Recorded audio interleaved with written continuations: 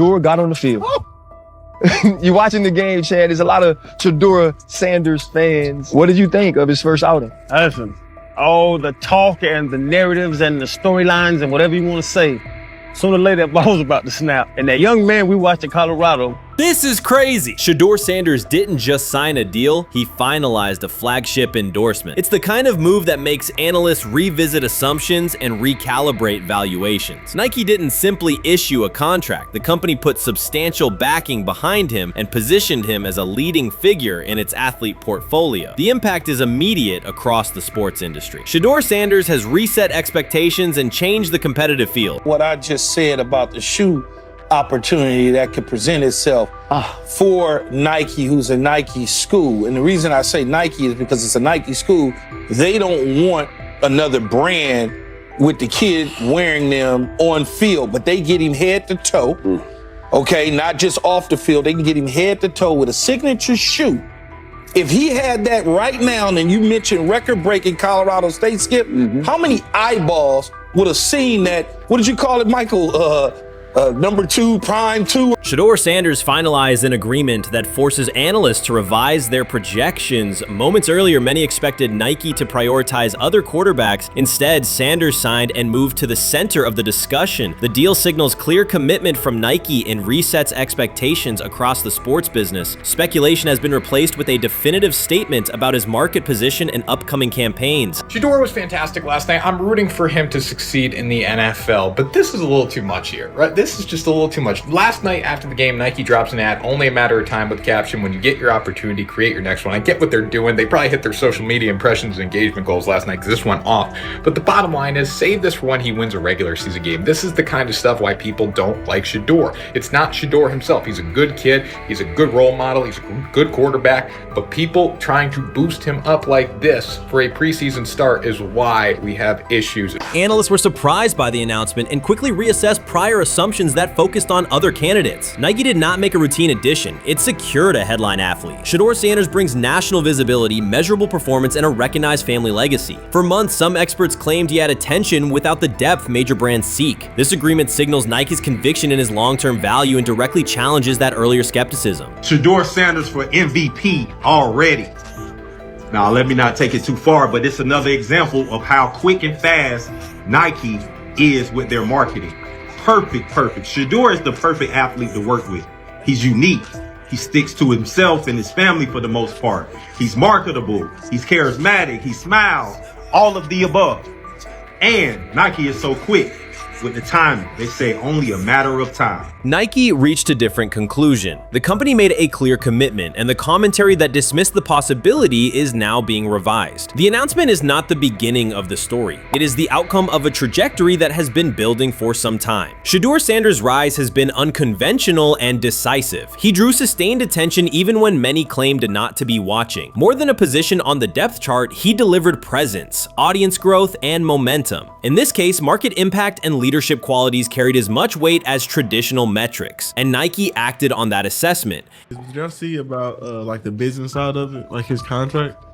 Like he gets a percentage of everyone in his jersey sales. Oh yeah. So they wanted to like basically shadow ban him and his stock pick, because the more famous he is and the more they sell, they owe him more money. I probably believe it. Probably something he like has that. Apparently a super unique NFL contract.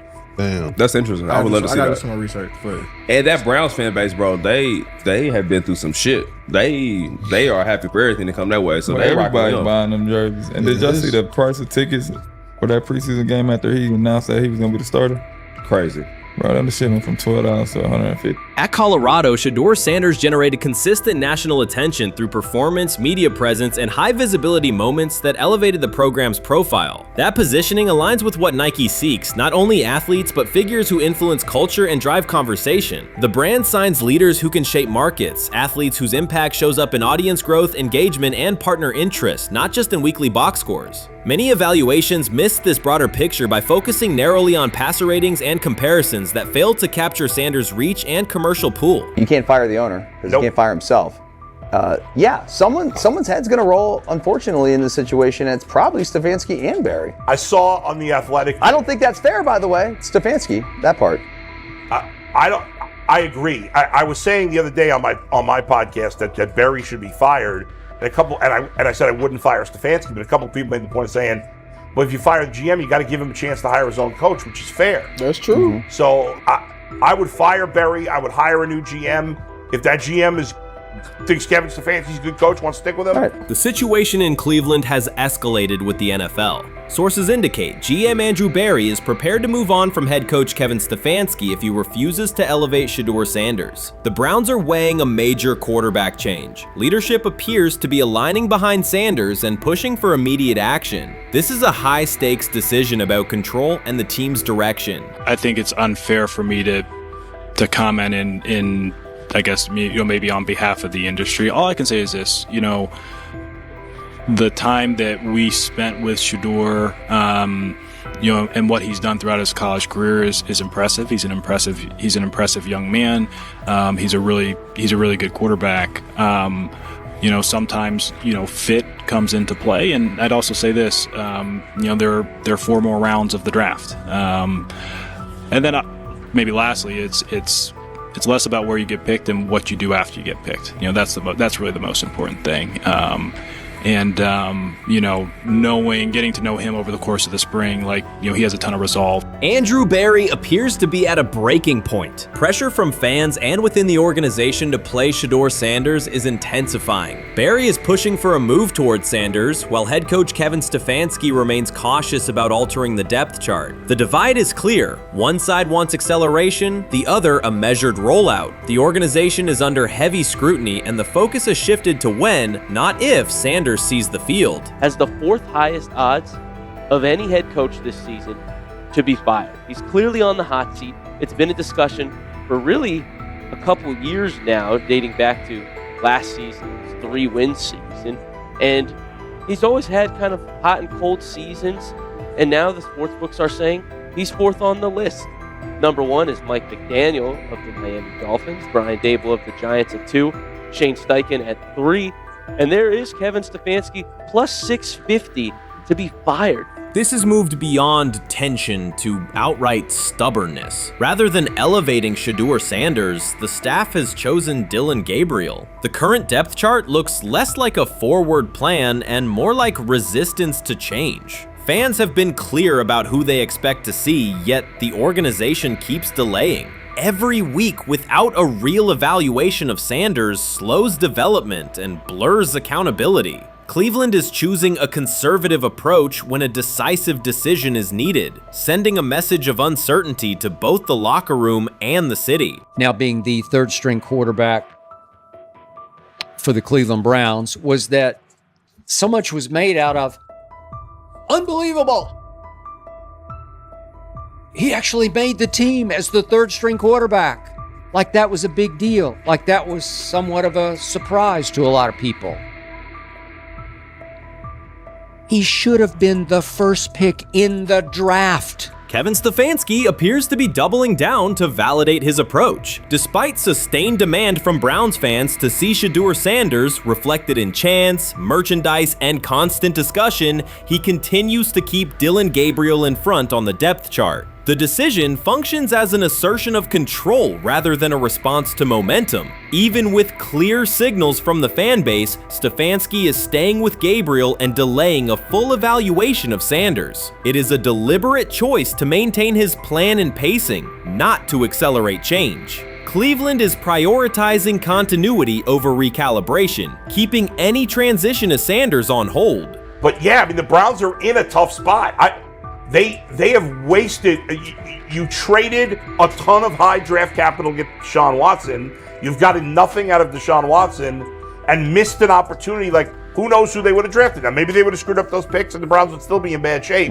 Andrew Berry is likely frustrated watching Dillon Gabriel default to conservative throws while the offense stalls. From a football perspective, this appears to be the hill Kevin Stefanski is choosing to stand on. Keeping Gabriel ahead of Shedeur Sanders has limited the unit's explosiveness and prevented a full evaluation of a higher ceiling option. Drives end quickly, field position flips, and momentum is lost while Sanders remains on the sideline. Fan patience offense is wearing thin. Each ineffective series intensifies criticism and shifts scrutiny toward the coaching staff's criteria for the depth chart. With every additional snap for Gabriel, the decision reads less like an open competition and more like rigid adherence to a plan that isn't producing results. The optics are clear. A dynamic quarterback sits while a cautious approach keeps the offense in neutral. If this continues, accountability questions will grow inside and outside the building. What performance benchmarks keep Gabriel ahead of Sanders? When will Sanders receive first-team reps in live situations to allow a fair comparison? The front office must decide whether to preserve continuity or pivot toward a timely assessment of Sanders. The longer the current approach stays in place, the more it signals stubbornness rather than adaptation, and the more pressure mounts to realign the plan with on-field output. I honestly see it happening if the Browns lose a bunch of games. Like if they get 5 wins or less, I see the report coming out now that Stefanski will be fired. I don't want it to happen. I want the Browns to be good, win a bunch of games. I think that they're going to be a team that is slept on and can at least get 7 wins, which is why if they don't, I see Stefanski getting all the blame for that, and there'll be a new coach in Cleveland. Because their players, to me, are there once again.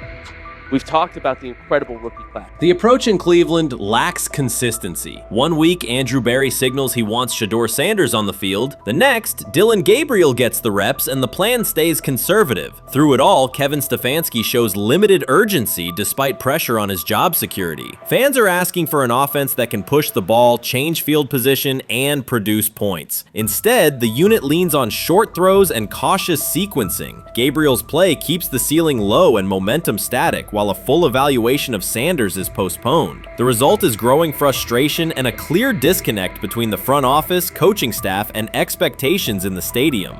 The NFL tried to teach him and his father a lesson. You don't act like that. You don't talk like that before a draft. We'll show you how our game is played. We will watch you plummet all the way.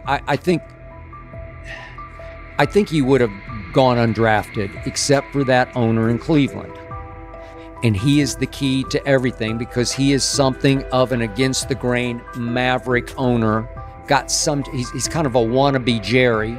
Fan speculation is growing. Some believe Kevin Stefanski lacks confidence in Shedeur Sanders. Others think he's prioritizing Dillon Gabriel for reasons unrelated to performance. A more extreme view claims Stefanski is manipulating outcomes to secure a buyout. Whatever the motive, the risk is clear. This approach is straining his relationship with GM Andrew Berry and alienating the fan base. Pressure is rising, Berry's patience is running out, and supporters have shifted from requests to demands. If the current plan continues, calls for a change in quarterback and accountability will intensify. I'm about to unleash about Shedeur Sanders. I just watched what happened to Shedeur Sanders in the Cleveland Browns' 3rd and final preseason game. And I'm outraged, I'm sickened, and I'm saddened.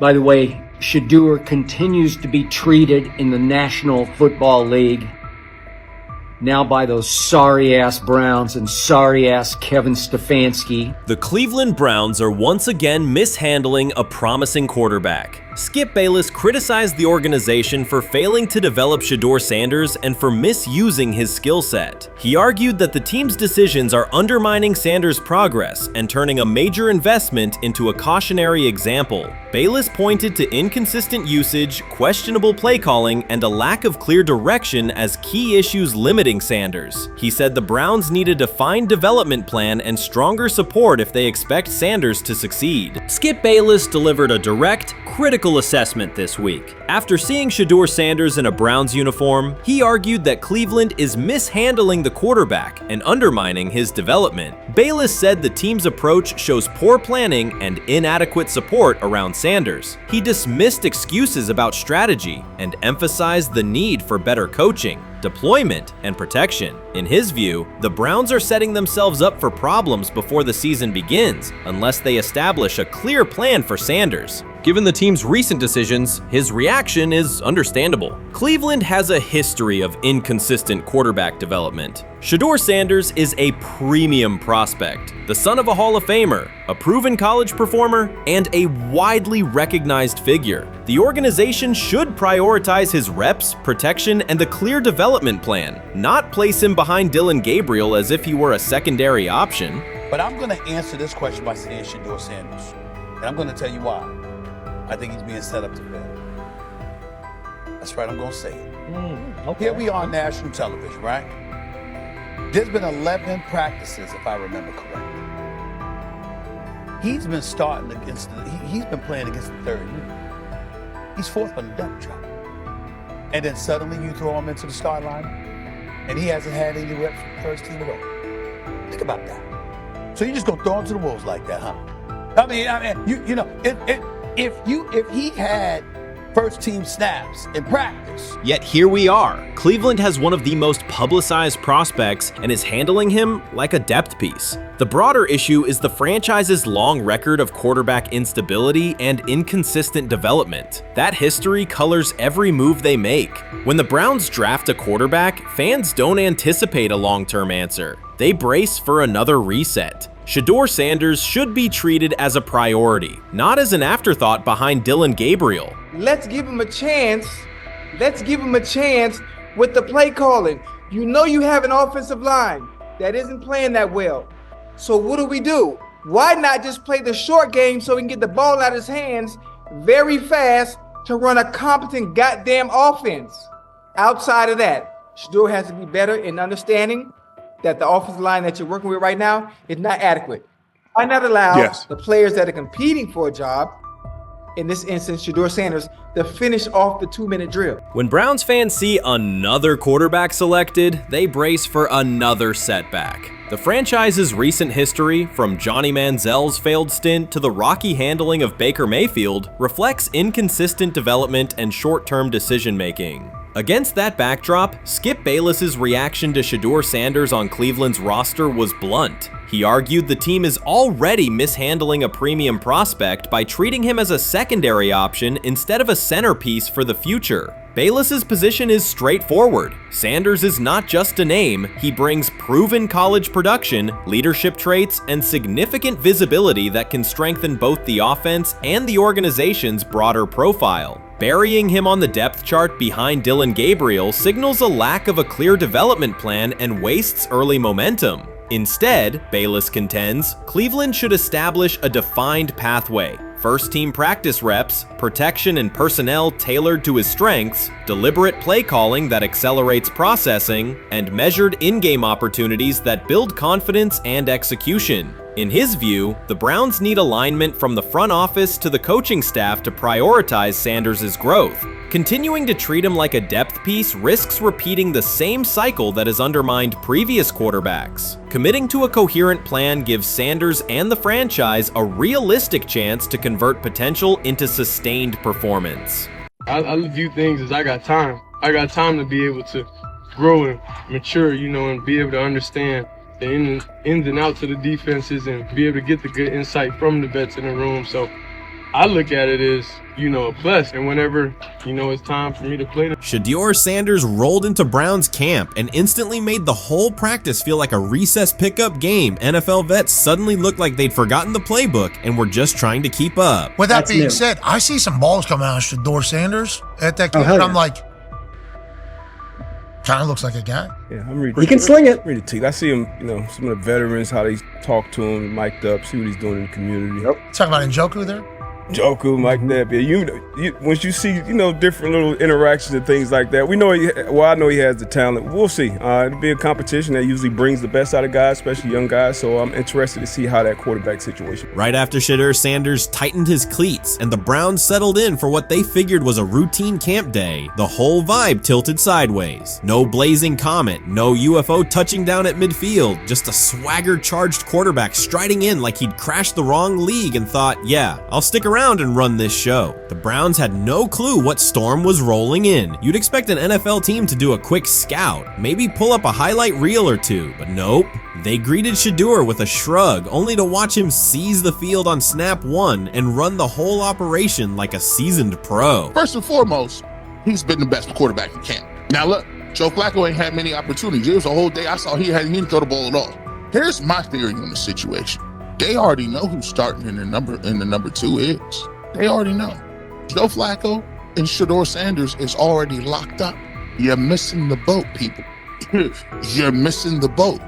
Your boy, Kenny Pickett and Dylan Gabriel, oh, they're fighting. Shedeur didn't merely clock in, he hijacked the session. One moment he's loosening his arm, the next he's roasting veteran QBs like faded names on busted draft boards. Defensive coordinators everywhere had the same gut punch reaction. Uh-oh. His pocket poise? Straight disrespectful. His timing? Psychic. And every pass left his hand like it was laser guided to its mark. While Shedeur Sanders was slicing up routes, the Browns' secondary looked less like an NFL backfield and more like a gaggle of dads sprinting through a Saturday fun run. Big on enthusiasm, short on closing speed. Coaches fought the urge to slam the emergency horn. Players traded wide-eyed, "Are we serious?" stares, and someone even double-checked that a hidden camera crew wasn't about to pop out of the tunnel. But nope, this was pure Shedeur, half cold-blooded surgeon, half highlight factory. He wasn't dropping a casual "I'm here," he was crafting a masterclass. From the first rep, the tempo changed. Shedeur Sanders accepted the snap with steady footwork, diagnosed the Browns' single high shell, and delivered a tight window seam route that forced the free safety to recover late. Throughout the period, he manipulated leverage with quick shoulder fakes, moved through full field progressions, and released on time from a balanced base, consistently putting the ball on his receiver's upfield shoulder. Cleveland's coverage struggled on multiple fronts. Safeties hesitated between deep half responsibilities and underneath support, creating voids at 15 to 20 yards. Cornerbacks and off-man were caught in trail position when Sanders used rhythm throws on 3-step drops, while those who tried press technique had their inside hand neutralized by his receivers' outside releases. Linebackers widened to match shallow crossers, leaving the middle hook unguarded for pivot routes and option digs. One corner attempted a line of scrimmage jam. Sanders immediately adjusted the route to a back shoulder fade, releasing the ball before the break and rendering the press ineffective. Over the session, he showcased pocket discipline, reclimbing to maintain throwing lanes rather than drifting, and finished with a series of anticipatory throws against cover 2 cloud, fitting vertical outs between the flat and deep half defenders. Sanders' combination of rapid post-snap processing, precise ball placement, and pocket efficiency exposed coverage mismatches at every level and highlighted communication gaps in the Browns secondary. By mid-session, the Browns defensive staff clearly recognized their calls were outmatched. Every adjustment, a roll to cover 6, a simulated pressure, a late rotate to 2 high, was neutralized once Shedeur Sanders confirmed the post-snap picture. Routes that had taken weeks to script were beaten by timing and location. Comeback set at 12 yards broke open before the corner's transition. Slot seam-outs dotted the void between the flat and deep half defender, and boundary receivers beat press with quick hand techniques, receiving the ball before the trail man could recover. Sanders' command was methodical. He used cadence to freeze plug blitzes, re-ID'd the mic when linebackers sugared the A-gaps, and maintained a firm base so he could reset and fire without resetting his feet. His receivers benefited from that rhythm. Top of the stem, eyes back, ball delivered on their upfield shoulder, allowing immediate transition to YAC. The Browns front tried a late stunt to compress the pocket. Sanders climbed 2 steps, re-spotted the shallow crosser, and delivered in stride, turning a potential sack into a 20-yard gain. What stood out most was how little ramp-up Sanders needed. From his first series, he processed full-field concepts at tempo, cycling through progression reads without hitching. The poise under interior pressure, consistency in ball placement, and ability to manipulate zone defenders left the Browns' coordinated disguise packages ineffective and forced them into static coverage by the end of the period.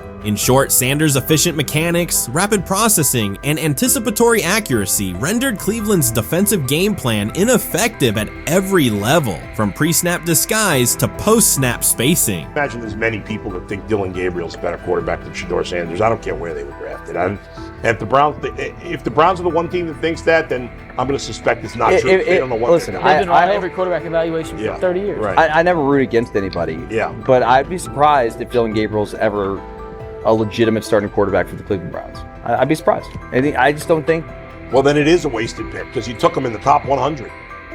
Yeah, but potentially. Yeah. May get away with it because of Shedeur. An edge rusher chirped at Shedeur Sanders between snaps, hoping to shake his rhythm. On the very next play, Sanders answered with a 30-yard laser, a deep dig from the boundary side that split the single high safety and the trailing corner. He hit the top of a 5-step drop, kept a firm base, and delivered on time to the receiver's outside shoulder, turning what should have been a routine rep into a sudden change explosive. From that moment on, every coverage wrinkle the Browns tried, rotating from cover 3 to quarter half, flashing a Tampa 2 shell, mugging both A-gaps, was met with a precise counter. When corners pressed, Sanders adjusted the route to a back shoulder fade. When safeties widened, he checked to a glance post. When linebackers bailed, he found the running back on a delayed option out of the backfield. Even late simulated pressures couldn't move him off his spot. He simply climbed, reset his feet, and fired. As Cleveland's defenders rotated through checks, Sanders manipulated them with cadence and eye discipline. He froze weak side safeties long enough to create intermediate windows, then feathered the ball into those lanes before help could arrive. When the Browns finally dropped 7 and matched every route, Sanders tucked the ball and converted 2 separate 3rd and 6 situations on the ground, reminding everyone that his mobility is as calculated as his arm. By the end of the session, the defensive coordinator's call sheet looked obsolete. Sanders had neutralized blitz looks, exposed spacing issues in zone, and forced the unit into static base coverage just to survive the period. It wasn't a camp drill anymore. It was a clinic on timing, processing speed, and controlled aggression, delivered snap after snap by a quarterback who never needed a warm-up lap to own the field. They never planned on taking him. The problem is,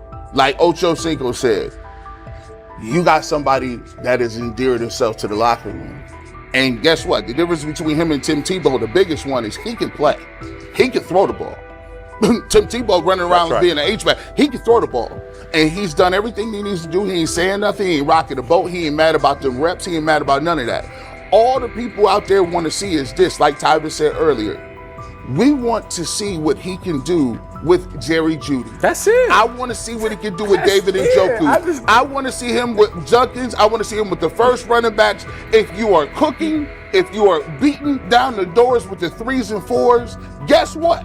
You deserve more. From the first team period on, Cleveland's secondary looked a step slow. A deep third safety hesitated on a post-snap rotation, leaving Shedeur Sanders free to climb the pocket and fire a 22-yard out that arrived before the defender could plant and drive. The supporting cast around him, players fighting for roster spots, not Pro Bowl invites, benefited from his command. Sanders used tempo to control the defensive front, altered protections at the line, and located throwing lanes so quickly that one receiver didn't register the catch until he crossed the goal line. As the Browns tried new personnel groups, coverage busts multiplied. Starters slipped out for hamstring stretches while rookies rotated in, only to find the ball arriving on their blind side before they'd completed a midpoint squeeze. On a later 3rd and long, Cleveland finally closed the interior rush lanes, compressing the pocket with 3 defenders. Sanders pivoted through the traffic, stepped into a narrow escape window, and, without resetting his shoulders, whipped a no-look pass to the boundary curl for a fresh set of downs. The throw turned a potential sack into an explosive play and left the coaching staff scrambling for answers. The people who are fascinated by Shedeur for whatever reason, whether it's his play, I guess, last year was kind of fun. If you're just like a guy who grew up like loving Deion Sanders and passed that love on down to your kids, I can see why you're like that. The one thing I will give them is you're looking at this quarterback room. If you're a fan of Shedeur and say, why can't he go beat Dylan Gabriel or Joe Flacco or Kenny Pickett? So I do understand that part of it, right? Because why not? Why couldn't he be the Brown starter in October or November? That looks like a quarterback room where everyone will get a chance to start. How you feeling? I'm getting there. You see what I got on, right? That's what I was asking how you help for. Yeah, I'm getting there. See? Brian, what did they have to do? I had blood clots. Okay. And they amputated, But I work with it. Man. Yeah, I'm amputated. So I get that work on a couple times a day. Keep the blood circulating, blood flowing, but it's a new normal. And the best thing about here, we have a whole medical team on the 2nd floor. Right. We have a whole medical floor, which is great. Deion Sanders is shaken, this time not by a hit on the field. In a sudden turn, Ryan Clark has uncovered a serious plot affecting Shedeur Sanders' NFL draft status, and the disclosure is reverberating across the sports community. What once looked like a simple scheduling delay may actually be a calculated effort to undermine Deion's son. The facts suggest intentional sabotage, a breach of trust, and repercussions that could be far-reaching. This is no routine football headline. It is personal, and Coach Prime did not see it coming. The sports world loves to celebrate underdogs, yet it often takes even greater pleasure in tearing down rising stars. Deion Sanders is witnessing that cycle now, not from the sidelines as Coach Prime, but as a father. The lights in Boulder remain bright, the cameras keep rolling, and Sanders still wears his gold watches, sunglasses, and natural swagger. Still, behind that familiar smile is a man carrying deep pain as criticism aimed at his son mounts daily. How much of that is opening press conference saying, okay, we are family, saying that he was sent to do certain things? Do you feel like people got attached to that, or it just was the fact that prime time is at Jackson State? It's prime time.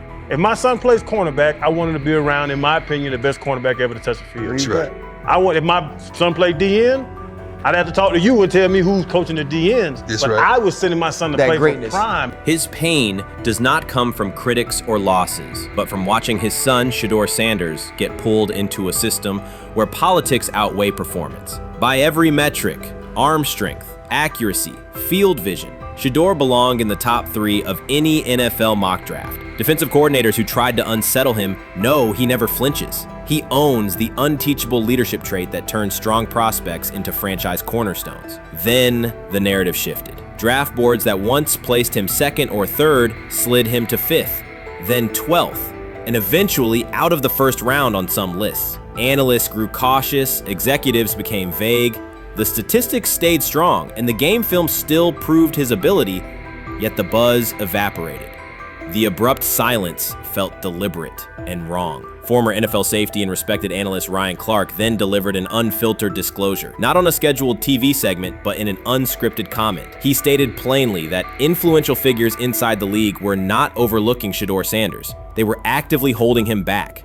The motive, Clark said, was political, and the real target was Deion Sanders, Hall of Famer, architect of Jackson State's resurgence, and the coach who turned a 1-11 Colorado program into a national headline. Deion's refusal to conform, wearing sunglasses indoors, dancing with players, speaking candidly, challenged an establishment that favors predictable images and rehearsed statements. According to Clark, that resistance to tradition was not forgotten. When Shedeur displayed the same mix of talent and confidence, concern spread through front offices and media circles. Questions about leadership style and attitude surfaced. Coded language for discomfort with a quarterback who mirrors his outspoken father. Clark's point was clear. The issue is not Shedeur's performance. If he had posted identical numbers at Ohio State or Alabama, endorsements and media specials would follow. Instead, interest cooled, because the Sanders family embodies a self-made identity the league cannot easily manage. Their visible pride and independent brand challenge a system that prizes control. And that threat, not football ability, is what Clark believes is suppressing Shedeur's draft stock. So the Shedeur Sanders, I want to talk about this. So here's a prime example. Shedeur Sanders, they had 3-day mini camp for the Cleveland Browns. And now, Jimmy Haslam actually has some money. The Bengals owners and the Rooneys are near the bottom of the league in net worth. But what the Browns have is what I would call the Buffalo Bills used to have this years ago, pre-Josh Allen. What are Browns veterans saying about Shedeur Sanders behind closed doors? According to internal discussions, the feedback goes beyond casual praise. Several veterans describe his performance as franchise level. Private locker room conversations compare his command of the offense to established starters. And one senior assistant reportedly called him Sunday ready after a single walkthrough. The consensus is that front office staff and coaches have taken serious notice. Inside the Browns facility, informal conversations circulate among players and coaches. These remarks carry significant weight in personnel evaluations and often influence practice rotations. When veterans speak this strongly, the message typically reaches decision makers quickly, especially during roster planning. In short, the internal perception of Sanders is already affecting how the staff views the current quarterback depth chart. Browns vets kind of weigh in on Shedeur Sanders and how he's been since he arrived in Cleveland, in Pound Town. And I think it's very, very important that we discuss it, because it'd be really easy for these vets to, this wasn't like a on the record interviews. This is just kind of back channels into what the vets are saying, the rumors, but the sources telling us. And we have a couple quotes, but Shedeur Sanders, Cleveland Browns, it seems like it's going well. And it's almost like you don't want to talk about it. At the center of the growing internal buzz is Shedeur Sanders, the rookie who entered Berea with late-round expectations but is being discussed privately as a potential long-term starter. This is not a routine camp tale about an extra arm taking practice snaps. Sanders has seasoned teammates, players with playoff mileage, quietly reassessing his ceiling. Observers who overlook these conversations risk missing one of Cleveland's most deliberate personnel moves in years. Sanders is not on the roster because of his surname. The Browns reviewed their quarterback depth, weighed costs, and chose a controlled, development-oriented option they believe can stabilize the position. His presence is already changing practice dynamics. Veterans notice his pocket awareness, adjust routes to his timing, and acknowledge that he processes coverage at an advanced level for a first-year player. Leadership patterns in the huddle feel different. Sanders delivers with precision and composure that challenge defenders to reevaluate their calls. The strategic upside is clear. A 4-year rookie contract offers cap flexibility while other franchises cycle through expensive stopgaps. Coaches and front office staff view Sanders as a calculated investment, not a publicity experiment. Outside chatter still focuses on Joe Flacco's age or Kenny Pickett's development. Inside the facility, however, veterans pause film sessions to dissect Sanders' ball placement and progression speed. Position coaches highlight clips where he works through reads decisively and delivers on time, traits rarely attributed to rookies. Sanders' confidence is measured rather than theatrical. He moves as though the NFL tempo is familiar, and that calm spreads across the roster. Experienced defenders are rechecking the depth chart and asking if the quarterback competition is tighter than publicly acknowledged. Great kid, and whether it's a following that he's earned, I mean, that's something that he's done a great job of interacting with fans, and but he is a great kid. You guys will get to know him more. He's working like crazy, just like all the guys. He's another young man. These rookies, my office is downstairs. As they got to walk by my office as they come in. They come in early. And Shedeur, just like all those guys, he's in there early. He's getting his work done. He has not yet secured the starting job. Evaluations so far come only from brief practice periods, no comeback drives, no national headlines, just steady execution in shorts and helmets. In a league that celebrates splashy debuts, Shedeur Sanders is earning trust rep by rep. Veterans typically withhold judgment until late in camp, yet several are already studying his footwork and timing, which suggests genuine respect. Inside the building, coaches sense that the Browns may have finally found a stabilizing presence at quarterback. Cleveland's recent history underscores why this matters. The team has started 9 quarterbacks over the past 2 seasons, an indicator of instability rather than depth. Sanders arrives with composure, arm strength, and a well-known surname, so any sign of readiness is magnified. Financial context also plays a role. The Browns are allocating a significant portion of the salary cap to Deshaun Watson, whose performance has not matched that investment. To manage costs, the front office signed 4 additional quarterbacks on low-impact contracts. Together, they account for far less than Watson's annual cap figure. If Sanders continues on his current trajectory, that structure could give Cleveland both competitive clarity and much-needed financial flexibility. He's the only person who's come out and say, hey, man, this dude look kind of good, man. Let me tell you what I heard. A lot of people reaching out to players in the locker room and stuff. To me, I think this is it's a red herring. Like, I'm supposed to suspend myself to disbelief that he was going to look bad. I've never expected him to look bad to start with.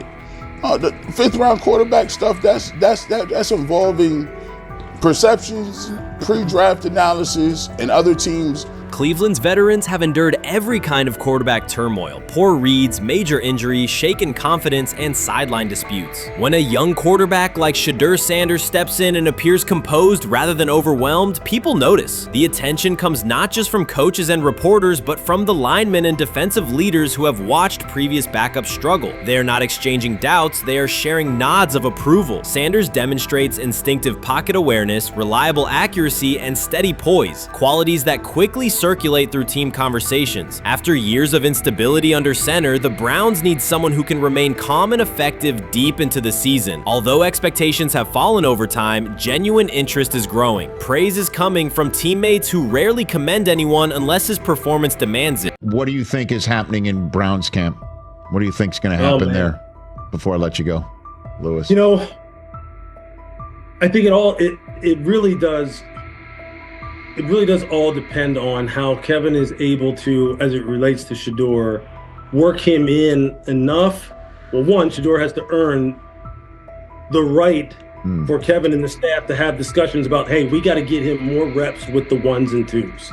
We got to get him more reps with the ones and twos when we're going team period, not just walk through or not just 7-on-7 team. Louis Riddick reacted sharply on air after viewing practice footage from the Cleveland Browns. The clip showed quarterback Shedeur Sanders executing a string of precise throws while the Browns head coach watched with a broad smile. Riddick questioned whether the session was focused on evaluation or celebration, arguing that visible enthusiasm from the staff could cloud objective assessment of a rookie's progress. Earlier in the segment, Riddick's tone had been measured once the Sanders highlights appeared. He criticized the perception that a routine practice was being treated like a marquee event. He stressed that coaching reactions should remain subdued until performance translates into game situations. Riddick concluded by calling for accountability and asking the Browns to clarify how they plan to manage expectations for Shedeur Sanders as training camp continues. Couldn't imagine me myself saying, hey, you know what? As someone who has been at the very bottom to try and ascend to like some level of success, I could never imagine going, you know what would be really cool? I'm gonna play a joke on someone like this and make pretend that I'm a GM and I'm drafting you when actually I'm not, and then I'm gonna hang up and just giggle about it. I mean, what the hell are we doing? Seriously, what are we doing when we think that that kind of crap is funny? I don't know. Trying to get likes on TikTok. I don't have the right words for it. Right, Lewis, I'm gonna say this. I don't have the right words for it. Few situations unsettle a former front office executive faster than watching coaches celebrate a rookie quarterback before pads come on in August. In Louis Riddick's view, the Browns staff did more than acknowledge promise. They acted as though they had already secured their franchise leader. Throughout the session, Shedeur Sanders delivered 40-yard throws off his back foot, ran crisp 2-minute drills, and displayed steadiness rare for a first-year player. According to reports, each successful rep drew audible admiration from the sideline, highlighting how quickly enthusiasm has escalated. When Riddick reviewed the same practice tape and heard the glowing comments, he challenged the reaction on live television. He argued that a few controlled drills should not override the methodical scouting and development work that normally guides roster decisions. Riddick's criticism focused less on Sanders' talent than on the evaluation process. He warned that comparing a prospect to established stars or joking about renaming the stadium creates pressure before the player has taken an NFL hit, faced a disguised coverage, or logged a preseason snap. Praising potential is acceptable, he said, but anointing a savior in July risks repeating the organization's history of premature quarterback expectations. Sanders brings confidence shaped by his father's legacy and his own disciplined preparation, yet Riddick insists that progress must be confirmed over time. He urged the Browns to temper public excitement, follow a structured development plan, and reserve celebratory reactions for on-field results that matter. Regular season production under live pressure, not highlight clips from a midsummer workout. He has to earn that. Kevin has to figure out a way to do that, so then you can reasonably assess what you have in him compared to Dylan Gabriel, compared to Kenny, compared to Joe Flacco. If you don't, then the conversation surrounding him is going to continue to be what it's been, which is, but for some people, he was overhyped all along. He's not that great of an athlete, doesn't have a big enough arm. There's a reason why he was a 5th-round pick, blah, blah, blah, which I don't believe.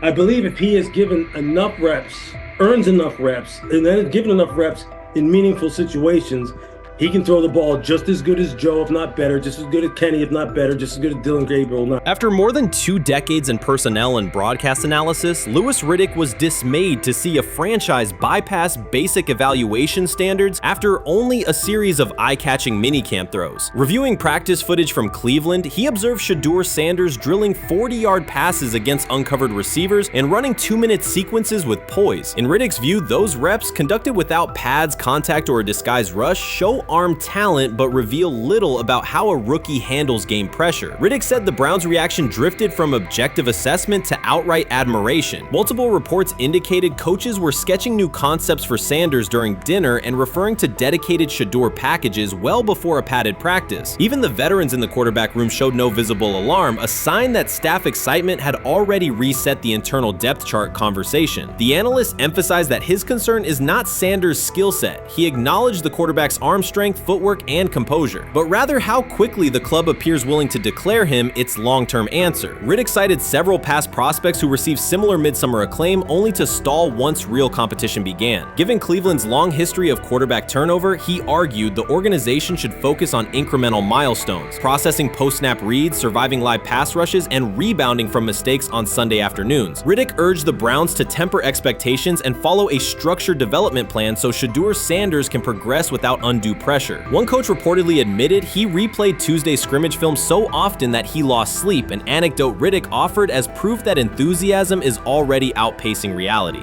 All asking now is what is going on with Shedeur Sanders, and so the floor is yours.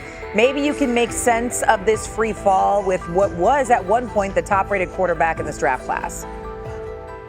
Yeah, Shay, I think at this point in time, this really isn't a football discussion any longer. This is a personal discussion. This is about it's a fit discussion. It's whether or not teams are just comfortable with everything that comes along with Shedeur in terms of who he is as a person, all the people that are surrounding him in terms of his inner circle, and whether or not teams deem that to be something that they're comfortable with. Right or wrong, that's the only conclusion you can really come to at this point. Louis Riddick voiced an escalating concern during the segment. Having witnessed numerous quarterback setbacks in his career, he worries another may be forming, not because Shedeur Sanders lacks talent, but because the praise around him is growing without restraint. Sanders has simply attended practice, delivered accurate passes, led the huddle, and shown the composure expected of an NFL player. Riddick fears the Browns' reaction, treating routine drills as proof of long-term success, risks setting premature expectations. He cautioned that the organization seems ready to celebrate a franchise savior before Sanders has taken a competitive snap, noting that such early adulation has derailed promising prospects in the past and could impede Sanders' measured development.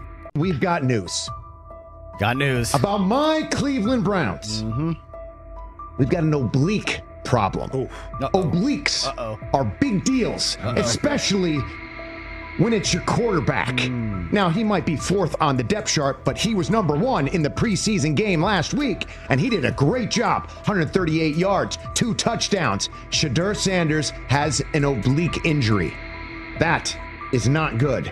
I do not like this. I hate this because I want to see more reps for Shedeur Sanders. Shedeur Sanders, a projected breakout this season, has been sidelined unexpectedly. The Browns coaching staff confirmed an oblique injury significant enough to keep him out of all activity. No reps, no drills, no warm-ups. Concerns are rising about how this may affect his momentum and force adjustments to the team's plan. The focus now is his recovery timeline, the impact on his development, and the next steps for the quarterback depth chart. Browns rookie quarterback Shedeur Sanders injured his oblique during practice today, putting his status in doubt for Saturday's preseason game against the Eagles.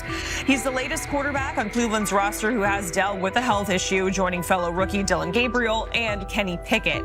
Sanders, who is trying to fight his way up the Browns depth chart, started the preseason opener last week and threw to practice. So how concerning is this for Shedeur as he is trying to, again, make his way up the depth chart, be QB2, potentially QB1 in the future? Dillon Gabriel taking Shedeur Sanders' QB1 spot after Sanders suffers an oblique injury is more than a roster change. It signals the staff is choosing urgency over efficiency. You do not replace a quarterback operating near a 70% completion rate with one coming off a 32% outing unless the decision is driven by desperation or poor evaluation. That is not strategy, it is avoidable loss of production. The impact on accuracy, timing, and drive sustainability is clear, and the difference is apparent to anyone watching. Well, here's what we know. I mean, after practice, Kevin Stefanski, the head coach of the Cleveland Browns, was not available to the media, but I did talk to him on the field as the players were coming off, and he told me that Shedeur Sanders complained of oblique soreness during the warm-ups this morning. Shedeur Sanders' absence isn't just a gap in the lineup, it's a setback for the entire offense. He thrives under pressure and makes throws others won't attempt. When he's healthy, every pass has intent, every drive has rhythm, and opposing defenses know they're in for a long day. Replace him with Dillon Gabriel and the defense senses an opening. Corners press tighter, safeties cheat down, and linebackers blitz more aggressively because they don't expect the same timing, velocity, or accuracy. Yes.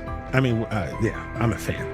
I'm not even going to try to hide it. Rich gets You guys are fans. Like, you guys talk about the Cleveland Browns quite a bit. Yeah, it's almost annoying to me. It aggravates people. Like, people don't like the fact that Rich talks a lot They about must love Shedeur. I'm here. But it's like, you know, you have a friend, and Right. that friend's child is following in the family's footsteps. You want them to do well. I don't know why people have such an issue. I know Rich is supposed to be impartial, but it's kind of hard when you have that type of tie to it. But yeah, I'm rooting for Shedeur, man. And Dillon Gabriel's 32% completion rate isn't just poor, it's untenable at this level. A number that low needs no context. It means 2 misses for every completion. Weather, opponent, and play calls are secondary when efficiency is that limited. That output does not sustain drives or keep the full playbook viable, yet he is starting while Shedeur Sanders is sidelined. The contrast is clear. Sanders brings accuracy, timing, and command. Gabriel's recent performance reflects inconsistency and missed opportunities. Choosing Gabriel under these circumstances reduces offensive reliability and invites defensive pressure.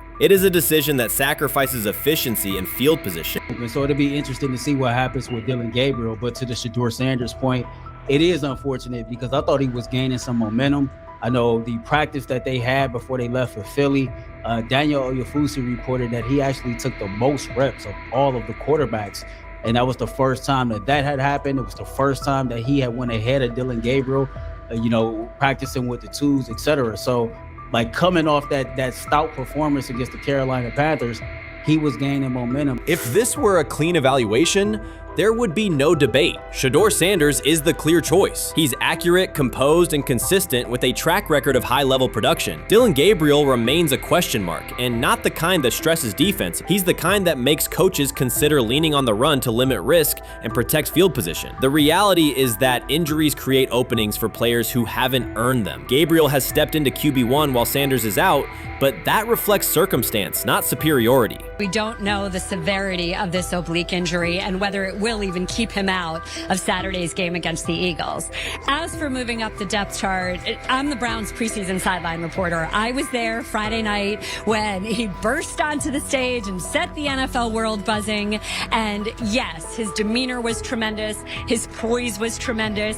He did the things that were asked of him. But at the end of the day, he wasn't actually asked to do all that much. The real concern is how this could attach to Shedeur Sanders' reputation. The NFL is unforgiving about availability. An oblique injury for a quarterback isn't minor. It affects mechanics, torque, and timing. Even with a strong return, the injury-prone label can linger. For the Cleveland Browns, or any team seeking stability under center, that perception is toxic. Teams don't want a player they fear won't make it through October. That's the risk. Talent doesn't always overcome league politics. Once questions about durability start, they rarely fade. They surface in contract terms, roster decisions, and sideline evaluations. So Shedeur Sanders is injured again? If you were following along on social media today for the Browns' first joint practice in Philadelphia against the Eagles, wow, you were in for a tumultuous ride. I mean, all the reporters, both Browns and Eagles reporters, were pretty much flabbergasted at the fact that Shedeur Sanders was taking 0 team reps during the day, and even Tyler Huntley was getting team reps instead of Shedeur. And then it came out, obviously, everybody's speculating. There's people calling for Kevin's jobs. And before I go any further, I don't blame anybody, ever. Meanwhile, Dillon Gabriel's numbers should be sidelining him, not elevating him. A 32% completion rate isn't a dip, it's a warning sign that points to issues with field vision, timing, and receiver cohesion. That's the quarterback taking snaps while Shedeur Sanders is out. Put their work side by side and the gap is obvious. Sanders shows consistent placement, timing, and footwork that reflect high-level execution. Gabriel's recent output introduces variability that shrinks the call sheet and stalls drives. You can't claim the priority is winning while starting a quarterback who isn't reliably delivering routine completions. Fans recognize it, receivers lose confidence and tempo when targets are off, the offensive line's urgency fades when protection doesn't translate into productive throws, team belief in the quarterback is fragile, and once it erodes, a season can come apart quickly. We could be looking at, 3/4 of Snoop and maybe 1/4 of Dillon Gabriel. Not really exciting for the fans. Of course, it would be nice to see what Dillon looks like. Did spend third-round capital on him. Gabriel and you're a rookie, is not going to be you on want to this get team. healed. You want the reps. You want to take these reps.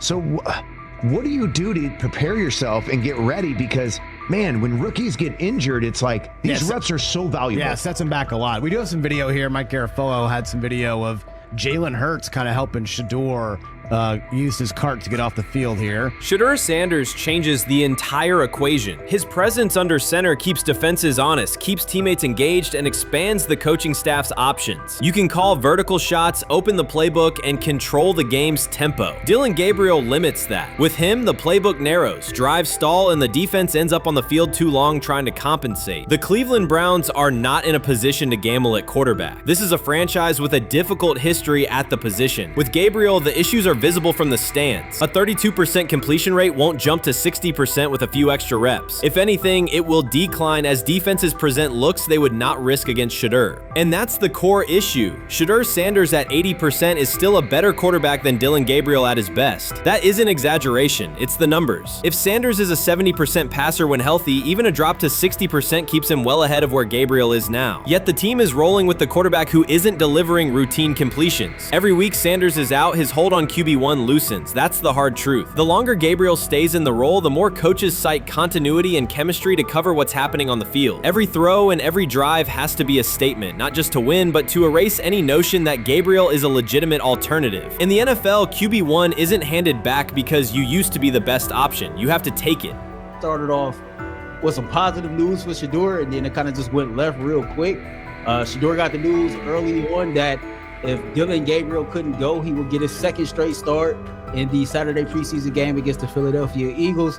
And then he went on to injure his oblique. For the fans who don't know exactly what part of the body the oblique is at, and what that injury is, and how it can impact the quarterback, can you explain to them what is an oblique injury? It's like up in this area, right? Well, you can't see me, but like right up in here, when you go to throw, like obviously that's all that. So the truth is straightforward. The Cleveland Browns, or any team in this situation, aren't going anywhere meaningful with Dillon Gabriel under center. You can frame it as progress and point to selective highlights, but reality will level it out, and by then the season is already slipping. Shedeur Sanders is the difference between a team with a path forward and a team playing out the schedule. He reads coverages, delivers on-time throws, and forces defenses to respect every level of the field. Gabriel turns the offense into guesswork. The NFL is built on results, and the results are clear. Gabriel's 32% completion rate functions as a warning sign. It doesn't need context, a clinic, or a film session to explain. It signals inefficiency that stalls drives and compresses the playbook. Yet he has been handed the role Shedeur established through precision, composure, and production. That decision undercuts the stated goal of winning. With Sanders, the offense retains structure, rhythm, and threat. With Gabriel, it narrows and exposes the defense to longer stretches on the field. So before your final year at Miami, there's a lot of conversations revolved around Shedeur Sanders. Obviously, I'm assuming you guys have a great relationship. Some of the clips you've seen and stuff like that. What is it like for you to have like this rivalry with Shedeur? I don't have a rivalry with him. That's my boy. So at the end of the day, this whole process, we thought me and him were going to be 1 and 2 the whole time. Whether he's 1, I'm 2, whether I'm 1, he's 2. And so that's just always been, our mindset. It didn't go that way. I thought he was one of the better quarterbacks in the draft as well, even throughout college. A lot of stuff out there on him ain't really, the truth, just because they spin it different ways. Like they spin stuff about me different ways. But I mean, when he gets his chance, become a starter, I know he's gonna make the most of it. And I'm ready to get back to work with him, after the season, talk some more stuff to him. Cam Ward directly challenged the uneven standards applied to Shedeur Sanders, calling them inconsistent and unfair. By insisting that performance, not politics, guide evaluation, he shifted the discussion from one player to a league-wide problem. Sanders' treatment now serves as a test of how the NFL supports and evaluates emerging quarterbacks. I feel a special relationship especially me. First getting to know him 5 years ago when I started working with him.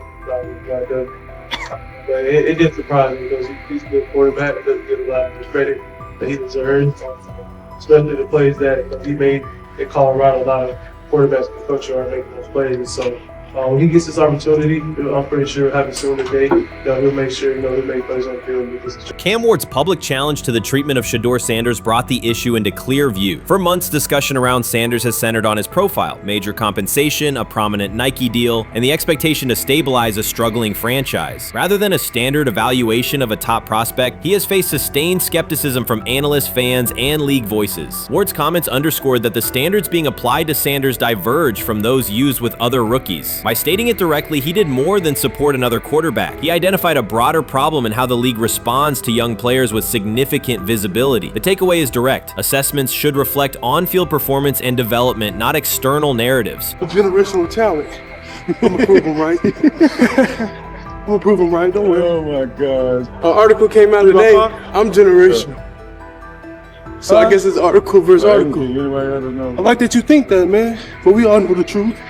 What? Trav gonna be first? You generational, I'm legendary. That's cool. We can be legendary. Legendary get their ass. We'll start doing it like 5 minutes. Shedeur Sanders entered the league with more than a playbook. He brought a public brand, a family legacy, and expectations unusual for a first-year quarterback. Before his first regular season throw, he was already positioned at the center of attention. Rather than assess him on that reality and his on-field ability, many voices reduced him to marketing, treating visibility as proof of hype instead of performance. Cam Ward pushed back on that framing. His point was simple: judge Sanders by the same criteria applied to other rookies. With Sanders' resume, production, leadership, and composure, most first-year quarterbacks would be discussed as long-term cornerstones. The evaluation should be consistent, focused on development and results, not perception. This is the process with Shedeur, who I know is a buddy of yours, and how do you think both of you guys will end up doing the league?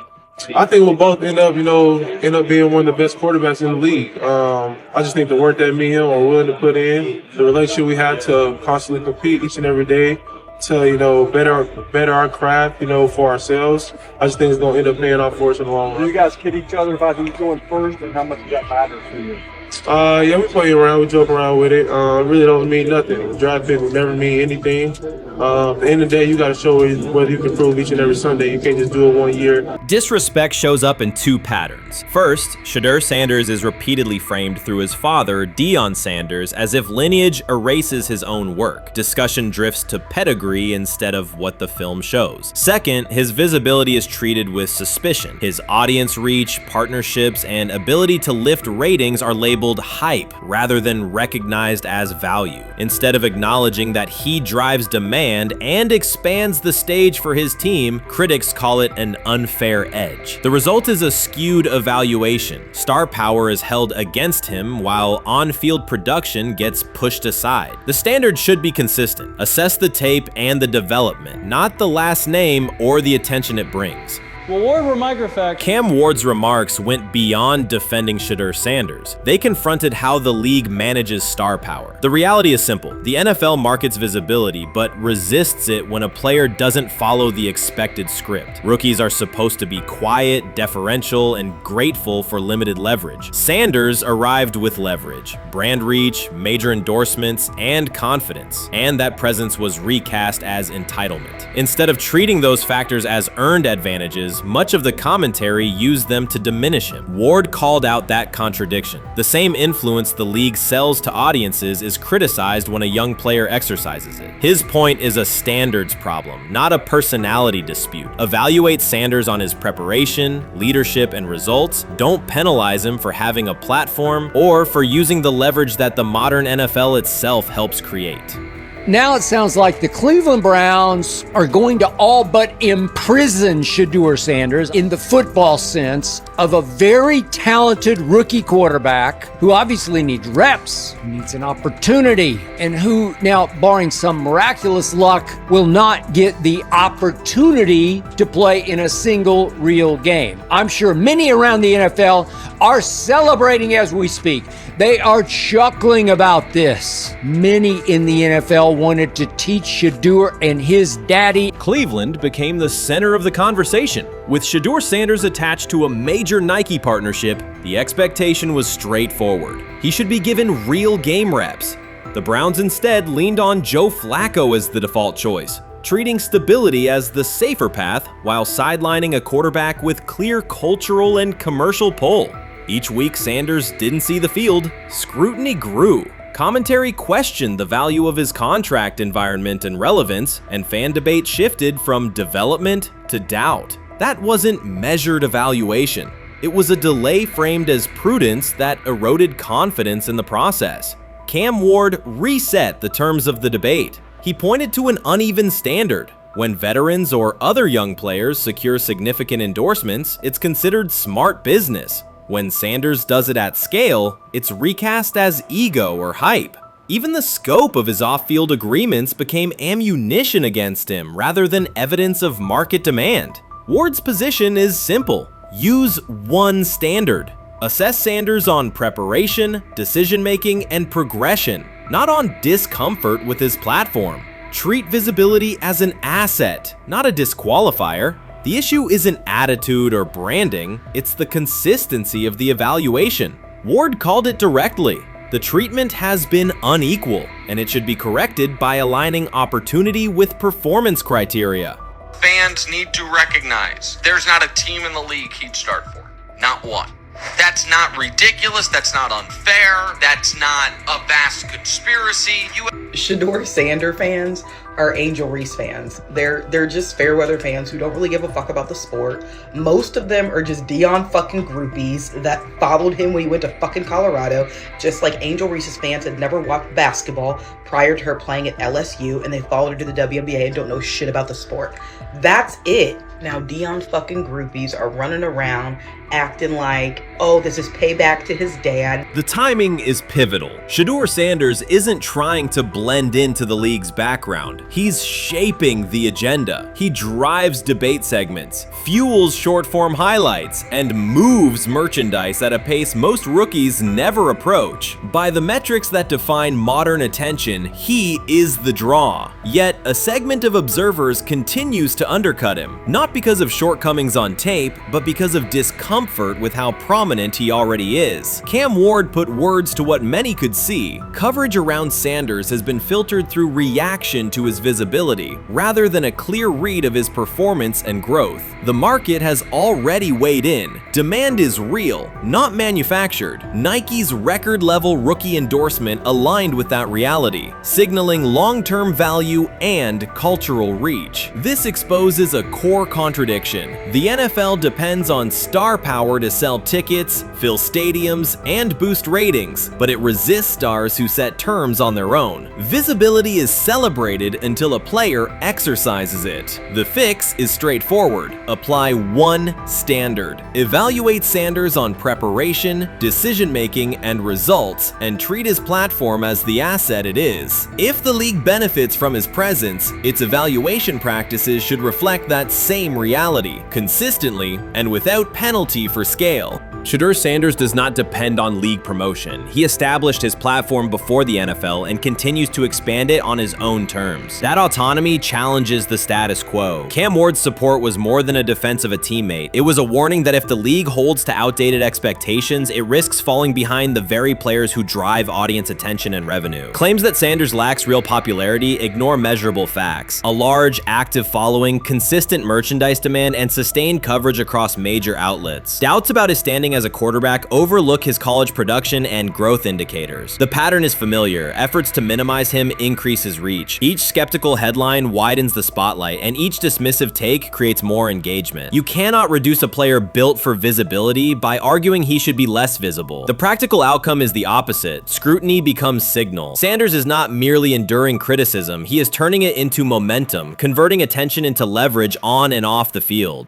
Honestly, guys notice it more when you're out winning games, right? If Cleveland starts off in a bad start, they're not doing well, and all of a sudden Shedeur or Dillon Gabriel are doing well in 7-on-7, they're throwing dimes, and practice drills, the number one defense can't stop them. People take notice of that, and the more that the players see it, then the comments start happening over the lunch table. They start happening throughout the building, and that's when the pressure really will get severe. The Cleveland Browns were focused on resolving their quarterback situation until Jason Kelce made pointed comments that triggered a strong reaction from ownership. The response inside the organization was immediate and intense. What exactly did Kelce say that has the dog pound on edge and the front office under pressure? We've seen that miserable game by the Cleveland Browns. So they throw Joe Flacco in there, and I like Joe Flacco. He did good, but they gave him the resource of all the first-team guys. Then they throw Dillon Gabriel in there with first teams and second teams. So Dillon always is getting protected. The same thing again, they gave this scrub max protection on every play.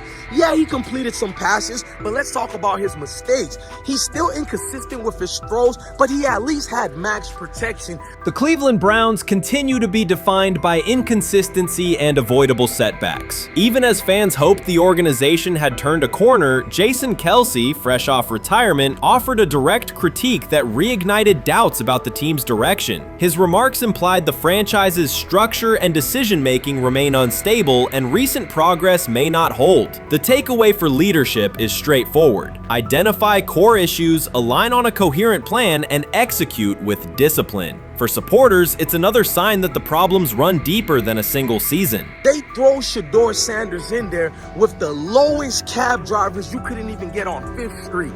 And I'm pissed off, bro, because the play calling was abysmal. Look, even if you don't like Shedeur didn't even get a chance to be trash. Even if you think Shedeur is garbage, he didn't even get a chance to be garbage. That's how awful the offensive line was. Kevin Stefanski still doesn't want to give Shedeur second strings and first strings reps. Why is that? Browns ownership's response shifted from measured to urgent. The pattern is familiar in Cleveland. The team once treated Johnny Manziel as a franchise solution, retained Hugh Jackson for a second year despite results, and invested heavily in Deshaun Watson through a costly trade and contract. These decisions reflect aggressive but poorly aligned planning. The outcome has been continued instability instead of sustained progress. That this was the guy that they wanted to start. He's seasoned, he's experienced, he still has a big-time arm, even at his age, and they open with the Cincinnati Bengals. They wanted that experienced guy. He was always going to be the guy. They were not going to start Dillon Gabriel or Shedeur Sanders in week 1. Kenny Pickett had a hamstring injury. It makes it easy to go with Joe Flacco. And the question isn't and wasn't going to be who's the starter in Cleveland. The question is, who's going to be the backup in Cleveland? Who's going to be the number 2 quarterback when they open the season against these Bengals? Fans still show up season after season, expecting improvement and bracing for setbacks. The usual pattern has been early optimism followed by a gradual collapse. But last season was different. For a sustained stretch, the Browns looked organized and competitive, resembling a functioning team. Couple days, 3 days until roster cutdowns. How do you feel about that? Do you feel like you belong here on this team? Obviously, I think overall as a player, I feel like I put in the work. I feel like everything I do, I try to do it to my best, and that's all I ask for. So I feel like everybody feels like, they should be on the team, and if you ask anybody on the team, would they feel like they belong, in their own eyes. So I feel like I do, but I'm my own player, I think about myself in a high regard. The front office entered the offseason confident. Kevin Stefanski was being praised, and the Dog Pound believed the team had made real progress. Then Jason Kelce delivered a pointed assessment that cut through the optimism. Fresh into retirement, the former Eagles All-Pro and Super Bowl champion said Cleveland still looks like a team patching over issues rather than building a durable contender. Kelce's view was direct. The Browns' structure is fragile, and the roster is too dependent on perfect health at quarterback. He argued the team is one injury away from losing continuity and sliding backward. Because Kelce has operated inside a stable, championship-level organization, his comments carried weight with players, media, and fans. The reaction was immediate. People took his critique seriously, not as outside noise, but as an informed evaluation of how a successful team should be built. Ownership also felt the impact. Jimmy Haslam's response shifted to urgency, a sign that leadership recognizes the stakes. The criticism arrives in the context of prior high-risk decisions, especially the fully guaranteed $230 million commitment tied to Deshaun Watson. Watson has missed time and shown inconsistency when available, and the contract has constrained flexibility. Kelsey's remarks highlight why depth, alignment between the front office and coaching staff, and a clear contingency plan at quarterback are non-negotiable. The takeaway is straightforward. Cleveland must convert last season's progress into a stable framework, protect the quarterback, deepen critical positions, and establish a plan that survives injuries and short-term setbacks. Without that, the games that fueled optimism will remain temporary. If you're a betting man, who do you think starts for the Browns at quarterback? Okay, this is the situation. Kenny Pickett, they actually traded for him. Joe Flacco, no one's bringing Joe Flacco in the building thinking Joe Flacco's going to be the starter. If Joe Flacco is your starter, you got a problem. You have a huge problem. And if they were saying Shedeur was the starter as the 5th rounder, you got a real problem too, because he passed over all these guys in these reps in the offseason in shorts, in bikini shorts, Speedos and stuff. Like, no. That kind of stuff. So I'm not that surprised when you put down a 3rd round pick on a quarterback.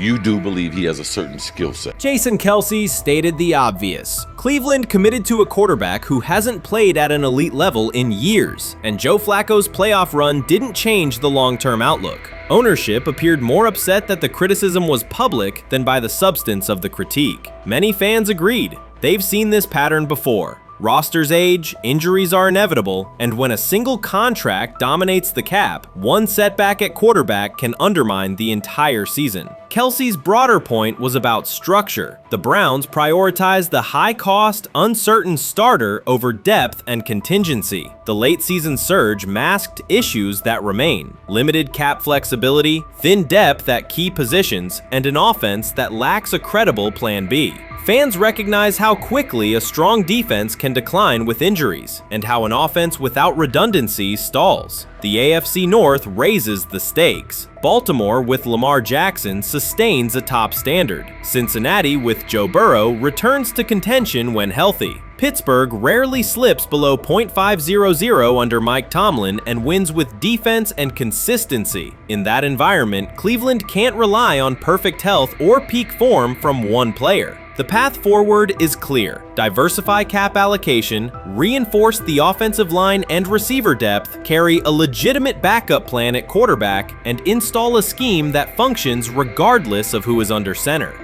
Given what we saw yesterday with Shedeur Sanders, somebody on the Cleveland Browns is 100% getting fired, probably by the end of this year.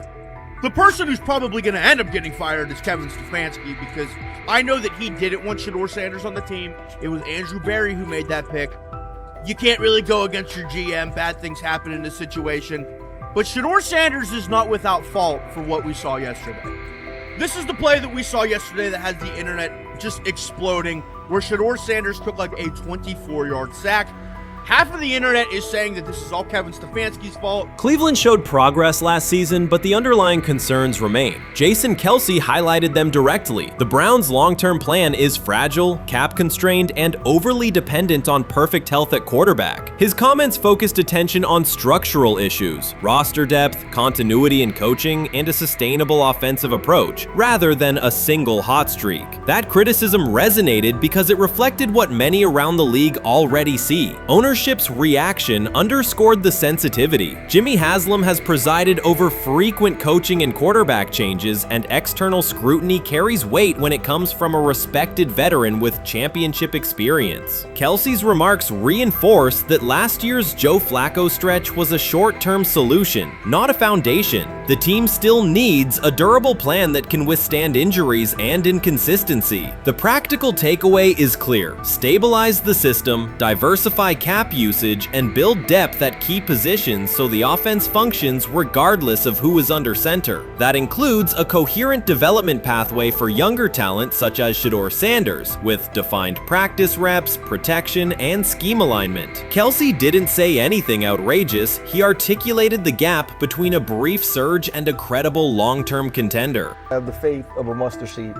Right, because this is the greatest resurrection since Jesus the Christ. Right, like at some point, Joe Flacco was thinking about getting into TV. Yeah. Right, Joe Flacco didn't have a job, and then now you not only come back and start for the Cleveland Browns late in the 2023 season, but they came back around to you. You're now the day one starter for a franchise that just 2 years ago was in the playoffs. The Browns' quarterback situation remains unsettled. Deshaun Watson was expected to be the long-term answer, but injuries and inconsistent play have prevented him from reaching an elite level. When the team turned to Joe Flacco after Watson's season deteriorated, Flacco immediately lifted the offense and produced results that highlighted the gap between expectations and reality. That a 39-year-old late addition could outperform a $230 million starter was not just a short-term surprise, it raised fundamental questions about roster construction and evaluation. Quarterback depth has been fragile, and the late-season surge masked broader structural problems. Jason Kelce's remarks made that clear. Cleveland is vulnerable if the starter is unavailable, cap flexibility is limited, and the offensive plan lacks a stable contingency. His critique drew attention to leadership and planning as much as on-field performance. Jimmy Haslam's strong reaction reflects the pressure on ownership. The organization has promoted a message of stability and progress, but Kelce's assessment suggested those gains are not yet durable. The path forward requires a realistic approach to the cap, a credible backup plan at quarterback, and a system that holds up regardless of personnel. That's exactly what he says. I'm told the footage of Shedeur Sanders meeting with the Giants is so bad that both the Browns and the Sanders family have threatened legal action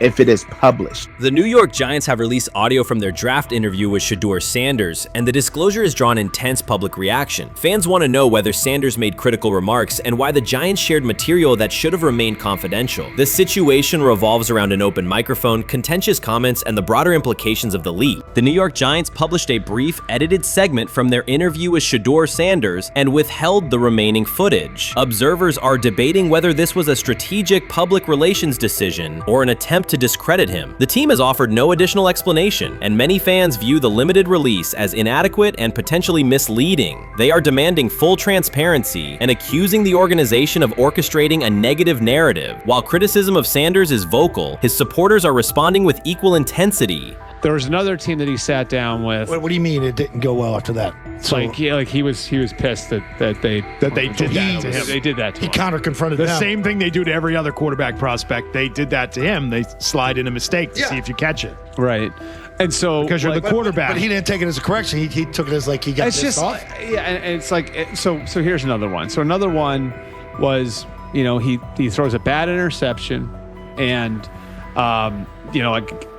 it was a deep throw early in the game, and he comes back and they go in the meeting, they show the interception. The Giants have released only a brief excerpt of the interview and are refusing to share the rest. Their decision has drawn criticism across TikTok, X, and Facebook, where many see it as a poorly handled public relations move. Fans are calling for the full recording to be published so the situation can be judged in its entirety. The GM is on film that the son, they asked the son last draft, yo, who you think I should pick? His son like, yo, you need to get the Jaden Daniels, big.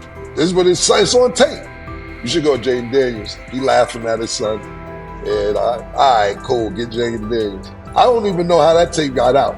I wouldn't have let the shit get out. Shedeur Sanders appears unfazed by the situation. Although the Giants suggested he was more hype than substance, their handling of the interview has instead elevated his visibility. Analysts across major sports outlets are now discussing him more than before, keeping his name prominent in the news cycle. New York Giants, where these tapes at? You hear me?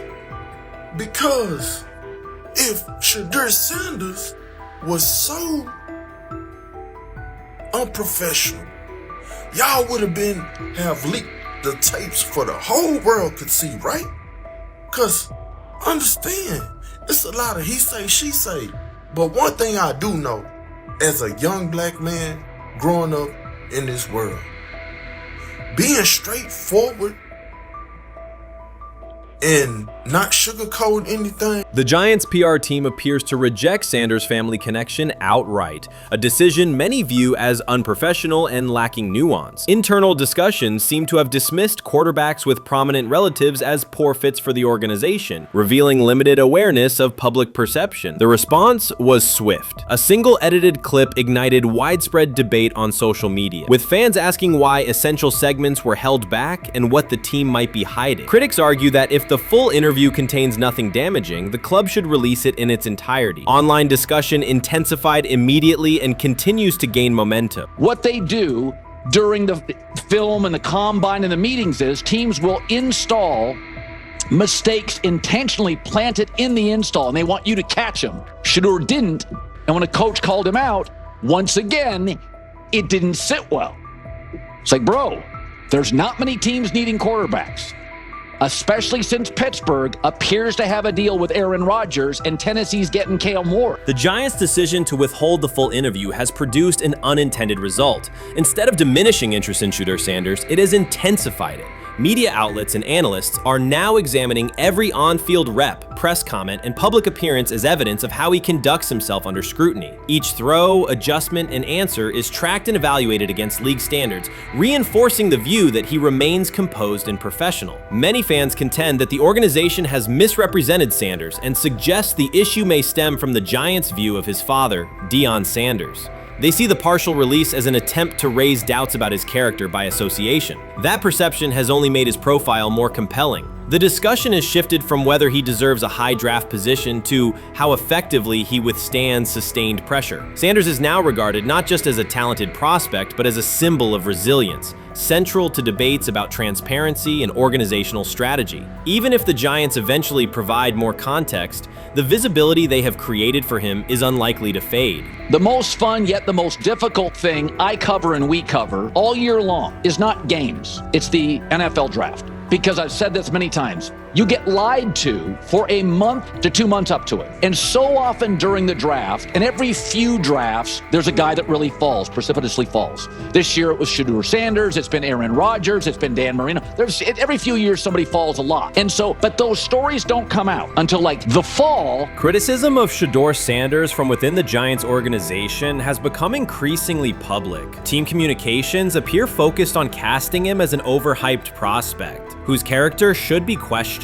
a narrative that seems aimed at shaping opinion rather than assessing performance. Yet each selective release or negative remark has instead amplified attention on Sanders and elevated his reputation. Efforts to confine him to a narrow, unfavorable image continue to produce the opposite effect, reinforcing his position as an underdog who endures external pressure. The debate has shifted from football analysis to broader concerns about narrative control and transparency. Fans, reporters, and online communities are still urging the Giants to publish the full interview, arguing that only complete context can resolve speculation. The organization's refusal to comply has intensified scrutiny and led many observers to conclude that the team underestimated public reaction and now faces questions it could have avoided with full disclosure. The tapes, the New York Giants have the tape. They definitely have the tape.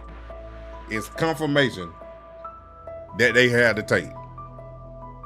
Shedeur didn't do nothing.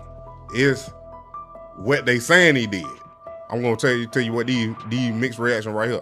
So we already know about the New York Giants, but the Pittsburgh Steelers head coach Mike Tomlin reported admired Sanders' talent, but hesitated to draft him due to previous challenges with quarterbacks like Russell Wilson and Justin Fields, leading to more cautious approach. Las Vegas Raiders. Sanders met with Raiders at the NFL scouting combine and expressed enthusiasm about potentially joining the team. His familiarity with the West Coast offense and quick release was noted positive, though concerns about his ceiling. Hours after the Giants posted that short audio clip, the timeline never slowed. Comment threads filled with frame-by-frame breakdowns, lip-read attempts, and side-by-side comparisons of what was said versus what was left out. Reporters called league contacts. No one could explain why a franchise would stir this level of curiosity only to seal the vault. Each refusal sharpened focus on Shedeur Sanders, turning routine throws into national talking points. Analysts kept circling back to the same note. His cadence at the line looks unchanged, steady against the noise. Hashtags demanding the full interview, trend drop, and trend again. Podcast host bumps scheduled segments to lead with the leak. Rival teams get asked how they would handle a similar situation, then quietly check their own archives. Inside Giants headquarters, the plan to shape the story looks less like strategy and more like a slow burn spotlight they can't switch off. And now every preseason snap, every media availability, every stray sideline camera angle gets fed into a loop that asks, what are they still hiding? The file remains locked. Curiosity keeps compounding. Until someone presses upload or steps to a podium and explains the redactions, the subject drifts away from depth charts and play design, fixing instead on secrecy, control, and the risk of underestimating how fast attention turns pressure into permanence. Momentum isn't fading, it keeps recalibrating. Louder, impossible to mute. He lied to us all when he said that this was going to be an open competition, a four-man open competition when it comes to the QB situation up there in Cleveland, in which, from the looks of it, all we've seen it be was a three-man race. The only people that has been getting reps in with the first team or with the veterans are Joe Flacco, Kenny Pickett, and Dylan Gabriel. We've never seen my boy Shedeur Sanders get a chance to get in. Even with him doing the things that he has been doing up there, he has yet to get in with the... Shedeur Sanders was caught off guard by Coach Kevin Stefanski's recent remarks, which have sparked talk of bringing in another starting quarterback. Commentators are debating whether Stefanski's comments reflect eroding confidence in Sanders or a brief lapse in judgment, but the rookie now faces intensified scrutiny over his role. The Browns, we got an analyst that says that Shedeur Sanders should have some kind of a ban? Banishment of some kind? Come again? Say what? For what? And we've got, this would be more troubling. If I'm a Browns fan, and this is where we're going to start, potential dissension in the ranks of the front office and the coach. And over what? Quarterback. When a program's headline quarterback suddenly becomes the subject of sideline murmurs and quiet searches for replacements, the situation is unmistakable.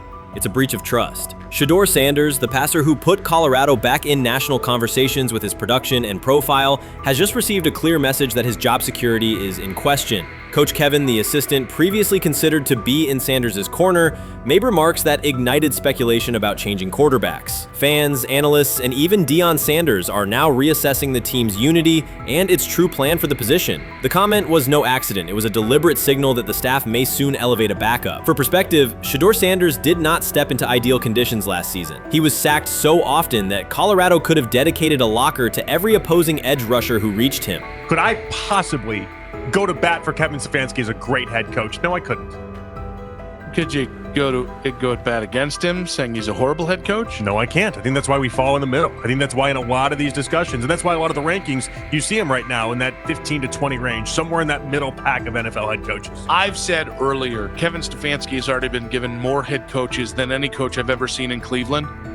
Starting with the decision to move on from Baker and him clearly still having another level to get to in Tampa. Last season, Shedeur Sanders often had to operate behind an offensive line that provided minimal protection, yet he still delivered precise throws and critical drives. At times, he seemed to be carrying a struggling roster almost on his own. Despite the constant pressure, he never complained, never threatened to transfer, and never acted entitled. He remained with Colorado because he trusted the program, trusted his father, and believed in the team's larger mission. That loyalty is why Coach Kevin Stefanski's recent statement that the quarterback competition is wide open struck so sharply. The remark implies that Sanders' starting role is insecure, as though the player who absorbed countless hits while holding the offense together is simply another name competing with walk-ons and first-year athletes who are still learning the cadence. This goes beyond ordinary coach language about fostering competition. It introduces genuine uncertainty about the staff's confidence in Sanders and invites speculation that Colorado is actively assessing outside options through the transfer portal. By characterizing the position as vacant, Stefanski has planted seeds of doubt that could quickly evolve into rumors and undermine the stability of the locker room.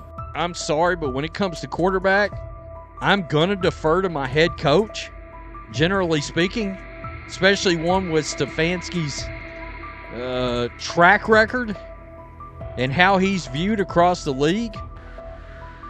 So this is interesting because it tells you Kevin Stefanski's not a Shedeur Sanders guy.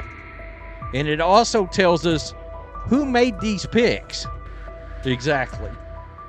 The Cleveland Browns made a rather awkward decision in the NFL draft, opting to take quarterback Dylan Gabriel in the 3rd round, well before he was expected to fly off the board.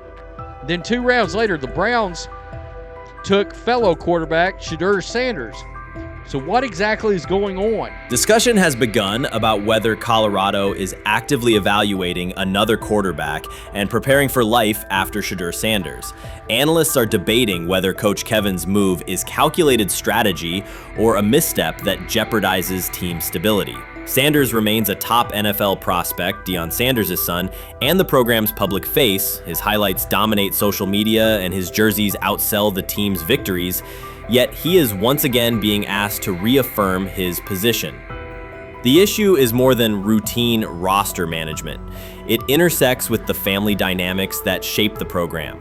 By portraying the quarterback job as open, Coach Kevin signals to both Shedeur and Deion that the staff is willing to move on despite Sanders' stature. For Shedeur, sitting through film sessions while hearing talk of potential replacements adds an unwelcome layer of uncertainty to an otherwise proven resume. The decision may reflect a desire for a quarterback with a different profile, perhaps someone more mobile and system-oriented, rather than a dismissal of Sanders' accomplishments. Shedeur is lighting it up in practice every day. You're not even a half bit curious to see what he could do with the ones. That makes no sense. And then on top of all of that, you got players going on podcasts and talking to people in the media saying this guy is really good. Like, this guy is legit. So even your peers respect you enough. How is it that the coaches can't see that? It always starts with the players, where the players like, hey, you see that? You seen that pass he threw? The Cleveland Browns were taken by surprise when quarterback Shedeur Sanders stepped in for first-team snaps, asserting control of the drill and instantly highlighting deficiencies across the rest of the room. His confident command forced coaches to pause practice clips, reevaluate progressions, and consider immediate adjustments to the depth chart. Within minutes, discussions spread throughout the facility and online forums as fans weighed what Sanders' showing means for the current starters. The organization now faces an urgent, data-driven decision on whether Sanders should move up permanently. Shedeur Sanders arrived at Browns practice, took several first-team reps, and the entire quarterback group immediately felt the pressure. Coaches erased the whiteboard and reviewed their plans. Staff members exchanged concerned comments, and observers began asking whether Sanders was positioned to assume a larger role. Tony, every year we see at least 1 to 2 teams. They were in last place in their division the year before. No one thought they'd be good, and then they were good. It almost seems like no one's even assuming the Browns can be that, but we see it happen every year. And I get the quarterback stuff, but like, correct me if I'm wrong, Tony. The Browns are trying to run the football, play good defense, not turn the ball over in the passing game, and try and take advantage when they can, correct? That's what they're trying to do.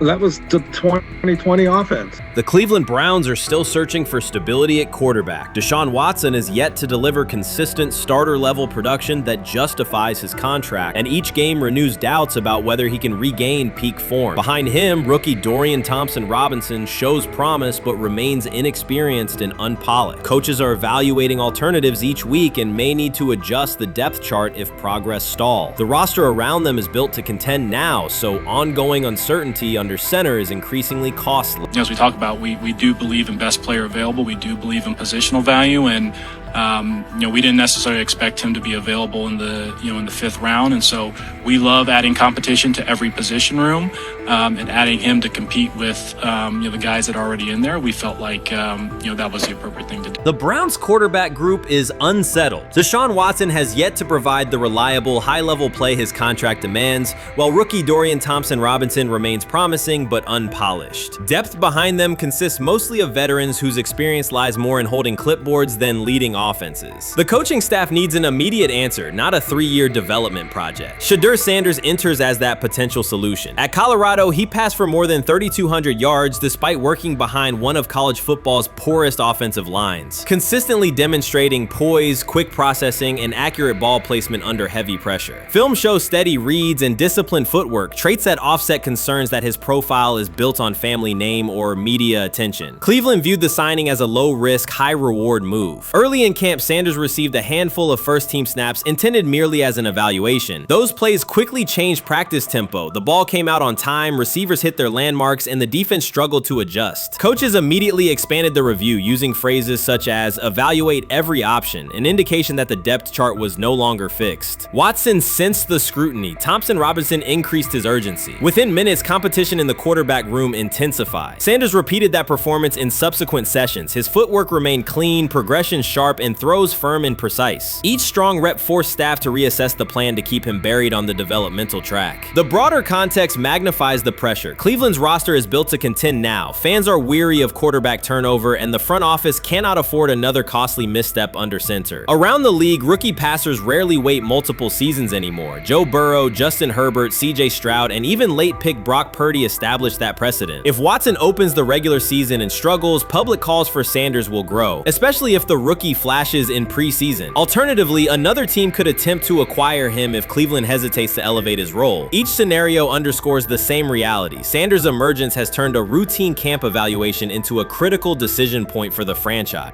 And we saw Dylan Gabriel go 11-on-11 with the first team, Shedeur Sanders go 11-on-11 with the second unit. So that was really the big wrinkle today. Yes, and of course, it was the first time that we have seen Shedeur Sanders get any of those coveted 11-on-11 reps. Of course, again, it wasn't with the first team offense or against the first team defense, but it's progress. And that means that he's going in the right direction, that the arrow is pointing up. He's coming up the learning curve. So that's good for him. And I actually thought just overall, he had a better day than Dylan had today. He completed more passes. He was more on point. In fact, in that 11-on-11 period, he threw a near touchdown. Desperation can push franchises toward aggressive decisions, especially when their quarterback options appear unconvincing or outdated. One scenario now emerging is that Sanders earns enough confidence to take full preseason reps with the starters, forcing Cleveland to revisit a depth chart it believed was settled at the beginning of July. His practices demonstrate that the excitement around him is grounded in measurable performance. Accurate, high-velocity passes against first-team defenses, and confident command of the huddle. Each strong outing also heightens league-wide interest. Rival scouts adjust evaluations, and general managers revisit their notes, aware that a viable young quarterback may soon become available. Inside the facility, the personnel staff must balance short-term results with long-term roster planning, knowing that an early move could reshape salary cap allocations and locker room dynamics. The pressure on Watson and Thompson Robinson escalates accordingly. Both must produce visible progress to maintain their current roles. Cleveland's recent history shows how quickly promising quarterback situations can devolve into controversy. The franchise has turned potential breakthroughs into organizational turmoil before, so observers remain cautious about how this competition will unfold.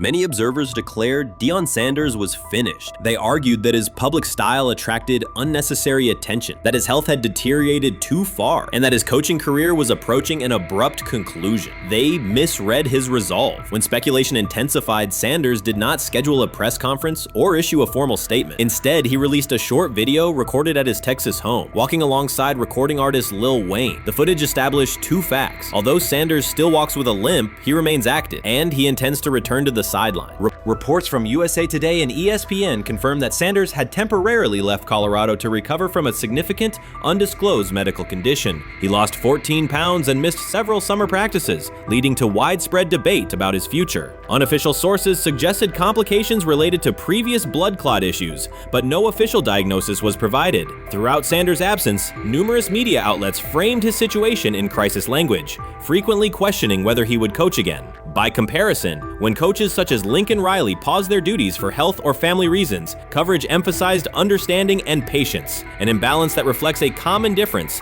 in how high-profile black coaches are treated. Sanders' silence was not a retreat, it was a period of recovery. During rehabilitation, he relied on family, faith, and trusted colleagues, yet stayed connected to his program through brief online updates. The video with Lil Wayne demonstrated that he retained strong support from influential friends, countering narratives that portrayed him as isolated or on the verge of retirement. The visual evidence showed that his setback is temporary, and that he remains determined to lead Colorado into the forthcoming season. Since accepting the Colorado position, Sanders has dramatically elevated the program's national standing. He first drew national attention to Jackson State and the broader HBCU football landscape, then moved to Boulder and transformed a one-win team into a central storyline in college athletics. His approach, combining hip-hop culture, direct communication, and open expressions of faith, has challenged conventional expectations for head coach behavior. Each step forward has been met with heightened scrutiny. His time at Jackson State was labeled a publicity stunt, his departure for Colorado was framed as abandoning HBCU culture, and his social media presence has been cast as distraction from traditional coaching responsibility. Critics often magnify Sanders' missteps and question his motives, while comparable actions by other coaches receive neutral or sympathetic coverage. Showings of enthusiasm from Brett Favre and disciplinary intensity from Nick Saban are celebrated as competitive passion, yet Sanders' displays of confidence are frequently labeled arrogance. The discrepancy illustrates deeper biases rather than differences in performance. Sanders' success challenges entrenched expectations of how a college football leader should look, speak, and act, especially a black coach who refuses to downplay his identity. During his convalescence, Sanders maintained close communication with his staff and athletes, reinforcing the standards he had established: discipline, accountability, and belief. The program's daily messaging continued to emphasize preparation and resilience, signaling that Sanders' influence persists even when he is away from campus. Athletes echoed his mantras during workouts, confirming that his leadership extends beyond physical presence. Sanders acknowledges the seriousness of his medical challenge, but has refused to let it define him. He has publicly discussed leaning on scripture and prayer, explaining that his purpose as a mentor, father, and coach extends beyond personal adversity. In that context, the video of him walking in the Texas sun was less a strategic media effort than a straightforward demonstration of continued commitment to his team and mission. Colorado still requires Sanders' vision. Prior to his arrival, attendance was low, national media attention was minimal, and recruiting momentum had stalled. Sanders' leadership brought renewed energy, authentic identity, and higher standards of accountability. Players who previously lacked representation in college football leadership found a coach who shares, affirms, and elevates their cultural background. Sanders supplements conventional coaching priorities, scheme, fundamentals, and execution with empowerment initiatives that cultivate self-confidence and authenticity. As preseason camp approaches, Sanders intends to resume full involvement, even if medical recovery remains ongoing. His presence is expected to restore on-site leadership, stabilize the locker room, and direct media coverage toward on-field progress. For Sanders, the objective extends beyond compiling wins. It includes completing a cultural transformation that expands how success and leadership are defined in modern college football. Those who predict his decline overlook the underlying traits, faith, perseverance, and purpose that have supported Sanders throughout his career. Doubts, rumors, and disproportionate scrutiny have followed him from playing days into coaching, and he has consistently responded with results. His current health setback is another obstacle, not a conclusion. The broader initiative he leads, centered on authenticity, opportunity, and high standards, continues. When Sanders returns to the sideline, it will mark the next stage of a movement he has guided from Jackson State to Boulder. The recent period of quiet has been strategic rather than passive. Instead of defending himself in daily briefings, Sanders focused on rehabilitation, remote program oversight, and family support. Each brief social media message reinforced a consistent theme: faith and preparation. He has articulated gratitude for medical professionals and has reiterated that his mission at Colorado is unfinished. His public references to scripture have been direct but measured, aligning with his long-standing practice of integrating faith into leadership. By walking through his ranch with Lil Wayne, Sanders signaled continuity. The clip underscored that influential supporters remain engaged, that Sanders' broader network values his vision, and that he remains capable of navigating physical challenges. The visible limp was not evidence of imminent retirement. Rather, it documented the reality of ongoing recovery and the resilience with which he approaches each obstacle. Colorado's athletic administration and football staff continue to affirm Sanders' program direction. Recruitment communications cite his established record in fostering cultural relevance and national exposure. Prospective athletes respond to a coach who presents a transparent path to development, both on and off the field. Current players refer to Sanders' coaching points with clarity, citing specific drills and expectations that remain unchanged during his absence. These indicators demonstrate that the core structures Sanders implemented are functioning, and that his return will be an amplification, not a reset restart. Criticism regarding Sanders' public persona often conflates media style with coaching substance. Analysis from opponents suggests that social media engagement dilutes football preparation, yet Sanders' staffs emphasize time management and delegation. Defensive and offensive coordinators handle in-game adjustments, while Sanders directs overall culture, recruitment, and leadership. He has articulated that visibility serves to amplify program accomplishments and enhance player opportunities, not replace strategic football planning.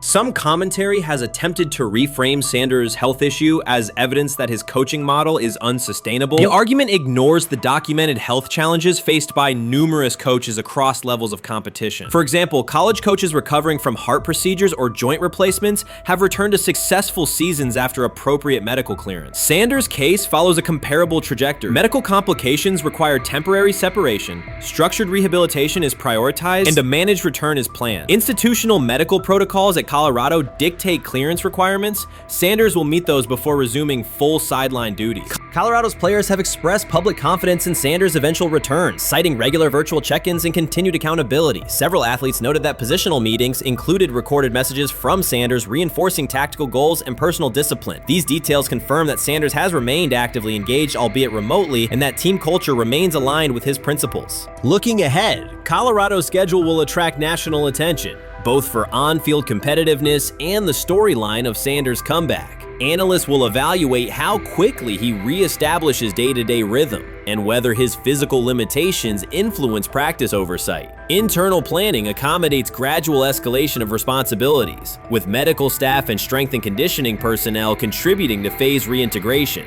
The broader significance of Sanders' return extends beyond Colorado. His visibility continues to challenge prevailing narratives about leadership styles and pathways in college athletics. By prioritizing authenticity, open articulation of faith, and cultural expression, Sanders offers a contrasting template to more conventional models. His eventual recovery and sideline presence will reinforce the argument that diverse leadership profiles can succeed in elite collegiate competition. In summary, rumors of Deion Sanders' coaching demise were premature. Verified reports confirm a substantial but temporary medical setback. He used the time away to focus on health, sustain program engagement, and rely on a support system anchored in family, friends, and faith. His recent public appearance demonstrated active recovery and reaffirmed his intention to resume leadership in Boulder. The forthcoming season will test Colorado on the field, but it will also underscore the durability of Sanders' vision, one that combines competitive ambition with cultural resonance. Observers who continue to question his longevity overlook the resilience and purpose that have defined his career. Sanders' return is imminent, and the movement he leads remains intact. They say training camp decides depth charts, but Shedeur Sanders began fighting for his job long before he will step inside the Browns facility. While most first-year players squeezed in one last vacation, he slipped onto a private field in Texas, strapped on Cleveland's helmet and shoulder pads, pulled a fresh number 2 jersey over his chest, and started rifling timing routes as if it were the opening drive of week 1. No cameras, no hype track, no product placement, just sweat, cadence, and ball placement. A rookie does not rehearse in full game gear unless he already envisions himself commanding the huddle. Plenty of observers shrug that clip off. They insist the 5th rounder, quote, isn't ready, cling to depth chart conventions, or whisper that the name across his shoulders did most of the talking on draft day. Maybe it is the Deion connection, maybe it is a preference for prospects who blend quietly into the background, or maybe the league's gatekeepers fear the possibility that the kid is better than the quarterbacks they have spent months promoting. Whatever the motive, the countdown has started, and video rarely lies. Shedeur Sanders is not preparing to arrive. He is preparing to lead.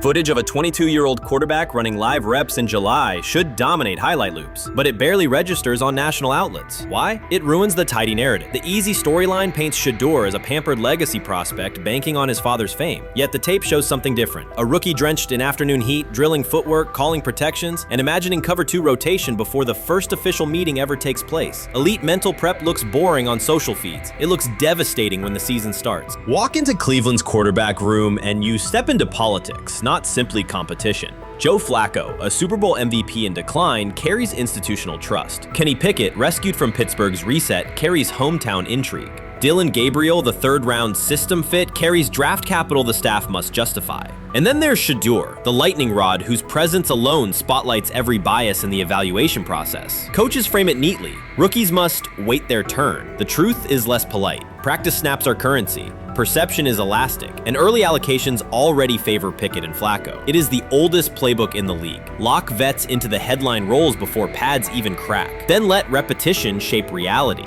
Sanders refuses to cooperate. He is not a fourth-string camp arm. He has engineered game-winning drives under national scrutiny, operated against live blitz looks most prospects never face, and more than any quarterback in the room, documented his own offseason obsession. No social media rollout, no brand consultant, just pads, cleats, and an unlit practice field. If his last name were Smith, pundits would label him the sleeper of camp. Instead, politics trails every throw. Training camp rotations expose organizational intent. Beat writer Fred Greetham already reports that Pickett and Flacco will open with first-team reps when veterans report July 23rd. Gabriel grabs the developmental snaps, leaving Sanders the leftovers. That isn't performance-based, it's narrative-safe. Gabriel doesn't threaten hierarchy, Sanders bends gravity. Watch the details. Does Shedeur steal 11-on-11 snaps with the twos? Does he run red zone installs or 2-minute drills? If he does, coaches are admitting he is forcing his way in. If he doesn't, they are postponing the inevitable. Either way, the private field reps have sharpened his timing and condensed his release. He is not hoping for an opportunity, he is prepared to seize one the instant it appears. Cleveland's joint practices amplify that tension. First come live periods against the Panthers, then sessions with the champion Eagles. Those reps belong to the starters, so Flacco and Pickett will absorb most of Carolina's disguised pressure and Philadelphia's exotic fronts. Sanders' proving ground will be the preseason opener on August 8th. Under the stadium lights, he will get entire series, real reads, pockets collapsing for real. If his command mirrors the footage from Texas, coaches will have to answer why he never saw earlier work.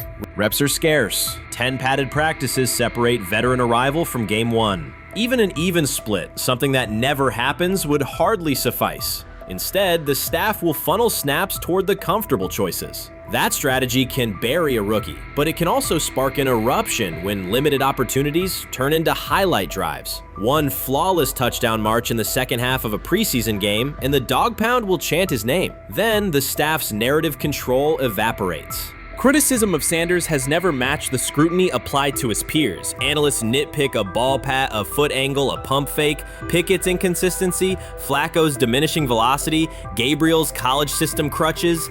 Discuss politely, if at all. With Shedeur, the critiques arrive as coded doubts. Does he rely on the family brand?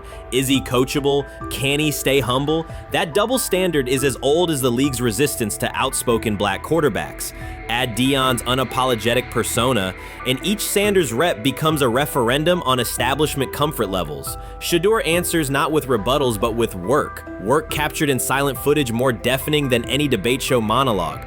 Quarterback drama masks broader roster cracks. The Browns receiver group is crowded yet unproven. The safety room failed to create turnovers a year ago. Interior defensive linemen are still rehabbing, and the offensive line must retool on the fly. Which quarterback can navigate that turbulence? Flacco's pocket mobility is limited. Pickett's confidence remains fragile. Gabriel is months away from processing NFL disguises. Sanders, forged by perpetual doubt, offers poise under chaos and meticulous preparation, a combination this franchise has lacked since, well, almost forever. Forget politics, depth chart etiquette, and recycled sound bites about developmental timelines. The only metric that counts now is who did the work. Sanders pounding through full gear scripts in late June is not vanity, it's vision. While the league sleeps, he refines his drop steps. While media speculate, he rehearses third down checks. He has already decided what he is. The organization must decide if it can recognize it in time. The preseason will provide the answer. Live bullets, real blitzes, stadium noise. When those throws leave his hand under pressure, no one will discuss ball pats or surnames. They will ask how a quarterback this prepared slipped to round 5. And if the performance matches the preparation, excuses about lack of reps will dissolve. It will be production against perception, and Shedeur Sanders has been producing where no one could see.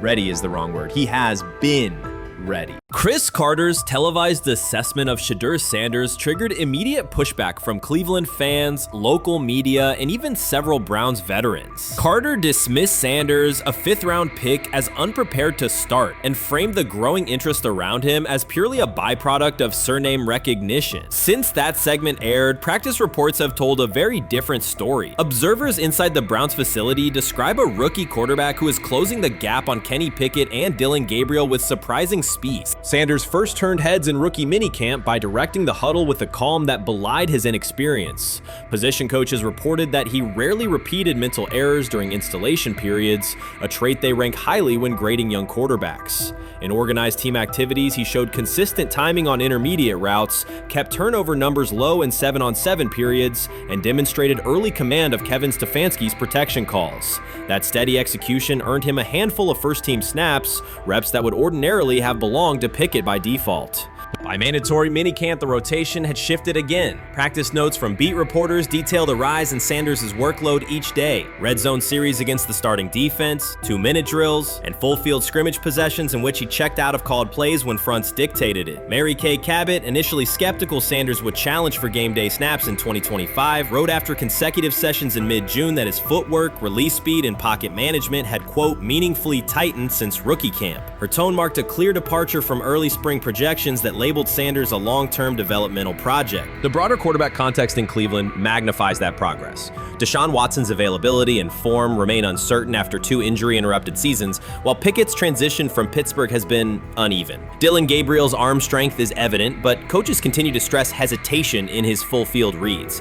Against that backdrop, Sanders' quick decision-making and mechanical efficiency have begun to look less like a pleasant surprise and more like the roster's most reliable short-term plan. Inside the locker room, acceptance has followed performance. Wide receivers cite Sanders' ball placement on outbreaking routes, noting that the ball routinely arrives on the upfield shoulder, a small but essential detail that allows for yards after the catch. Offensive linemen appreciate his pocket awareness. Joel Bitonio remarked privately that Sanders slides up instead of bailing when edge pressure flashes. Defensive backs say his eye discipline forces them to hold coverage longer than they expected against a rookie. Such cross-positional respect develops only when day-to-day tape shows tangible improvement. The reaction to Carter's critique highlights a recurring double standard applied to young black quarterbacks. Traits celebrated as swagger or confidence in other players were labeled arrogance when associated with Sanders, yet the quarterback himself has not responded publicly. There have been no subtle social media jabs, no mention of critics and interviews, only repeated references to competing for every rep and learning from veterans. That measured approach, combined with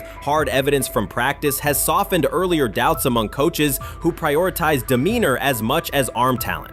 Within the coaching staff, the discussion now centers on readiness thresholds. Stefanski's scheme relies heavily on quick rhythm throws, defined reads, and disciplined pocket movement. Those requirements align with Sanders' strengths: a compact release, willingness to target the middle of the field, and instinctive timing on RPO concepts carried over from his college tape. Staffers reviewing cut-ups from joint practices note that his internal clock already approximates NFL speed, a metric they did not expect to see until mid-season at best. If that trajectory continues through preseason games, the Browns face a consequential decision. Starting a 5th-round rookie 6 weeks after training camp opens would unsettle salary cap assumptions, depth chart politics, and external perceptions of organizational stability. Yet the internal mandate remains clear: the most prepared quarterback will play. That standard places Sanders in genuine contention because every practice metric used to grade readiness, turnover ratio, red zone efficiency, third down conversion rate has trended in his favor since early June. The organizational stakes are considerable. Cleveland has cycled through starting quarterbacks at a startling pace over the past decade, shifting from first-round investments like Baker Mayfield to high-cost gambles such as Watson,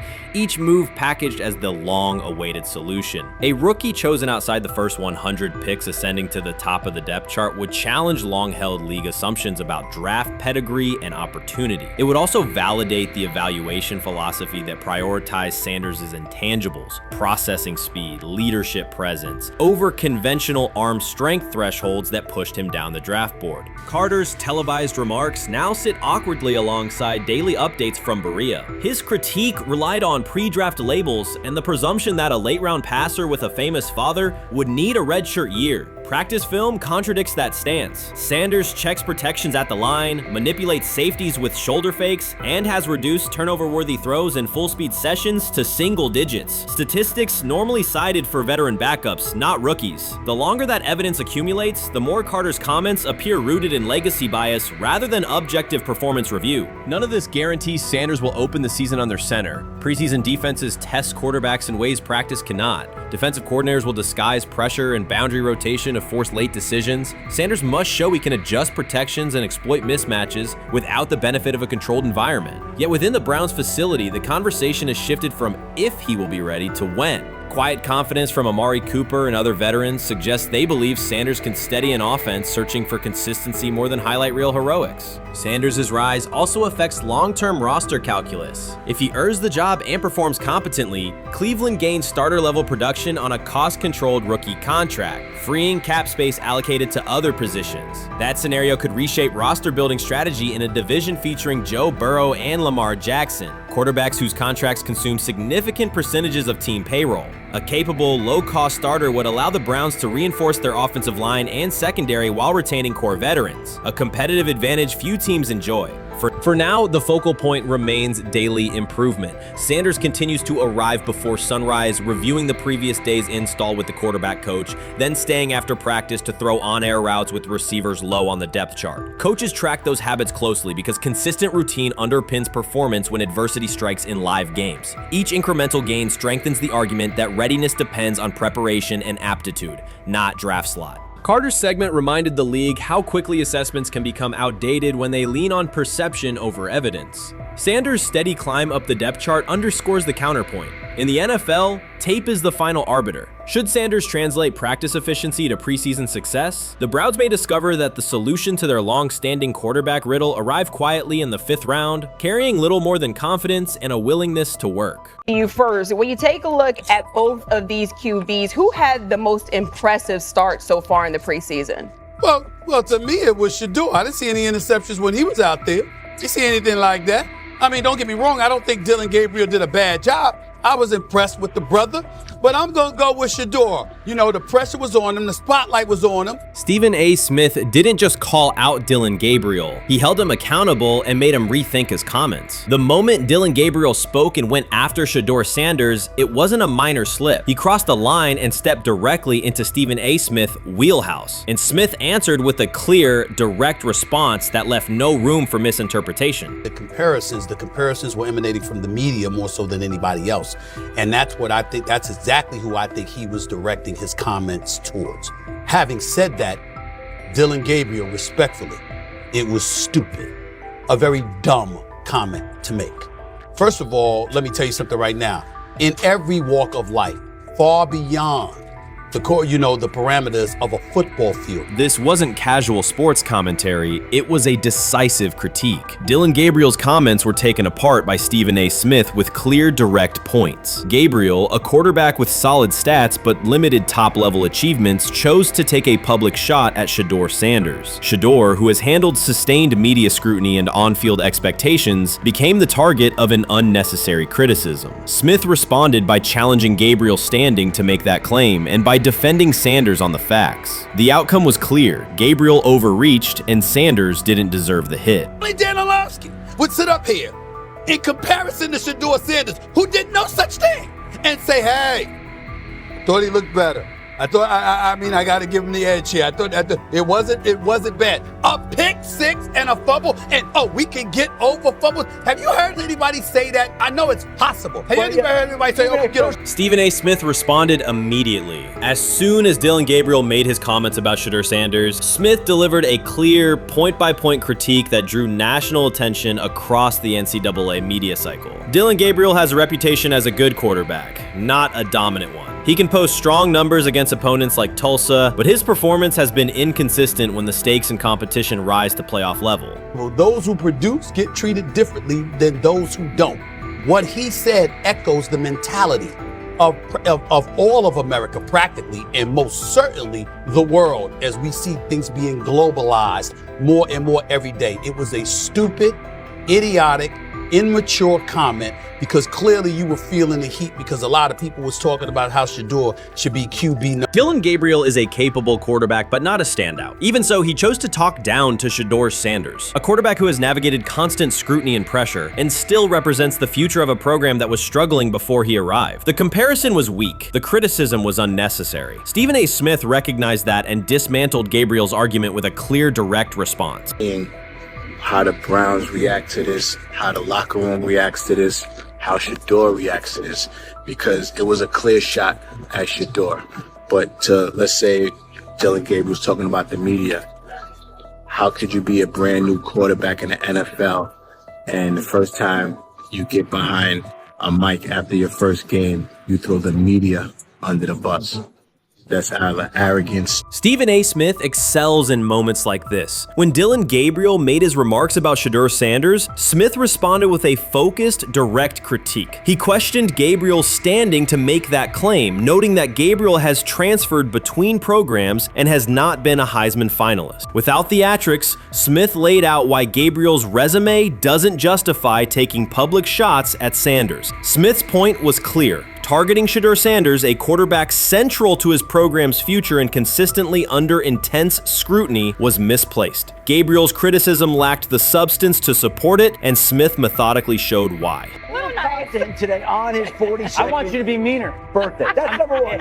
Number two, after the game, the Browns head coach Kevin Stefanski said there was a mix-up in the routes and that players were in the area that they shouldn't have been. Look at Stephen A's face. Look at Stephen A's face.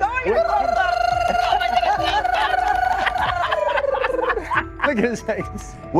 Stephen A. Oh my Lord. The strength of Stephen A. Smith's response was that he didn't just address Gabriel's remarks. He challenged the image around him. Dylan Gabriel often presents himself as an overlooked contender ready to surprise. But the reality is that his profile hasn't commanded broad attention. It's a clear reminder that not every opinion carries equal weight. In defending Shedeur Sanders, Stephen A. was direct and precise. Shedeur isn't just a quarterback. He is Deion Sanders' son, which subjects him to scrutiny far beyond anything Gabriel has faced. Even under that pressure, Shedeur has maintained his composure, shown confidence, and delivered in key moments that helped revive a program many had written off. Stupidity, all of it. I thought it was a clear shot at Shedeur due to the fact that his Oregon coach threw a shot at Coach Prime and Shedeur during their meeting at Colorado last year. But you know what? The cream rises to the top. Let's see what happens this week. I see a lot of the media talking about they think it was about the media and not about Shedeur. And I think that's a chess move. For Dylan Gabriel to take shots at Shedeur Sanders was a miscalculation. Stephen A. Smith made the mismatch clear. Gabriel's attempt to shame Sanders was unnecessary and counterproductive. You don't target Deion Sanders' son when Deion has turned Colorado into primetime television. It underscored that Dylan Gabriel has often played with a chip on his shoulder because the spotlight hasn't followed him. He has been around long enough to compile numbers but not to earn broad respect. That's why going after Shedeur was misguided. Sanders, despite ups and downs, drives headlines. Gabriel's most notable headlines have been his transfers. Stephen A. Smith pressed that point without hesitation, challenging Gabriel's standing and leaving his argument looking like a forced throw that turns into a pick six. You know what? Still needs to thank me a little bit more for that restaurant I treated him and his family to, because it was big time, and stop embarrassing me by going places and trying to use coupons. That's how pathetic he is. The point is that a pick six and a fumble is usually considered a bad day. Stephen A. Smith didn't need to raise his voice to make the point. He presented Dylan Gabriel as a player whose talk outpaces his resume and defended Shedeur Sanders with clear comparisons. That's why he called Gabriel out so directly. The comparison wasn't just unfair, it was forced. Now look at Gabriel's record. The numbers are solid and he can win against average defenses, but the resume lacks defining markers. There's no sustained Heisman contention, no late season surge that reshaped the national picture, and no postseason moment that cements a legacy. The track record reflects steady production, not top-tier impact. That's the gap Smith underscored. Gabriel's criticism of Shedeur Sanders wasn't supported by what he has accomplished, while Sanders continues to carry a program under constant scrutiny. Let's see some of them step up and make some plays out there. Ain't no way. Gabriel ain't no way. He's not built like that. No way. And this one is picked off and going back the other way. Oh my God, why did he stop playing? Now it's a foot race. And that is that. They told me bust out my AP, perfect timing. H-shot, we about to get legendary. Shedeur started next game, baby.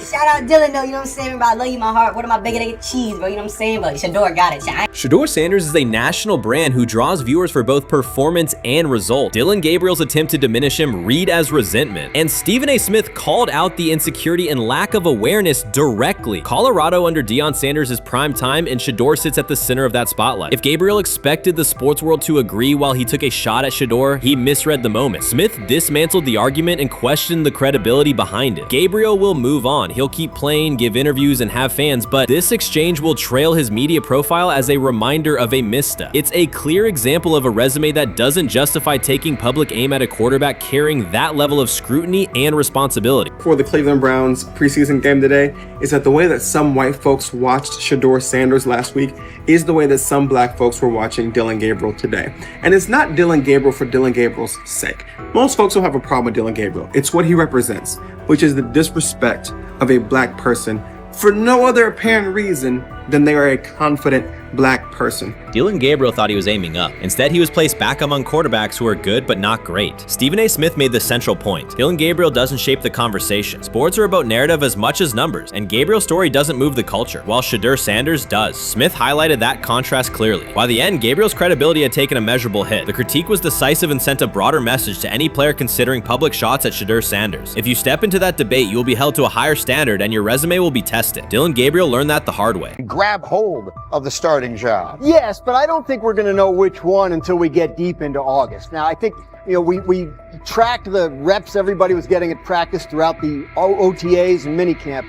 But when you talk to people there, they just want to make sure everybody got what they needed. And that, Kenny Pickett, we find out if he has the goods to be the starter. Joe Flacco, they back him off a little bit. He's 40. He may not need as much. The rookies, Shedeur Sanders and Dillon Gabriel, what do they need to learn to make the transition from the college game to the pro game? That's what the spring was about for the Browns quarterbacks. Now, Shedeur Sanders has moved from social media celebrity to on-field standout, and ESPN now lists him among its first-team candidates. Reactions are split. Some fans are impressed while others are skeptical. Whether this reflects Deion Sanders' long-term strategy or simply Shedeur's rapid development, the story is drawing widespread attention. Here's a look at what led to this moment. They never planned on taking him. The problem is, like Ocho Cinco said, you got somebody that has endeared himself to the locker room.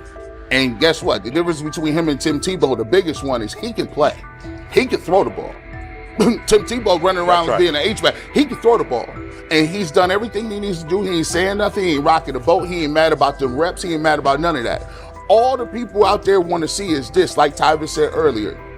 We want to see what he can do with Jerry Jeudy. Online reactions are sharply divided. Some fans strongly support Sanders, while others argue he is overrated. Traditional analysts cite statistics and claim his recognition comes mainly from his father's name. Sanders supporters are actively celebrating his rise and already predicting a future NFL career. Sports media outlets have made his candidacy a central topic of debate. The discussion now extends beyond statistics and victories to include his marketability, public image, and on-field presence. sorry, is Shedeur Sanders going to get a chance to win this job? Do you believe he gets a legit shot to win this job? Listen, I think first of all, the action's going to really start in training camp. Like, forget all the OTA stuff. You don't win a job in OTA. The real action starts in training camp. And just like Shedeur said, during the mini camp, when it's time to take your rep, you got to make the most of it. Because I think early on, there's going to be a lot. Remember, Joe Flacco didn't hardly practice in OTAs and mini camps because they were giving the young guys. Right. So when he gets his opportunity, he's going to have to make the most of it. Analysts are closely reviewing game footage to evaluate Sanders' decisions and mechanics, while others examine his social media activity to see how he balances content creation with quarterback duty. Shedeur Sanders' placement on ESPN's early first-team list has taken over the college football conversation. Supporters circulate his highlights and argue that his on-field production and leadership justify the honor. Skeptics claim the recognition relies too heavily on his family name and question whether his resume is strong enough for first-team status. Analysts are rewatching game footage to assess his reads, accuracy, and pocket presence, while others examine how he balances a high-profile social media presence with quarterback responsibilities. The debate has pushed other storylines, such as conference realignment and NIL issues, into the background, leaving fans and commentators focused on Sanders' performance, marketability, and overall impact on the sport. I'll keep saying it.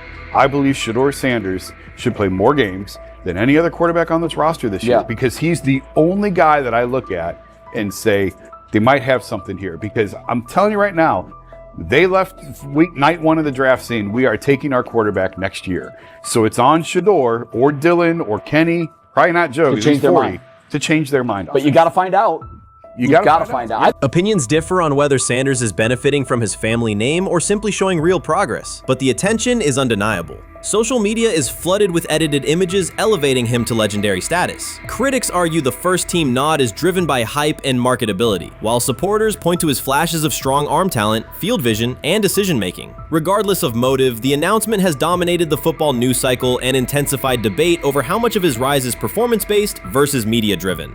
Highlight reels rarely show Sanders' turnovers, late-game mistakes, or inconsistent stretches. Being named to a first-team watch list suggests sustained dominance, something Sanders has displayed only in flashes. His selection appears driven as much by brand recognition and media appeal as by performance. ESPN's decision has intensified debate. Data-driven critics post statistics that question his resume, while passionate supporters predict awards and future NFL success. Commentators recall a time when first-team consideration required years of proven excellence. Yet many fans already see the announcement as confirmation that Sanders is on track for major college football honors. Shedeur Sanders has earned first-team reps when training camp commences later in July. I'm not saying like he's the first guy up when you do 11 on 11s day 1, 2, 3, 4, 5 at training camp. I'm not necessarily saying that, but he's the one quarterback that we didn't get a chance to see take reps with the ones.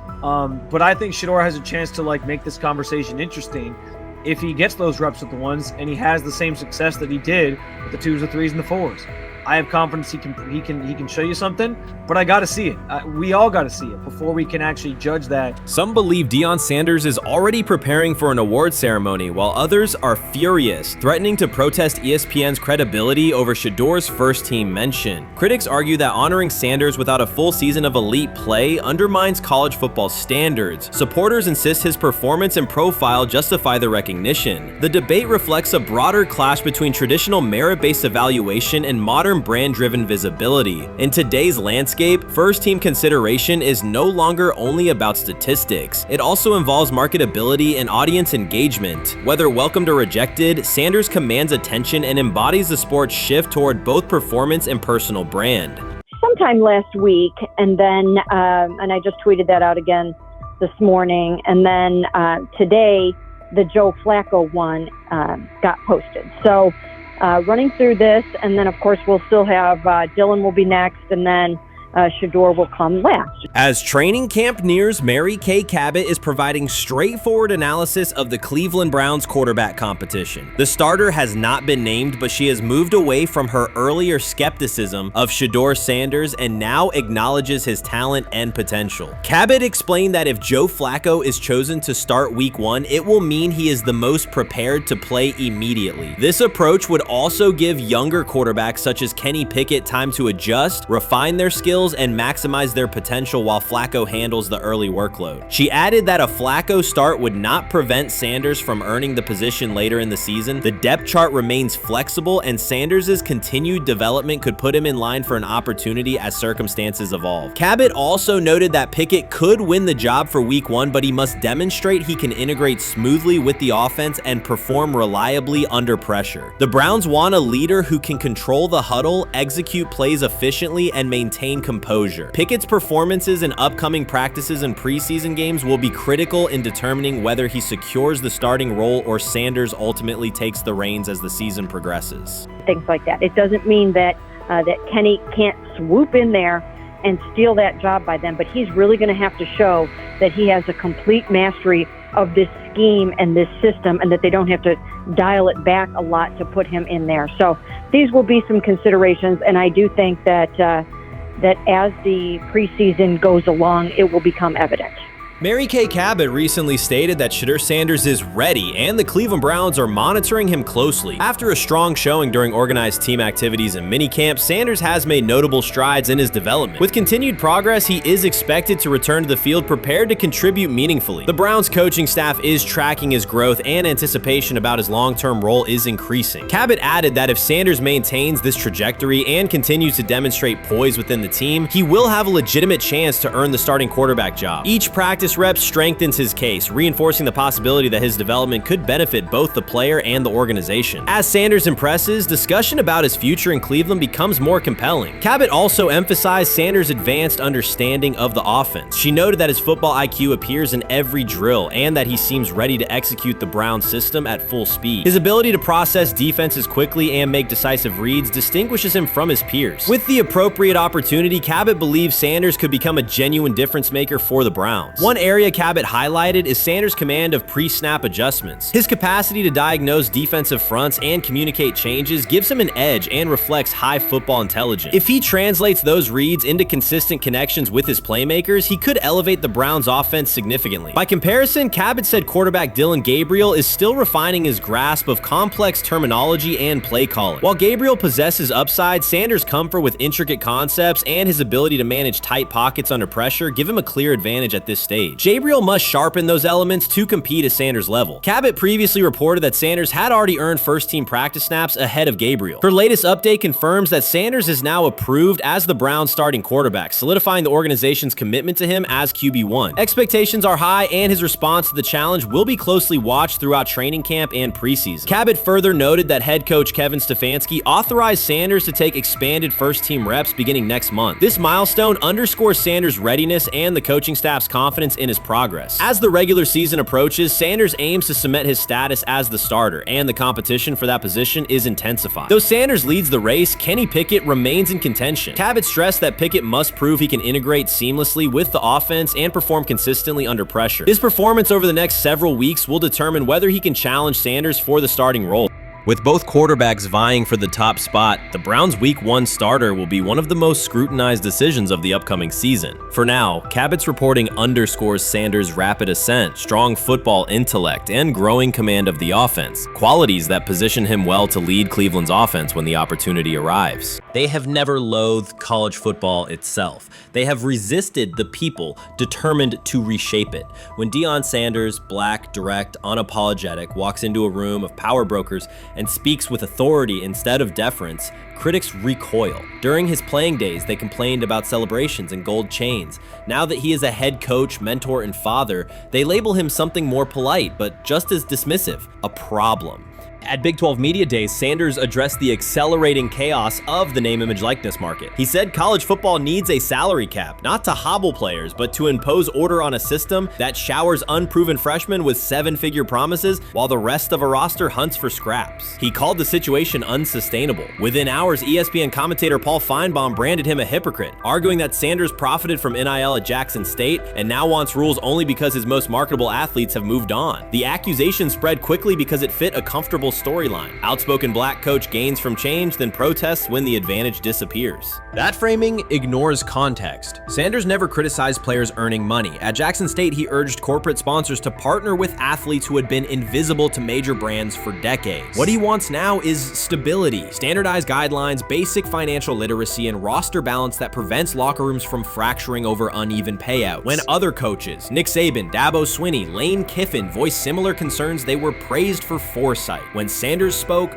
the tone shifted to suspicion. The difference is not the message, it is the messenger. Feinbaum's response followed a familiar script. When black leaders question the structure of the sport, their motives are interrogated, their credibility attacked, and their competence doubted. He did not level the same charge at Jimbo Fisher when Fisher complained that NIL disturbed recruiting. He stayed silent when Kiffin lamented the transfer portal. But Sanders, who raised enrollment and television ratings at Jackson State, brought unprecedented attention to Colorado in one season and consistently mentors players beyond football, was called opportunistic. Feinbaum dismissed the cultural impact Sanders created: the exposure for historically black colleges, the draft pick developed, the infrastructure improved, reducing his work to a marketing stunt dependent on star sons Shedeur and Shiloh or two-way standout Travis Hunter. Sanders did not retaliate. He returned to practice, media obligations, and recruiting. His confidence is rooted in faith and in the responsibility he feels toward young athletes whose lives will extend decades beyond their highlight clips. When he asks for NIL boundaries, he is thinking about freshmen handed large sums without guidance,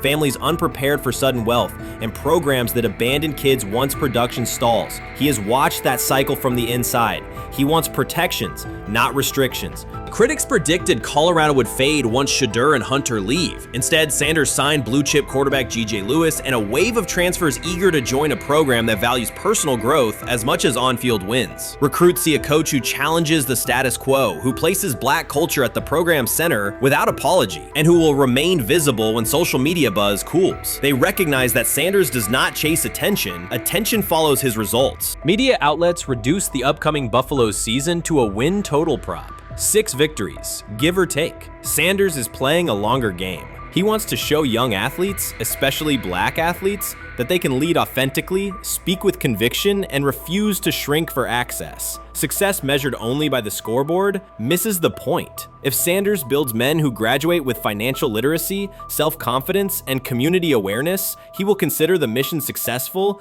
even if Colorado finishes with 5 wins instead of 10. None of that registers with commentators invested in an older hierarchy. For them, leadership should remain predictable, reserved posture, muted tone, minimal cultural expression. Sanders contradicts that image. The possibility that his methods could spread to other coaches, to other programs, threatens a model that has kept decision-making and revenue streams concentrated for generations. So the debate is not about hypocrisy or payroll ceilings. It is about control of the narrative and who is deemed qualified to write it. Sanders refuses to surrender that authority. He knows order is necessary. He also knows whose voices have been ignored whenever real reform is discussed. By speaking plainly, he forces television panels, athletic directors, and conference commissioners to confront issues they would rather defer: financial education, equitable resource distribution, and consistent national standards. Whether Colorado exceeds betting lines this fall will not change the trajectory Sanders has already set. He made Boulder relevant, energized recruiting beyond traditional power corridors, and broadened college football's cultural reach. That influence will persist long after social media debates cool. If his call for NIL structure eventually becomes policy, as the NCAA and Congress now contemplate, Feinbaum's soundbite will fade, while Sanders' imprint endures. In the end, accusations of hypocrisy say more about the accuser than the coach. Sanders has remained consistent: empower athletes, hold adults accountable, and inject stability before unchecked money corrodes the locker room. The people who stand to lose clout in that environment prefer the chaos they can manipulate. Sanders prefers a system that nurtures the players who make the sport worth watching. His advocacy is rooted in experience, not self-interest, and his critics will have to decide whether to engage with that reality or keep shouting from the sidelines. Watson says he has been mentoring Shedeur Sanders at the quarterback position.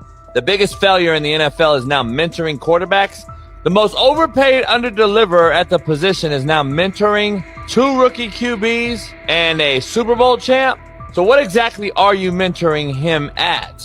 You have had 24 civil lawsuits that you paid off to go away. And when you play, you are as ass as those massage therapists are, apparently.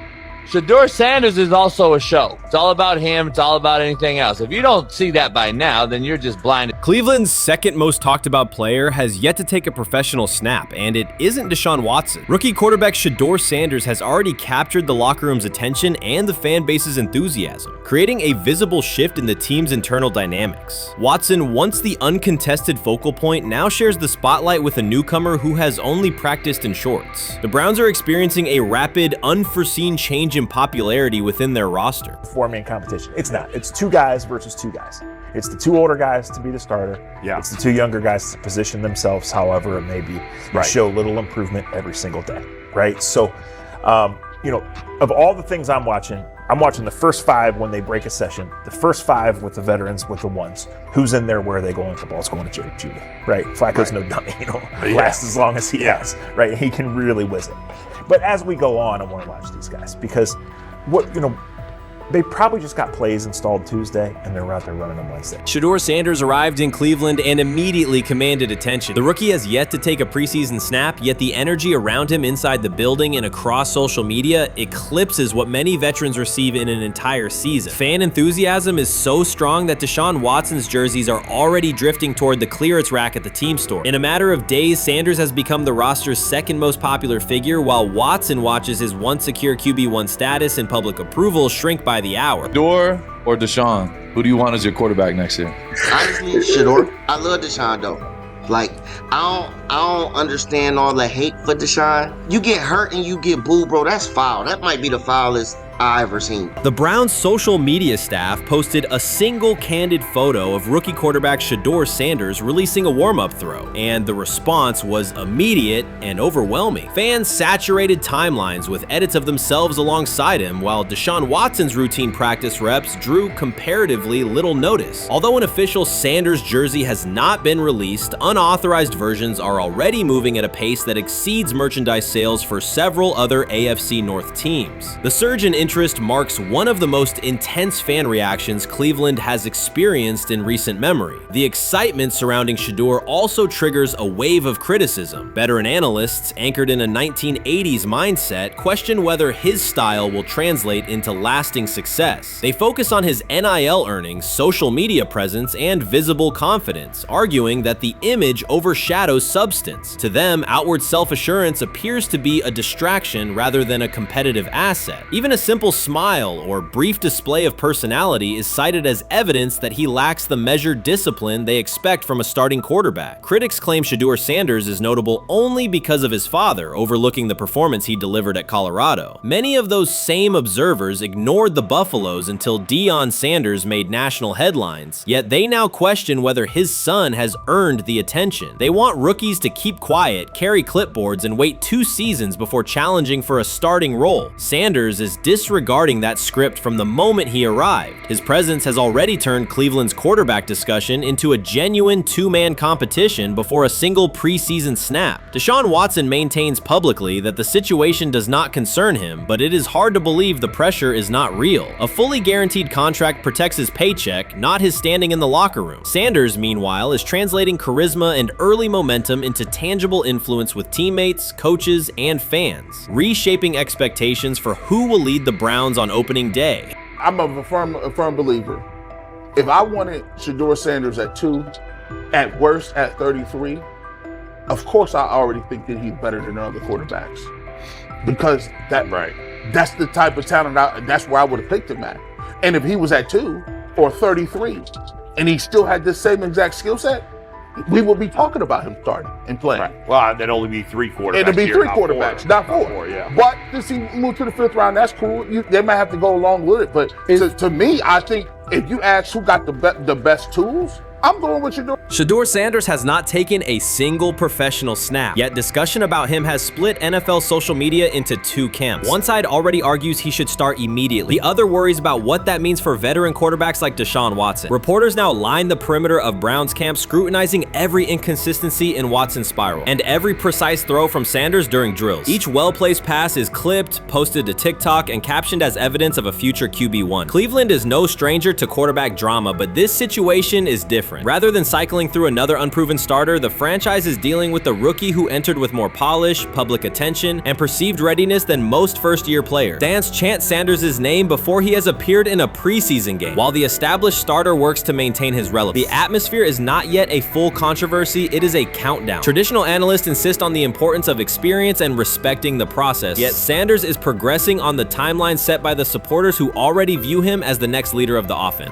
The 2025 NFL Draft was expected to be Shedeur Sanders' moment. Many projected him as a top 10 talent and a headline quarterback in one of the most discussed college football storylines in years. Instead of walking across the stage on the first night, he waited through 3 days without a call. There was no celebration, only silence. When the phone finally rang at pick no. 144 in the 5th round, it was the Cleveland Browns. With that selection, the financial outlook changed dramatically. The Sanders family believes this was not a typical draft slide, but the result of coordinated action. They are pursuing a $100 million lawsuit alleging collusion across parts of the league. In the months before the draft, Sanders was consistently discussed among the top quarterbacks in the class. Television and digital analysts praised his poise, accuracy, leadership, and command. Scouts highlighted a 74.1% completion rate, record-setting stretches at Colorado, and his rise from an HBCU star to a national figure. Consensus expectations placed him in the 1st round or early 2nd. Draft night unfolded differently. As picks accumulated, there was little indication that his name would be called. The atmosphere at his private gathering shifted from anticipation to doubt. When the Browns selected him late on day 3, projections for his first contract dropped from an estimated range in the mid-$30 million to approximately $4.6 million,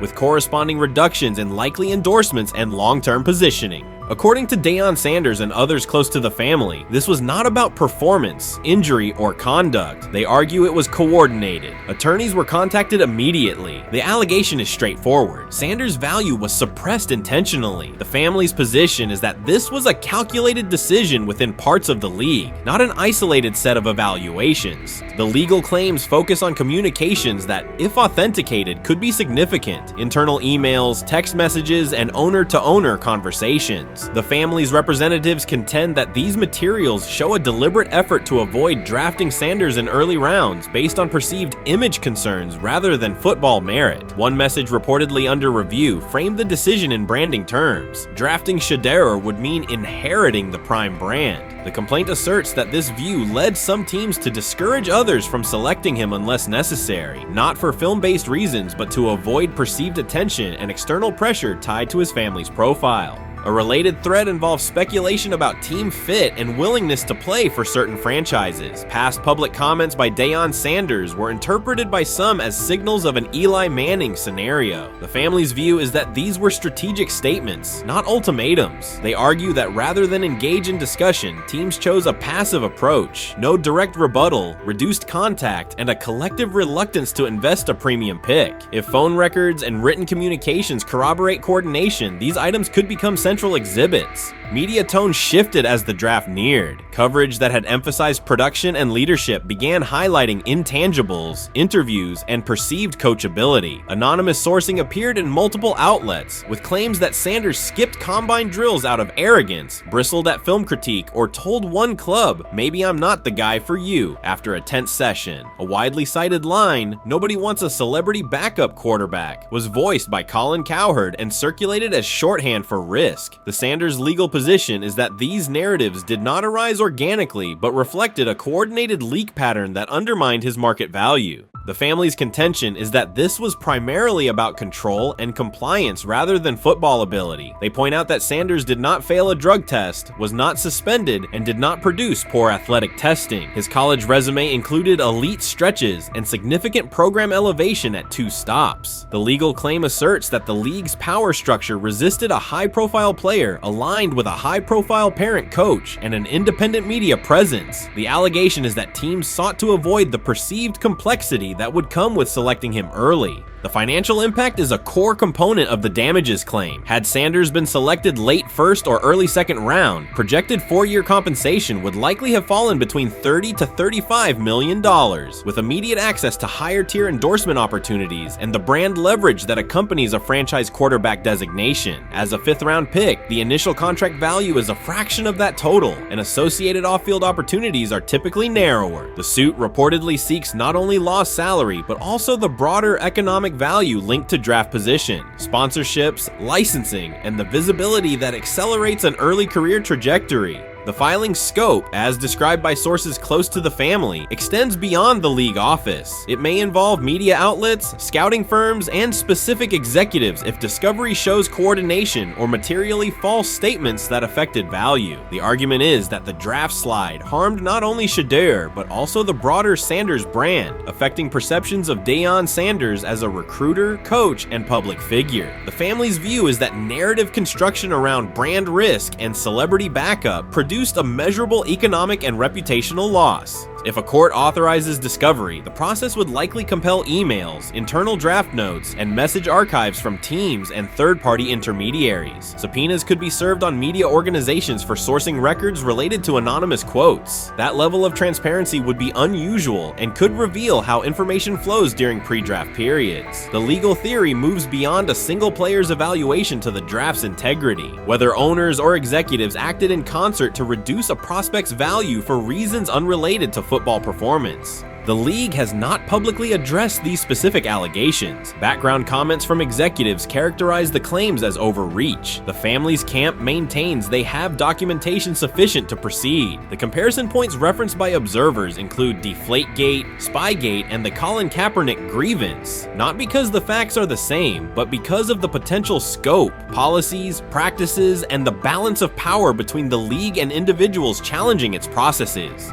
Another dimension of the dispute involves how the NFL perceives Deion Sanders, Coach Prime, and the autonomy he promotes. He built a large media footprint around his programs at Jackson State and Colorado, elevated his players' profiles, and spoke openly about fit and leverage. The family contends that this visibility, combined with statements about preferred destinations, triggered resistance. The complaint frames the response as a preference for compliance and predictability over independent branding and public negotiation. The suit also addresses the pre-draft decisions that critics point to, skipping the Senior Bowl, declining full workouts at the NFL Scouting Combine, and candid interviews about team fits. The family characterizes these as strategic choices commonly made by top prospects, not evidence of entitlement. Their view is that similar decisions by other players did not produce the same narrative because those players fit more comfortably within league expectations. The risk calculus is clear. Bringing a suit of this magnitude invites professional consequences.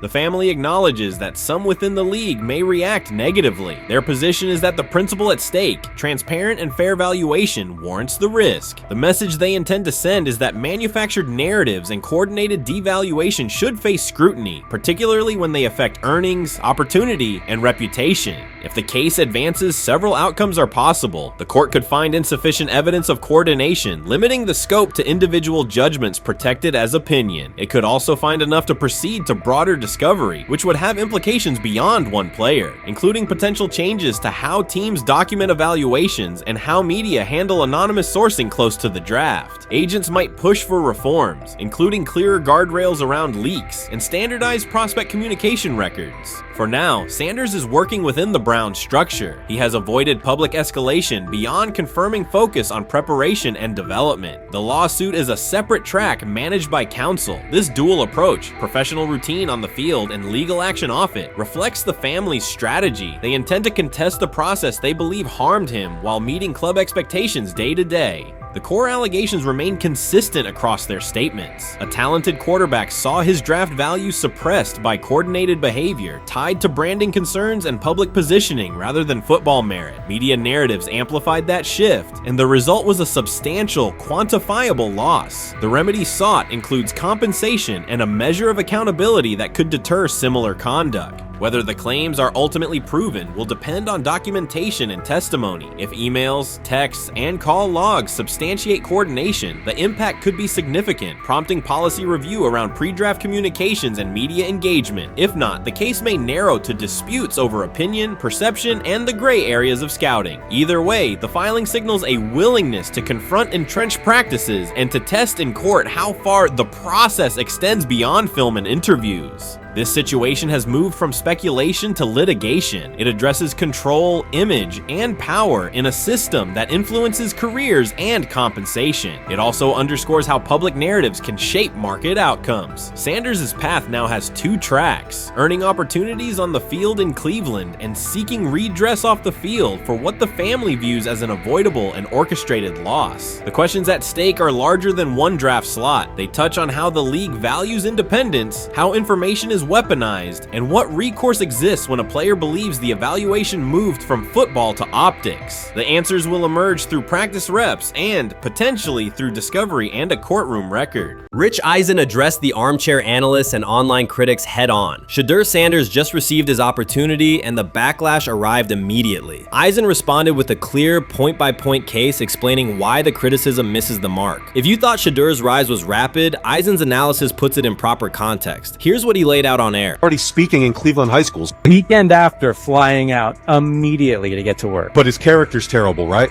You know, and listen, oh, he interviewed bad, you know.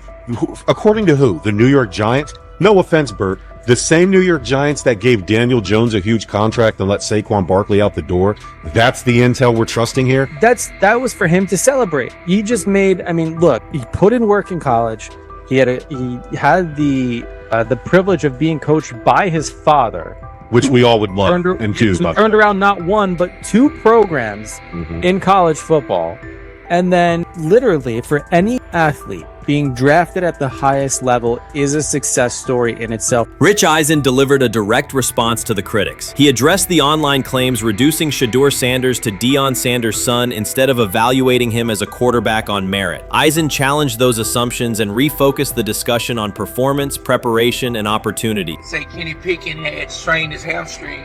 Shedeur, they say his first day in pass, 9 for 9, 2 touchdowns, no interceptions. Really was just hating on this young guy. Within minutes, Rich Eisen delivered a structured breakdown, addressing each claim with evidence and dismantling weak narratives through clear analysis. He replaced speculation with data and kept the focus on what matters: decision-making, accuracy, leadership, preparation, and game management. The reality is simple. Shedeur Sanders was not given this opportunity. He earned it through performance and consistency against real competition. He accepted the role, met the standard, and handled the moment with professionalism and urgency. No shortcuts, no favors, just results and readiness. Eisen's point was direct. Evaluate Shedeur on his work, not assumptions, and acknowledge that he has justified the opportunity on the field. I've done it at 2 locations already, so it's simple.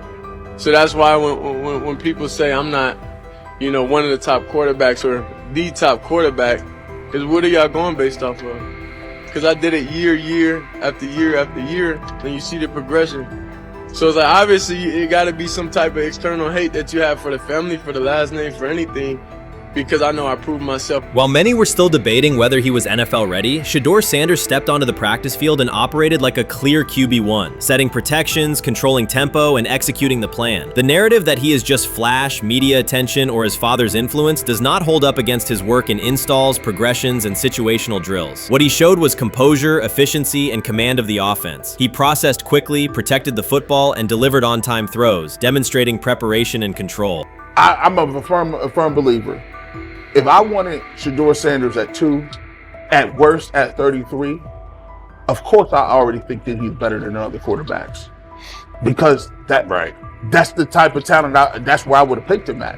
And if he was at 2 or 33, and he still had the same exact skill set, we would be talking about him starting and playing. Right. Well, there'd only be 3 quarterbacks. It'd be 3 quarterbacks, not 4. 4, yeah. But since he moved to the 5th round, that's cool. They might have to go along with it. But to me, I think if you ask who got the best tools, I'm going with Shedeur Sanders. From the first day of camp, he was not there to get by. He arrived to lead. There was no hesitation in installs, no lapses in fundamentals, just precise timing, clean footwork, and consistent velocity to every level of the field. He managed protections, controlled cadence, and delivered in situational work, showing command rather than learning on the fly. The approach was efficient and disciplined, with attention to detail and progressions and ball placement that reflected preparation, not improvisation. At the same time, Rich Eisen addressed the narrative directly and backed it with evidence.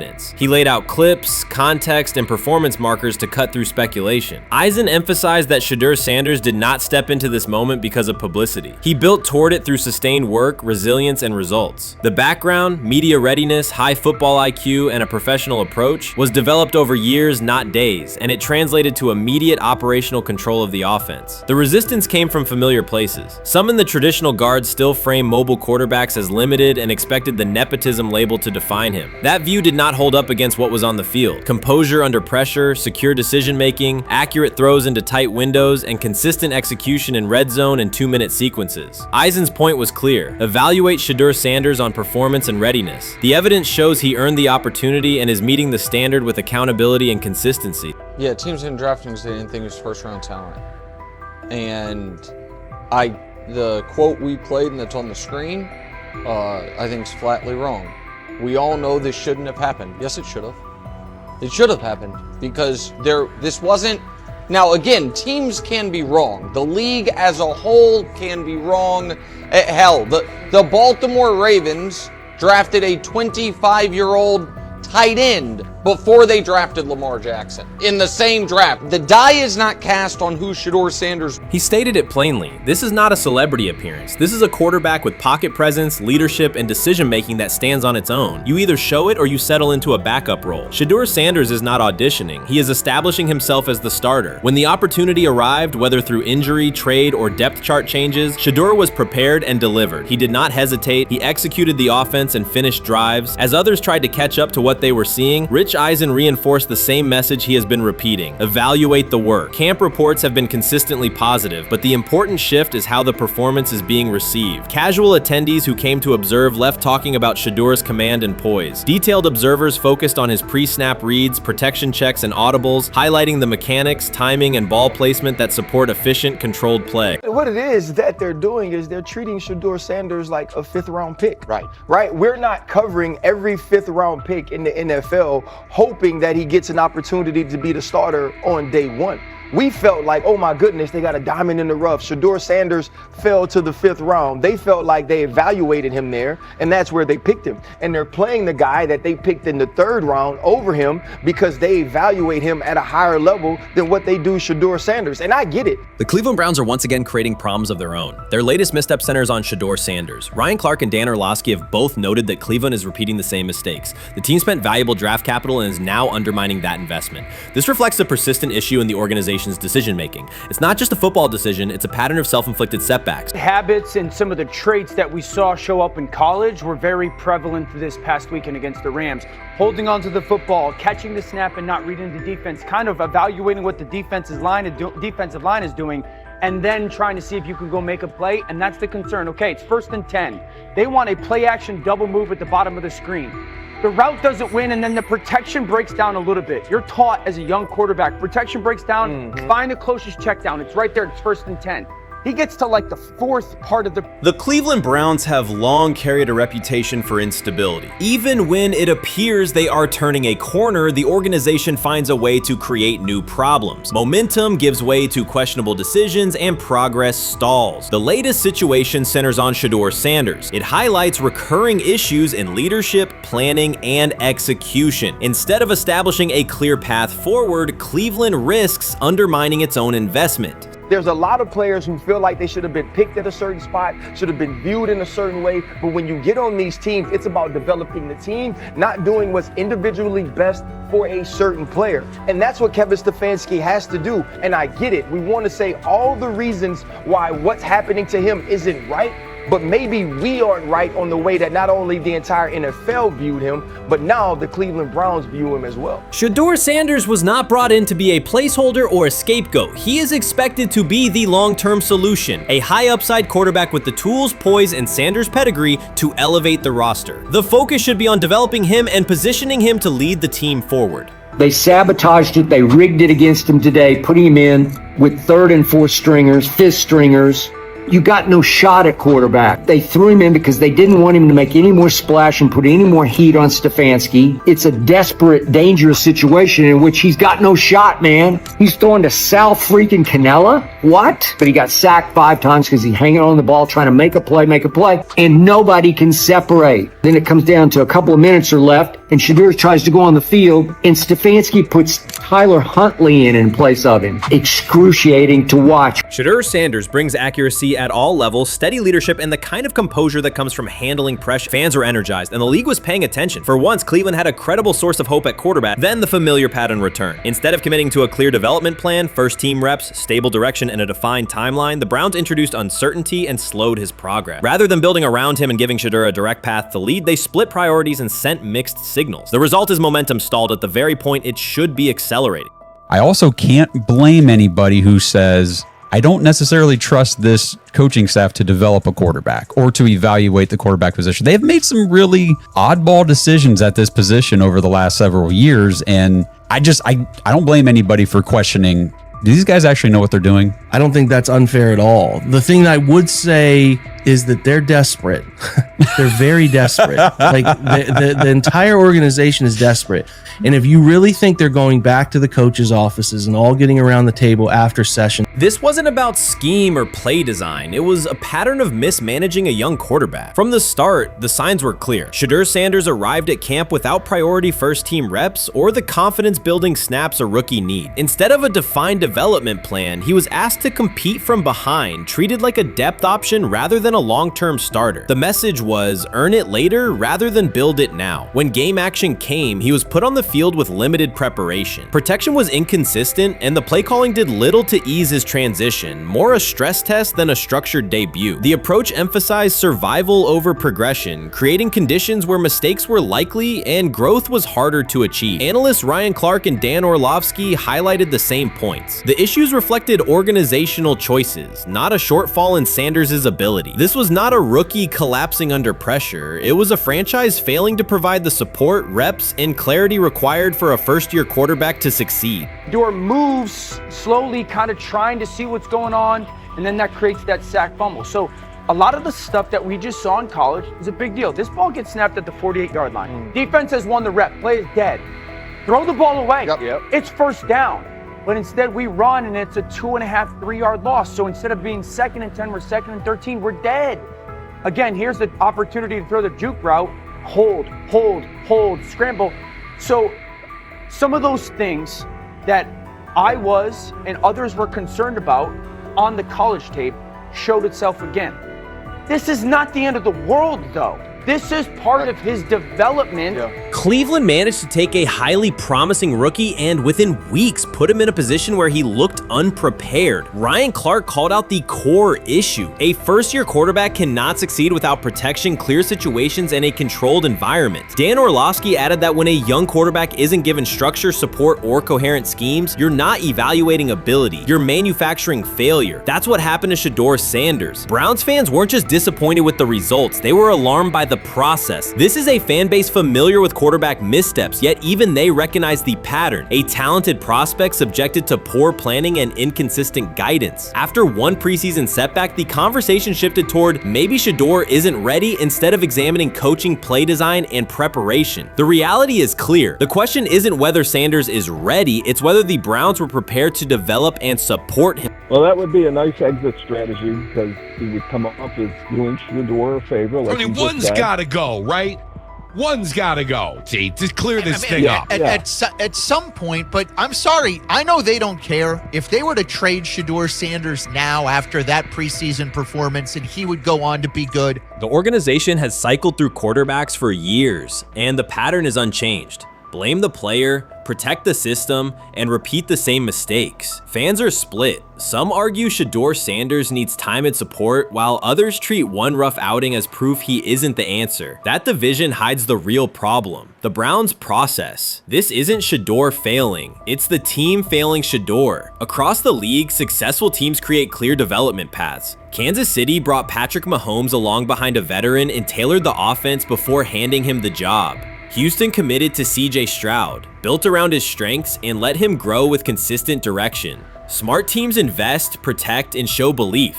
Cleveland did the opposite with Shedeur. Uneven reps, inconsistent protection, and unclear plans. Then question the outcome. That's not development, it's organizational mismanagement. These players have played a tremendous amount of football. Right. And I remember last year when Bo Nix came out of Oregon, we talked about all the easy throws Oregon creates. Right. The level of the skill players that are around him. And then we watched Bo Nix acclimate to the NFL game extremely quickly.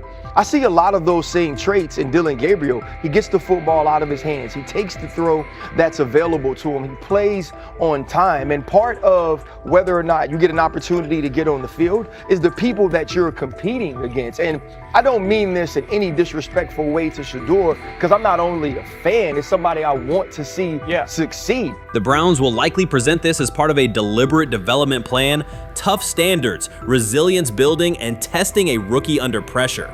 In practice, it isn't development, it's a damaging approach that undercuts growth. The organization has not shown a consistent model for nurturing young talent, and Ryan Clark and Dan Orlovsky highlighted that publicly. After Shedeur Sanders stumbled in a preseason game, the reaction was immediate. Headlines, polarized fan takes, and sweeping conclusions about his readiness. The front office offered little acknowledgement of the conditions he was placed in. Clark's point was direct. You do not evaluate a rookie by how he looks in a setup designed for failure. You evaluate him when he's properly supported. Orlovsky explained how poor coaching choices, protection, sequencing, and role clarity can quickly erode confidence and stall development. The issue was not Sanders' ability, it was Cleveland's process, which appeared disorganized and unprofessional for an NFL operation. When he led college football in completion percentage and he threw almost 40 touchdowns for over 4,000 yards, how tall was he? Because they make it seem like he shrunk all of a sudden, RC. Oh, how lively was his arm? Because all I know is somebody did that. Somebody threw for over 4,000 yards, somebody threw for almost 40 touchdowns, and somebody led college football in completion percentage. Now, I'm trying to figure out, what I try to figure out all the time, Mel, is how a guy that hadn't played football in almost 5 months. Shannon Sharpe has publicly defended Shedeur Sanders and criticized those questioning him. Sanders has earned higher recognition and some fans are responding negatively. Although there's debate about whether he belongs on a second team list, Sharpe maintains that Sanders' career is clearly ascending. Reactions on social media are mixed. Some users are angry, others are surprised, and a few say they anticipated this result. The conversation remains active. When reports confirmed that Shedeur Sanders had been elevated from second team to near top tier status, Shannon Sharpe issued an emphatic response. He delivered a detailed rebuttal to critics, underscoring why Sanders deserved the promotion and directly challenging those who doubted the decision. I don't think that he was underprepared during these meetings. I don't believe any of these stories that he showed up arrogant and that he was bombing his interviews. I mean, you watch the film, he's on time, he's on point. You watch his interviews, he answers like a 10-year NFL veteran. Like, he's clearly dominating OTAs. It's every single day there's a new report of how well he's doing for the Browns in OTAs. And I mean, you can say what you want, it's just OTAs. Okay, if that's your new narrative, then he's doing exactly what he needs to be doing. He's on point, he's on time, he's getting the respect of his teammates, and he's making plays. So we're gonna see years down the line, something's gonna come out that I don't know what exactly it was, but something will come out. Critics have been waiting for an opportunity to dismiss Sanders. They labeled him overrated, accused him of benefiting from nepotism, and claimed his profile came only from his last name and polished image. Within their own echo chamber, they cited every game in which he fell short of huge passing numbers as validation of their doubts. Since Sanders has begun receiving formal recognition, criticism has escalated. A wave of self-appointed analysts is dissecting his throwing mechanics and team role, and many online commentators now argue that his promotion reflects deeper problems within the sport. Shannon Sharpe rejected each criticism directed at Shedeur Sanders. During the broadcast, he turned a routine segment into a detailed examination, acting as presenter, interrogator, and fact-checker. Sharpe walked viewers through game film, season statistics, and scouting reports to show why Sanders merited his recent promotion.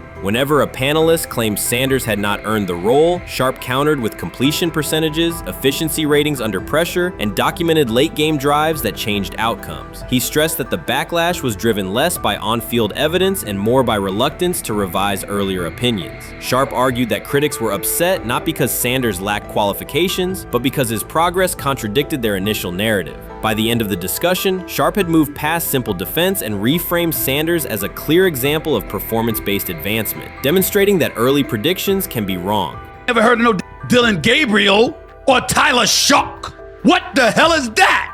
So how is Shedeur Sanders going behind them? I'll tell you how. Collusion. 4 different times they passed on him. How the hell does that happen? 4 rounds. It doesn't happen to a quarterback. We've never seen anything like this before. Shedeur Sanders with the watch. Shedeur Sanders with his bravado. Shedeur Sanders with this supposed arrogance or whatever. Shedeur Sanders' advancement did not happen by chance. While detractors questioned his resume online, he continued to prepare, attend every practice, and deliver accurate throws under pressure. The contrast between his output and the complaints directed at him has been stark. Some critics even argued the selection committee was, quote, biased toward performance, as if rewarding strong play were improper. Rumors quickly followed. Certain commentators speculated that a public relations push from the Sanders family must have influenced voters, suggesting everything from coordinated media strategies to alleged favors for coaches. None of these theories addresses the basic point. Sanders earned his promotion through consistent production, poise in the pocket, precise ball placement, and efficient decision-making. Shannon Sharpe highlighted these facts during his response. He noted that Sanders' performance metrics justify the recognition and emphasize that resistance to the move stems more from prior prejudice than from substantive evaluation. For Sharpe, the goal was clear: present the data, challenge unfounded claims, and correct the narrative. The discussion, therefore, became a broader statement about acknowledging merit and abandoning outdated assumptions. Colin Cowherd defend college basketball coaches who have gotten a DUI, come to their defense and say they didn't need to be fired, that they deserve a second chance.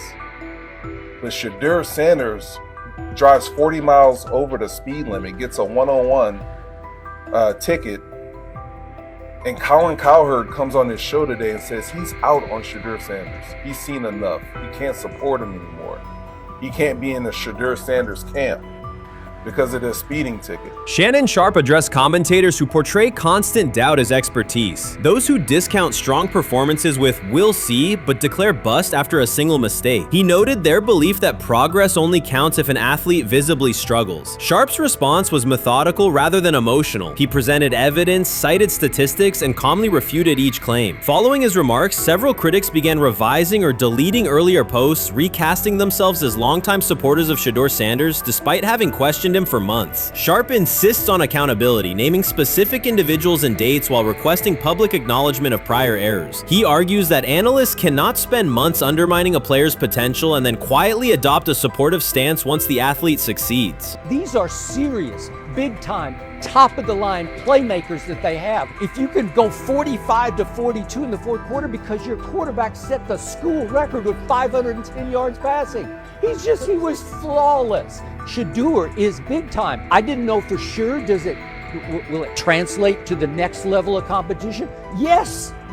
It might translate to the next level of competition as he can play. Critics who once claimed Shedeur Sanders was unprepared now hesitate to acknowledge their mistake. They resist retracting earlier comments and struggle to accept that an athlete can succeed without their approval. Sanders continues to share practice clips and game highlights without engaging the debate, while Shannon Sharpe documents every dismissive remark, ready to revisit them on national television. The disapproval did not slow Sanders. It underscored his progress and exposed the gap between perception and performance. As a result, the conversation has shifted. Analysts who doubted him now describe him as undervalued and publish detailed evaluations of his mechanics and game management, suggesting long-standing familiarity with his career. In a matter of weeks, critics have recast themselves as advocates, demonstrating how quickly opinion can change when consistent results leave little room for doubt. Shannon Sharpe signaled that his commentary is not over. He considers Sanders' advancement a positive outcome for every athlete who has been overlooked or criticized for having confidence. Sharpe stressed that analysts do not have the authority to determine who deserves recognition based on personal preference. The reaction to Sanders' promotion, he argued, revealed how quickly opinions can shift once results are undeniable. Sharpe pointed out that many vocal critics became quiet when confronted with objective performance data. This exchange, Sharpe insisted, reached beyond defending a single quarterback. It challenged the practice of dismissing achievements that do not fit familiar narratives. He reminded viewers that success does not require external approval and that consistent talent will surface despite online commentary intended to minimize it. While critics reconsider their positions, Sharpe remains steady, assigning credit to the athlete and allowing the scoreboard to confirm the argument. In his view, the statistics speak clearly enough. Sharpe also emphasized that the intensity of the backlash must be placed in context. College football is a volatile environment where unexpected outcomes are common. Therefore, declaring failure based on incomplete evidence only weakens the credibility of sports analysis. The discussion underscored the need for measured evaluation rather than reactive judgment. Zach Jackson and him and everybody else that we talked to have said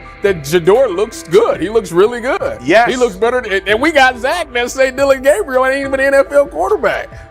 True. So how is it that this man can't get a rep with the ones, but that non-NFL quarterback can? We all what agree with sense that. does that make? Some observers now claim that recognizing Shedeur Sanders' strong performance undermines football's traditional standards, even though they previously argued he received coverage only because of his father. Faced with Sanders' current statistics, those critics are searching for explanations that fit their earlier narrative. The data have always been clear. Their earlier objections ignored that fact. Shannon Sharpe is openly highlighting this reversal, comparing past negative remarks with Sanders' recent 400-yard games to demonstrate the gap between criticism and evidence. Sharpe did not force these commentators to backtrack. He simply displayed their earlier claims alongside Sanders' results, allowing the contrast to speak for itself. You made an interesting point. So I tend to have the drip, drip, drip. This was my Johnny Manziel theory, is that everybody makes mistakes, especially when you're young. But if I see 2, 3, 4, 5, then you've got a plumbing issue. It's not just you didn't close the faucet. So there's about 6 pieces of video in college where Shedeur was a little bit of a brat, whatever. Then there's the legendary cringy draft room. Didn't love that as a B prospect.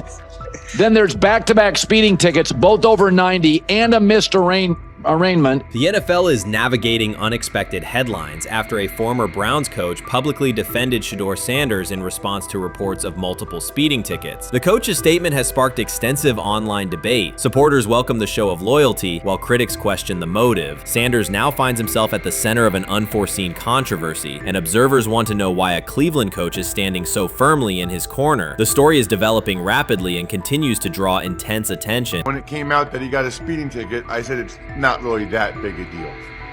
I feel very differently about it now. Over 40 miles an hour over the speed limit, less than 2 weeks after you just got a ticket. I don't know if that's entitlement or immaturity. There's got to be some teams that are feeling very good right now that they didn't draft him. Observers are focusing on Shedeur Sanders' recent speeding ticket, treating the violation as a measure of his character and sidelining his athletic, academic, and philanthropic accomplishments. The incident, driving 15 miles per hour over the limit in a borrowed Lamborghini, has drawn sharp criticism. In response, a former Cleveland Browns coach has taken the opportunity to comment, even though the franchise is widely viewed as unstable due to its frequent coaching changes and limited on-field success. By defending Sanders, he presents himself as an authority on discipline and leadership. The statement, coming from an organization seldom praised for stability, has nonetheless attracted considerable attention across the league. You want to defend him a little bit. I thought this was an interesting take. Yeah, I thought it was really interesting that you said you were out because of the speeding tickets. To me, that's such a minor thing. You were so high on him in terms of his completion percentage in OTAs, and I thought that was a little aggressive on your part. But with the speeding tickets, I got a speeding ticket the first night of the draft, my first year there. I thought maybe I'd get the benefit of the doubt, but they gave it to me anyways. As soon as the former Browns coach defended Shedeur Sanders, social media erupted with commentary, resembling the volume of draft night coverage. Posts and opinions appeared within minutes, and criticism escalated rapidly. Detractors amplified Sanders' minor speeding violation, while supporters argued that such reactions were disproportionate to a single traffic citation. Shedeur Sanders received 2 speeding citations, and the minor traffic issue quickly drew national attention. Before considering the former Browns coach's response, it is useful to clarify the facts. Sanders, son of Pro Football Hall of Famer Deion Sanders and a current college quarterback, was twice ticketed for exceeding the limit while driving a high-performance vehicle. Commentary on social media escalated rapidly, with critics framing the incident as a significant character concern, even as the league has historically tolerated far more serious legal transgressions. Stepping into the debate, a former Cleveland Browns coach, best known for a tenure filled with losses and contested decisions, issued a strong public defense. He argued that 2 speeding tickets should not define Sanders' reputation or overshadow his on-field talent and community work, urging a balanced assessment of the player's actions. I don't love it from a 5th round draft pick. I don't love that it happened multiple times,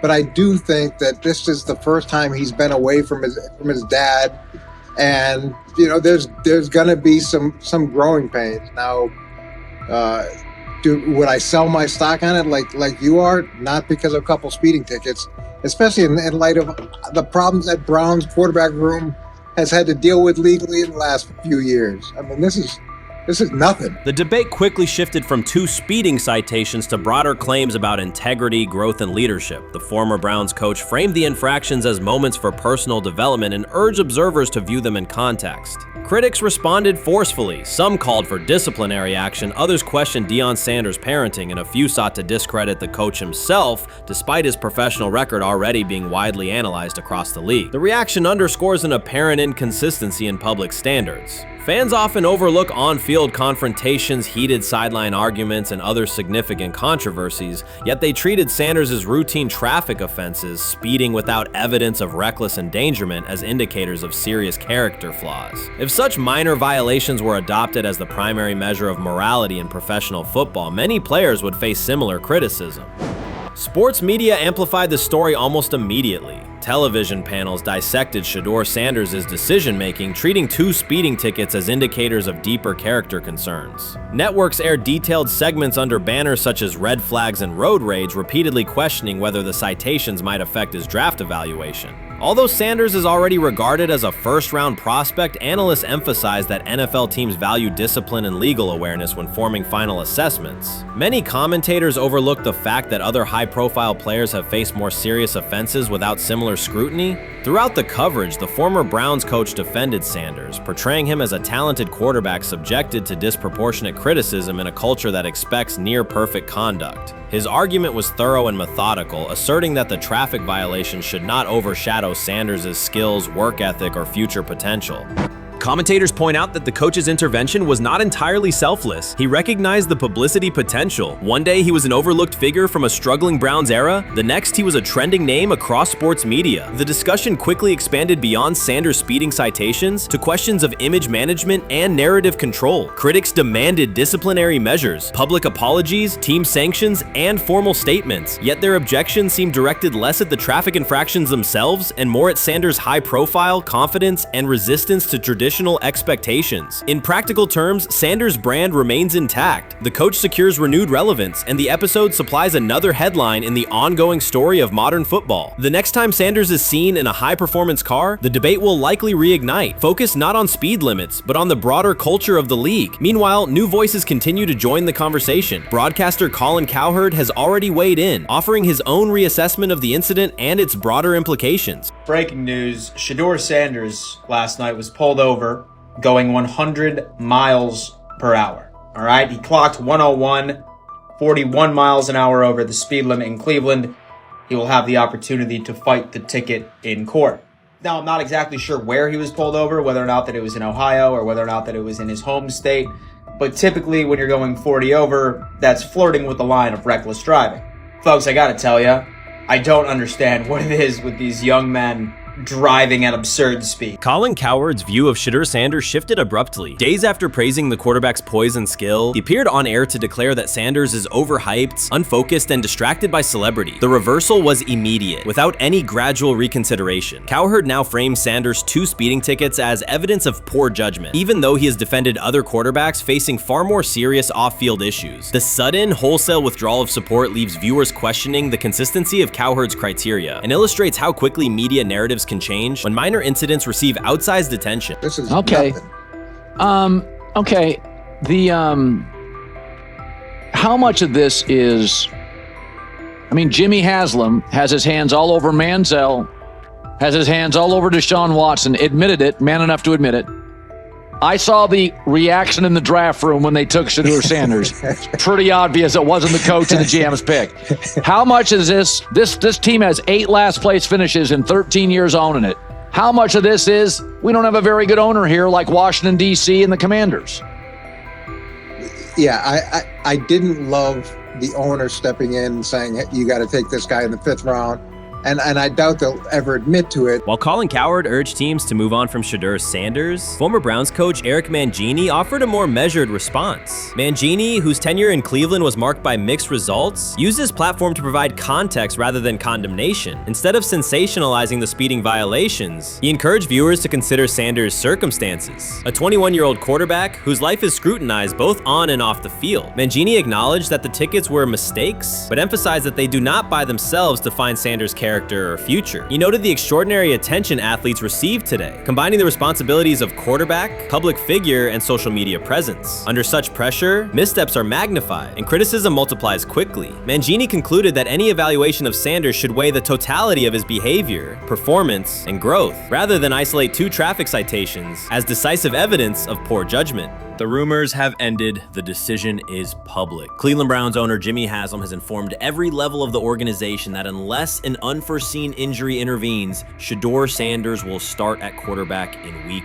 1. The announcement is not an informal suggestion or a quiet push in the background. It is a direct order. Multiple independent reports, amplified most visibly by Colin Cowherd, confirm that Haslam delivered the directive himself. From the owner's viewpoint, the logic is simple. No one else on the roster offers the same combination of talent, leadership, and long-term upside. Joe Flacco is approaching the twilight of his career. Kenny Pickett has shown flashes but remains inconsistent. Dillon Gabriel, taken in the 3rd round, is a developmental project. By contrast, Haslam believes Sanders can alter the franchise's trajectory immediately, and he refuses to allow internal hesitation to stall that possibility. The standoff traces back to April. General manager Andrew Berry and head coach Kevin Stefanski entered the draft wanting a low-profile prospect who would fit quietly into the existing depth chart. They prioritized scheme familiarity, modest public attention, and a clear developmental timeline. When the board lined up, they reached for Gabriel in round 3, reasoning that an early investment would justify keeping a rookie on ice behind the veterans. But Sanders continued to slide, first through day 2,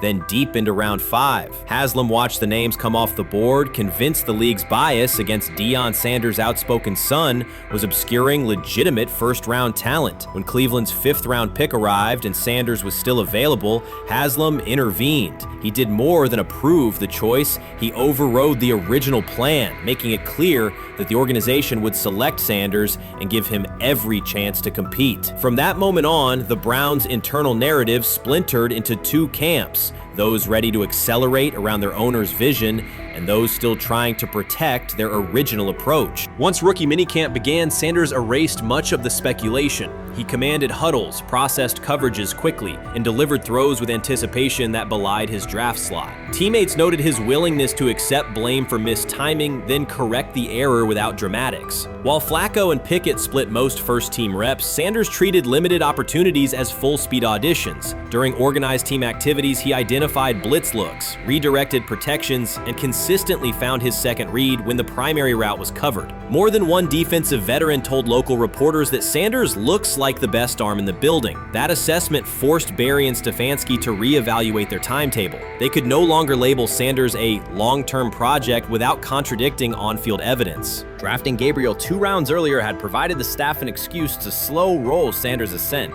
Coaches could point to investment cost, meeting room familiarity, and installation comfort to justify Gabriel's snap share. Yet each practice rep in which Sanders outperformed the 3rd rounder weakened that shield. Behind closed doors, position coaches began requesting more Sanders film for cut-ups, and offensive assistants quietly shifted meeting questions toward concepts the rookie already executed well. By mid-June, Barry himself started describing Sanders not as a developmental asset, but as a competitive option. Those subtle linguistic changes signal the front office's recognition that the narrative had moved beyond their control. Haslam's history with quarterbacks is well documented. His pushes for Johnny Manziel, Baker Mayfield, and Deshaun Watson were high-visibility swings, each driven in part by a desire to generate excitement as well as wins. Critics highlight those choices to question his evaluation track record, yet Haslam perceives Sanders differently. Where Manziel carried off-field concerns, Sanders brings a reputation for professionalism. Where Mayfield's leadership style divided veterans, Sanders' approach has united receivers and linemen. Where Watson's trade involved unprecedented controversy, Sanders arrived at minimal draft cost. Haslam sees a rare chance to capture star potential without mortgaging the future, and he is unwilling to cede that upside to cautious pacing. Cleveland's supporters, weary of revolving door quarterbacks, have rallied around Sanders with unexpected speed. Sales of customized Sanders number 2 jerseys surged within days of rookie minicamp. Training camp ticket requests spiked once local media circulated videos of Sanders making NFL-caliber anticipation throws during 7-on-7 periods. The mood in Northeast Ohio has changed from tentative hope to active belief. Longtime season ticket holders who once shrugged at preseason storylines now debate Sanders' footwork at neighborhood barbecues. Social media engagement for Brown's content has climbed, driven by highlight compilations of the rookie threading seam passes between linebackers and safeties. All of this places Kevin Stefanski in a fragile position. If he opens week 1 with a veteran starter and the offense sputters, criticism will be swift. Each stalled drive will be interpreted as evidence that he ignored the owner's edict and the fan base's intuition. Conversely, if he names Sanders the starter solely under pressure, any early struggles could be framed as proof that Sanders was rushed, further exposing Stefanski to blame. The only sustainable solution is conviction. Either stand behind a veteran with clear strategic reasoning or embrace Sanders fully and structure the offense around his strengths. Splitting the difference, rotating series, delaying first-team reps, or using vague competition language will satisfy no one and likely jeopardize locker room clarity. Sanders' personal approach has reinforced Haslam's confidence. Instead of taking post-draft downtime, he traveled to Texas to train in full Browns gear at facilities near his father's home. The leaked clip of Sanders executing footwork drills in helmet and pads wasn't a marketing ploy. It was a glimpse into a quarterback visualizing Week 1 live. Team personnel who viewed the footage recognized purposeful rehearsal, cadence calls, pocket movement against simulated pressure, and follow-through adjustments based on imagined rush lanes. Observers asked why a rookie would conduct such intense solo sessions in May. The answer is straightforward. Sanders does not view himself as a developmental pick. He considers himself the starting quarterback of the Cleveland Browns and prepares accordingly. On pure ability, Sanders' arm strength ranks with the league average for starters. His accuracy to the intermediate middle, an area where the Browns' current scheme generates high leverage completions, has drawn consistent praise from receivers. The primary areas still under review are blitz recognition and live bullets and timing on deep outbreaking routes versus press coverage. Those developmental checkpoints are significant, yet daily practice reps show acceleration. In contrast, Flacco's mobility limits the boot action game that Stefanski installed to help Mayfield early in his tenure. Pickett can extend plays, but struggles to attack tight windows between linebackers and safeties, an essential requirement in Cleveland schematics. Gabriel remains an unknown at NFL speed. Thus, the competitive landscape favors Sanders sooner than the coaching staff originally planned. The franchise now stands at an inflection point. Haslam's mandate, the locker room's growing support, and the fan base's enthusiasm all tilt towards Sanders. The front office's earlier strategy, anchored in patience and quiet development, is increasingly untenable. Barry's shift in messaging indicates grudging alignment, but final authority over the depth chart rests with the coaching staff, unless ownership directly intervenes on game day decisions. A move rare but not unprecedented in the NFL. Should Stefanski align with the owner and name Sanders the starter before preseason concludes, he can claim proactive vision and tailor the offense through training camp. Should he resist and open with a veteran who falters, he risks rapid loss of credibility and possibly his position. Either path carries pressure, but only one aligns with the momentum sweeping through the building. For 2 decades, the Browns have cycled quarterbacks without securing a stable star. Each new hope, whether draft pick or trade acquisition, has collapsed under injuries, inconsistency, or organizational disarray. The possibility that Sanders could finally anchor the position is not merely a football storyline. It is a potential cultural reset for a fan base defined by resilience. Haslam's insistence reflects that awareness. Cleveland needs a leader who can win on Sundays and project confidence every other day of the week. Sanders has shown he can shoulder expectations without retreating from scrutiny. That trait, more than arm talent alone, is why the owner views him as indispensable. Voluntary workouts transition to mandatory minicamp next week. If Sanders receives a substantial share of first-team snaps, observers will interpret it as the staff's acknowledgement that the competition is tilting decisively. A public declaration may not follow immediately, but every rep allocation is a signal. If, however, the staff continues funneling most top unit snaps to Flacco or Pickett, tension will escalate. Local media will question the evaluation process. National analysts will debate the merits of letting a rookie learn through live action versus controlled practice. Inside the facility, players will recognize any disconnect between performance and opportunity, and unity could fray. The Browns have reached a decisive moment. Shedeur Sanders has demonstrated the skill, poise, and work ethic to justify starting in week 1. Jimmy Haslam has publicly positioned him as the future, and by implication the present of the franchise. Kevin Stefanski and Andrew Barry must either endorse that vision or brace for the consequences of delaying it. For Cleveland fans, the significance is clear. A legitimate chance to exit the cycle of quarterback uncertainty and rally behind a signal caller capable of commanding the field and galvanizing the city. Whether that opportunity is seized promptly or postponed will define the Browns' 2025 season and likely the tenure of the decision makers involved. Urban Meyer's roster history underscores the absurdity. Meyer coached Aaron Hernandez, whose off-field crimes are well documented, along with other players entangled in assaults, academic misconduct, and more. Yet Feinbaum singled out Newton, a national champion, Heisman Trophy winner, and NFL MVP, as the worst. This selective condemnation is not new. When Deion Sanders recently suggested implementing an NIL salary cap to restore competitive balance, Feinbaum dismissed the proposal and called Sanders a hypocrite rather than engage with the substance. The pattern repeats. Feinbaum routinely targets Cam Newton, Deion Sanders, Jameis Winston, Lamar Jackson, outspoken black athletes and coaches, while extending grace to figures such as Nick Saban, Kirby Smart, Dabo Swinney, or Tim Tebow under similar circumstances. Newton is no longer content to remain silent while others distort his story. In response, he laid out an accurate chronology, highlighting facts the commentary networks rarely repeat. One long-standing myth is that Newton was expelled from the University of Florida. He was not. Tim Tebow held the starting job unchallenged, and Meyer had no intention of displacing his star. Like thousands of athletes each year, Newton transferred to find a place where he could play. The move was strategic, not disciplinary. He is, with 3-2-2-5-3-17 to transfer it and more back. Meyer was Critics habitually resurrect the 2008 laptop incident to tarnish Newton's entire career. Newton has acknowledged the mistake, but its relevance is overstated. The incident did not prompt his transfer, nor did it derail his trajectory. After leaving Florida, Newton enrolled at Blinn College, a Texas JUCO powerhouse, and led the Buccaneers to a national championship while posting dominant statistics. That performance earned him the opportunity to transfer to Auburn. At Auburn, Newton produced one of the most extraordinary single seasons in collegiate history. More than 4,000 yards of total offense, 50 combined touchdowns, an SEC title, a national championship, and the Heisman Trophy. Achievement compressed into a single year under intense scrutiny. Even that landmark season is recast by Feinbaum as a cautionary tale. He claims Newton ignored head coach Gene Chizik by diving for a goal line touchdown when told to kneel, jeopardizing the game. In reality, Newton explained that the decision was a collective adjustment made in the huddle after reading the defense, while Auburn still held timeouts. The Tigers maintained control and secured the championship. Portraying that moment as reckless serves to recast Newton's success as selfishness rather than leadership. Feinbaum's approach to Sanders reflects the same dynamic. When Sanders urged a structured NIL ceiling to protect athletes and stabilize rosters, Feinbaum immediately labeled him hypocritical. Yet when Saban or Sweeney voice identical concerns, Feinbaum frames them as thoughtful guardians of the sport. The inconsistency reveals that the determining factor is not the argument but the identity of the speaker. Unapologetic black leaders who control their narratives, challenge entrenched hierarchies, and Feinbaum's commentary often functions as a check on that influence.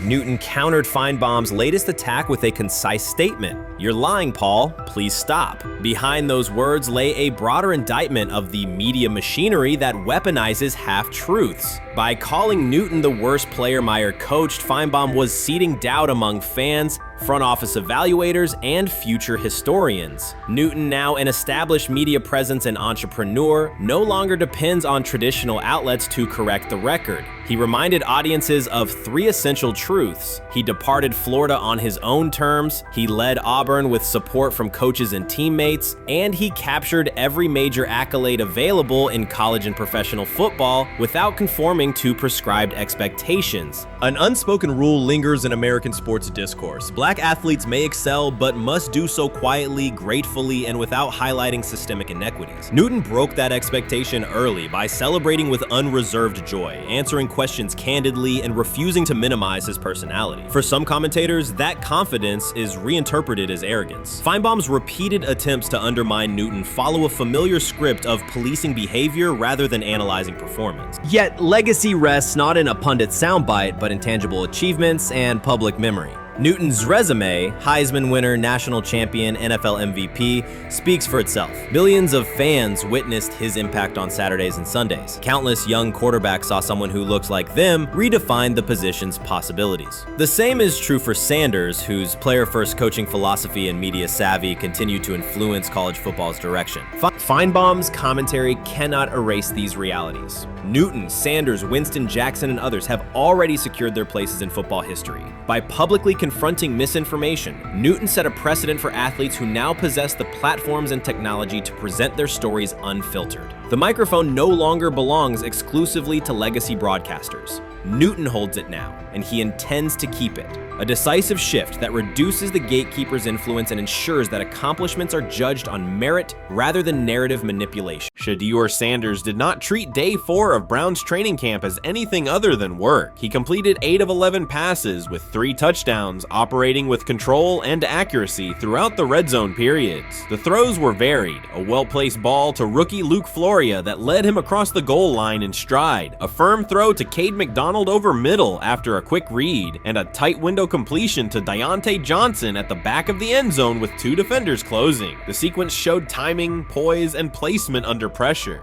While national attention centered on Joe Flacco's underneath completions and Kenny Pickett's option and rollout periods, Sanders produced scoring plays on schedule. The performance was not the product of broken coverages or end-of-period reps. It came within structured work, with defenders in position and the offense executing standard progressions. The accuracy rate, 8 completions on 11 attempts, reflected consistent mechanics and decisions. The operation was steady from huddle to snap to finish. Despite that session, the distribution distribution of first-team snaps did not change. Camp logs indicated that Pickett and Dillon Gabriel continued rotating with the starters, while Sanders remained primarily with the second unit. With the first preseason game approaching, that choice drew more attention from observers who expected productive days to be followed by expanded opportunities. The question surfaced again: what additional evidence is required to evaluate Sanders with the top group? The 3 touchdowns illustrated different aspects of his profile. On the throw to Floria, Sanders used a measured trajectory to lead the receiver away from contact and into the end zone. On the ball to Johnson, he identified leverage, held the safety with his shoulders, and delivered to a precise spot at the back line. On the throw to McDonald, he eliminated the first read, reset, and drove the ball into the window before the hook defender could squeeze it. Each score reflected a particular tool: anticipation, manipulation, and velocity within standard timing.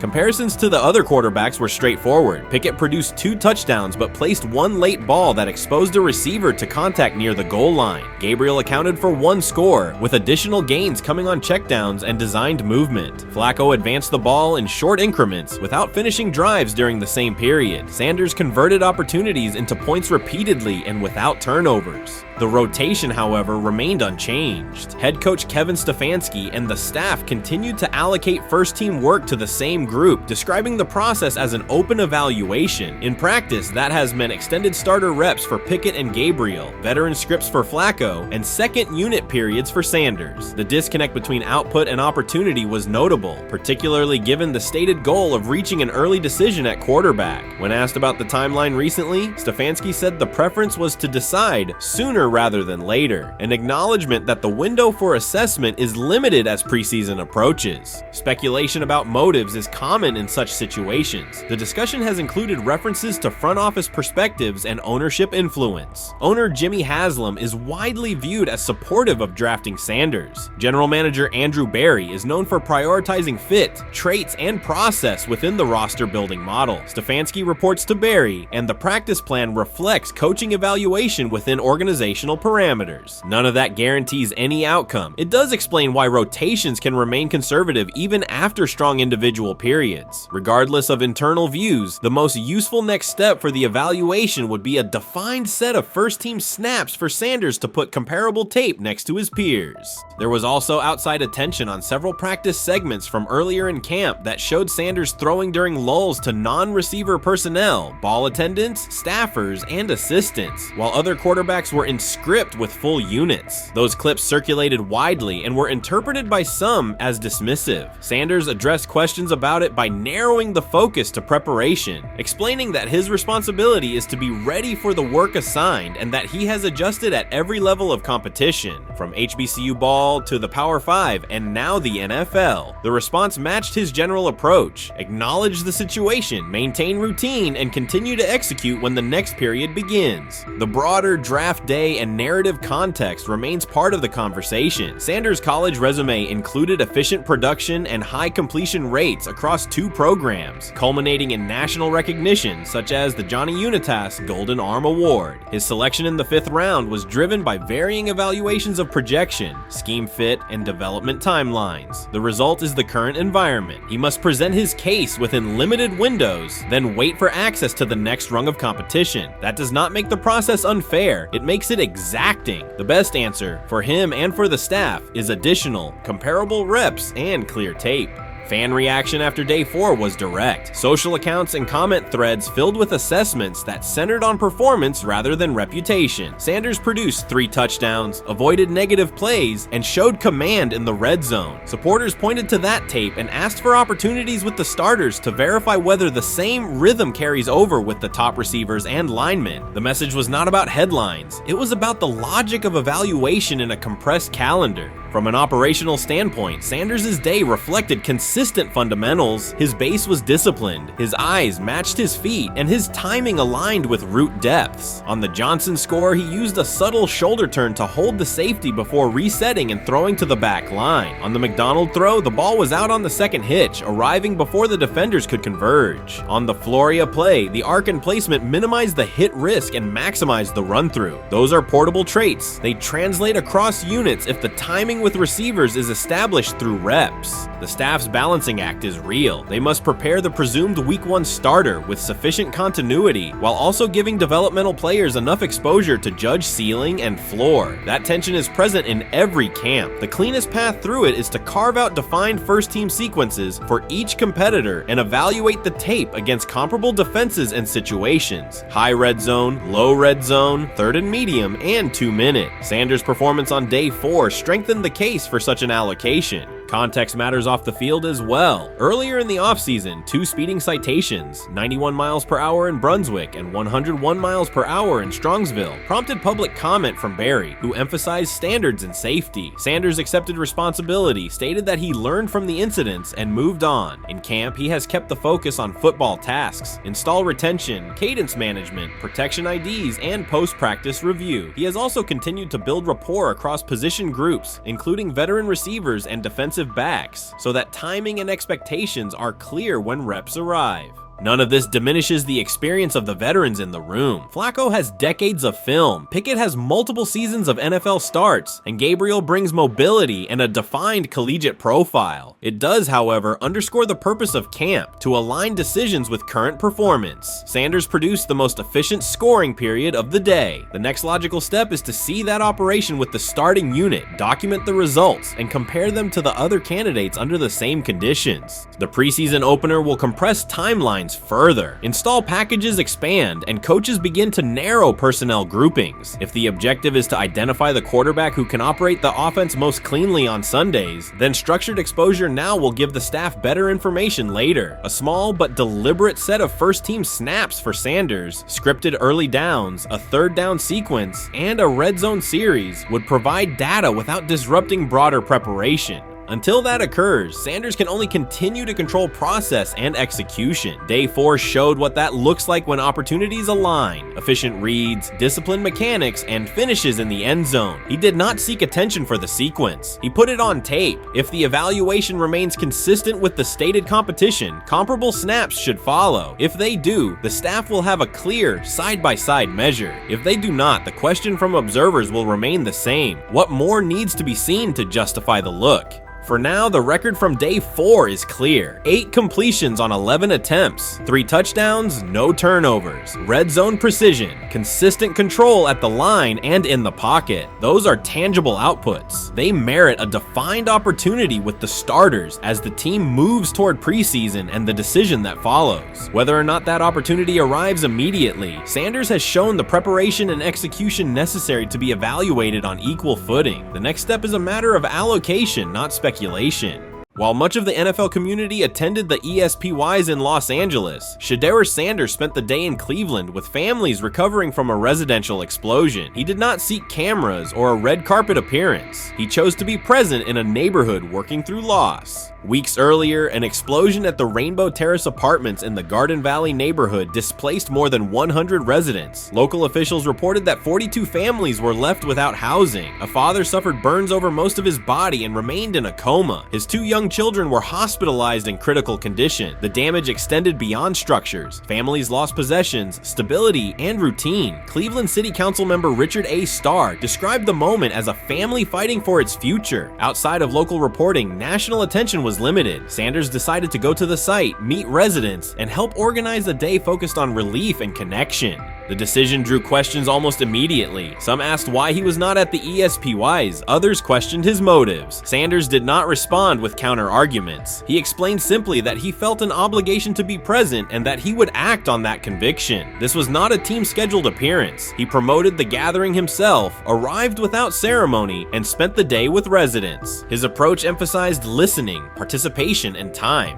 The event, which he called the Garden Valley Fun Fest, brought a large turnout over several hours. The purpose was straightforward: create space for families to reconnect and for children to play, even as recovery work continued. Sanders threw passes with kids on the blacktop, joined in games, and spoke with parents and grandparents about what they were facing next. He moved through the apartment complex and common areas with minimal staff support. Browns defensive lineman Michael Hall Jr. attended and interacted with residents as well. There were no speeches or stage staged moments. The focus remained on residents and their needs. Questions about visibility persisted as photos and short clips circulated online. Some criticism framed the visit as a substitute for a higher profile appearance in Los Angeles. Sanders kept to the same message. The priority was to support a neighborhood coping with displacement and uncertainty. He did not present the choice as a protest of any event. He presented it as the correct use of his day. When local media asked about his intent, Sanders said his goal was to provide families with a day of enjoyment and a reminder of community. He added that financial support can help, but that showing up in person also matters. Standing with people, listening to them directly, and offering time. The statement matched the structure of the day. He stayed on site, remained accessible, and left the focus on residents rather than on himself. The timeline mattered to him as training camp approached. Sanders did not connect the visit to his role on the depth chart or his draft position. He kept references to football confined to preparation, learning the playbook, protections, cadence, and timing, seeking guidance from veterans, including Joe Flacco, and staying ready for opportunities when they come. He has repeated that he has time to grow and intends to use it to learn the system and earn trust. The visit did not alter those priorities. He returned to his regular schedule the next day.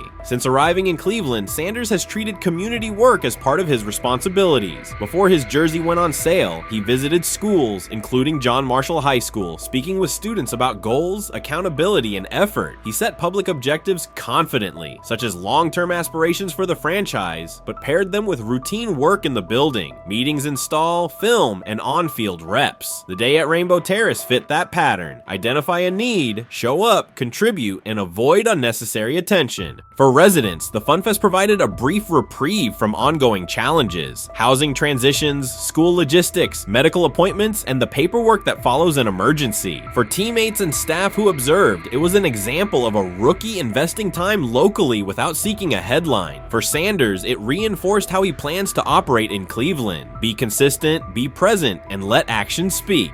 The setting at Rainbow Terrace underscored the scale of recovery ahead. Families described the first weeks after the explosion: nights in temporary housing, efforts to replace clothing and essentials, coordination with agencies and community groups. Sanders moved from group to group, speaking with parents about their immediate needs, greeting elders who came to watch the activities, and encouraging kids who wanted to throw a football, run races, or take a photo. He kept the schedule flexible so residents could arrive and leave as they were able. Community partners and volunteers handled tables for supplies, simple games, and refreshments. There were no sponsor banners or organizational pitches. Residents organized as they usually do, checking on neighbors, guiding children, and sharing updates. Sanders' role was clear: participate, make time, and listen. The presence of a recognizable player brought energy, but the purpose remained practical: create a normal afternoon in a place that had not felt normal since the blast. Online reaction covered the full range of opinion. Some posts praised the decision and the event's tone. Others questioned why a rookie would skip a high visibility awards show.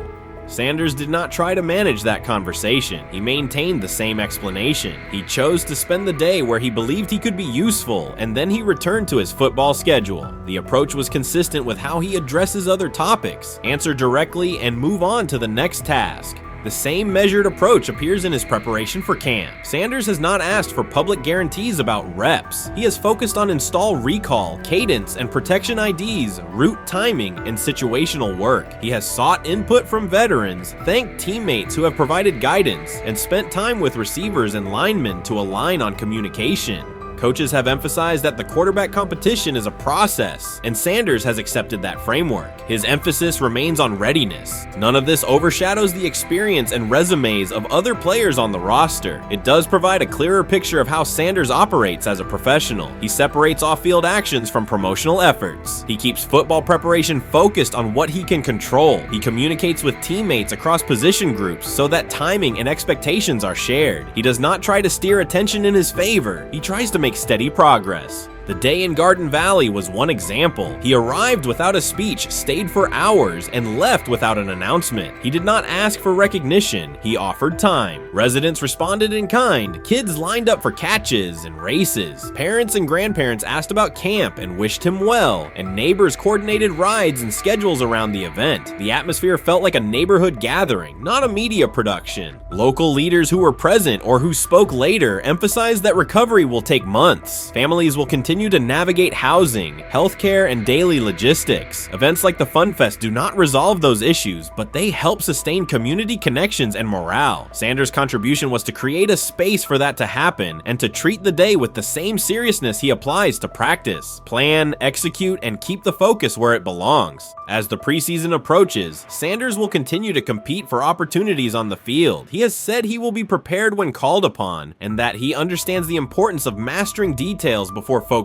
on outcomes. The organization will make decisions based on evaluation, and he will accept the results while continuing to improve. The off-field choices will remain consistent, identify needs in the city where he lives, and contribute in direct, practical ways. The core elements are simple. A neighborhood suffered a significant loss. Residents faced immediate and ongoing challenges. A rookie quarterback chose to spend a day there, without a press conference, without a schedule of talking points, and participate in a community-led event designed to give families a break and remind children that play still has a place. He provided presence, not a headline. He listened more than he spoke. He returned to work the next day. In a league and media environment that often prioritize visibility, Sanders made a different choice. He kept attention on people, not optics. He placed value on time spent in person rather than on appearances. He continued to build trust in the locker room and in the city through steady conduct rather than declarations. That approach, measured, direct, and consistent, will shape how he is viewed in Cleveland as much as any public statement could. The outcome of his football career will be decided on the field by installations learned, reads made, throws delivered, and games played. The outcome of his role in the community will be measured by smaller, quieter moments. Afternoons like the Fun Fest, school visits, and unannounced stops where listening matters more than being seen. For Cleveland residents at Rainbow Terrace, the takeaway from that day was straightforward. Someone who represents their team showed up, stayed, and participated without fanfare. For Sanders, it was the same. Do the work in front of you, whether that is a practice period or a neighborhood event, and keep the focus on the people who are affected most.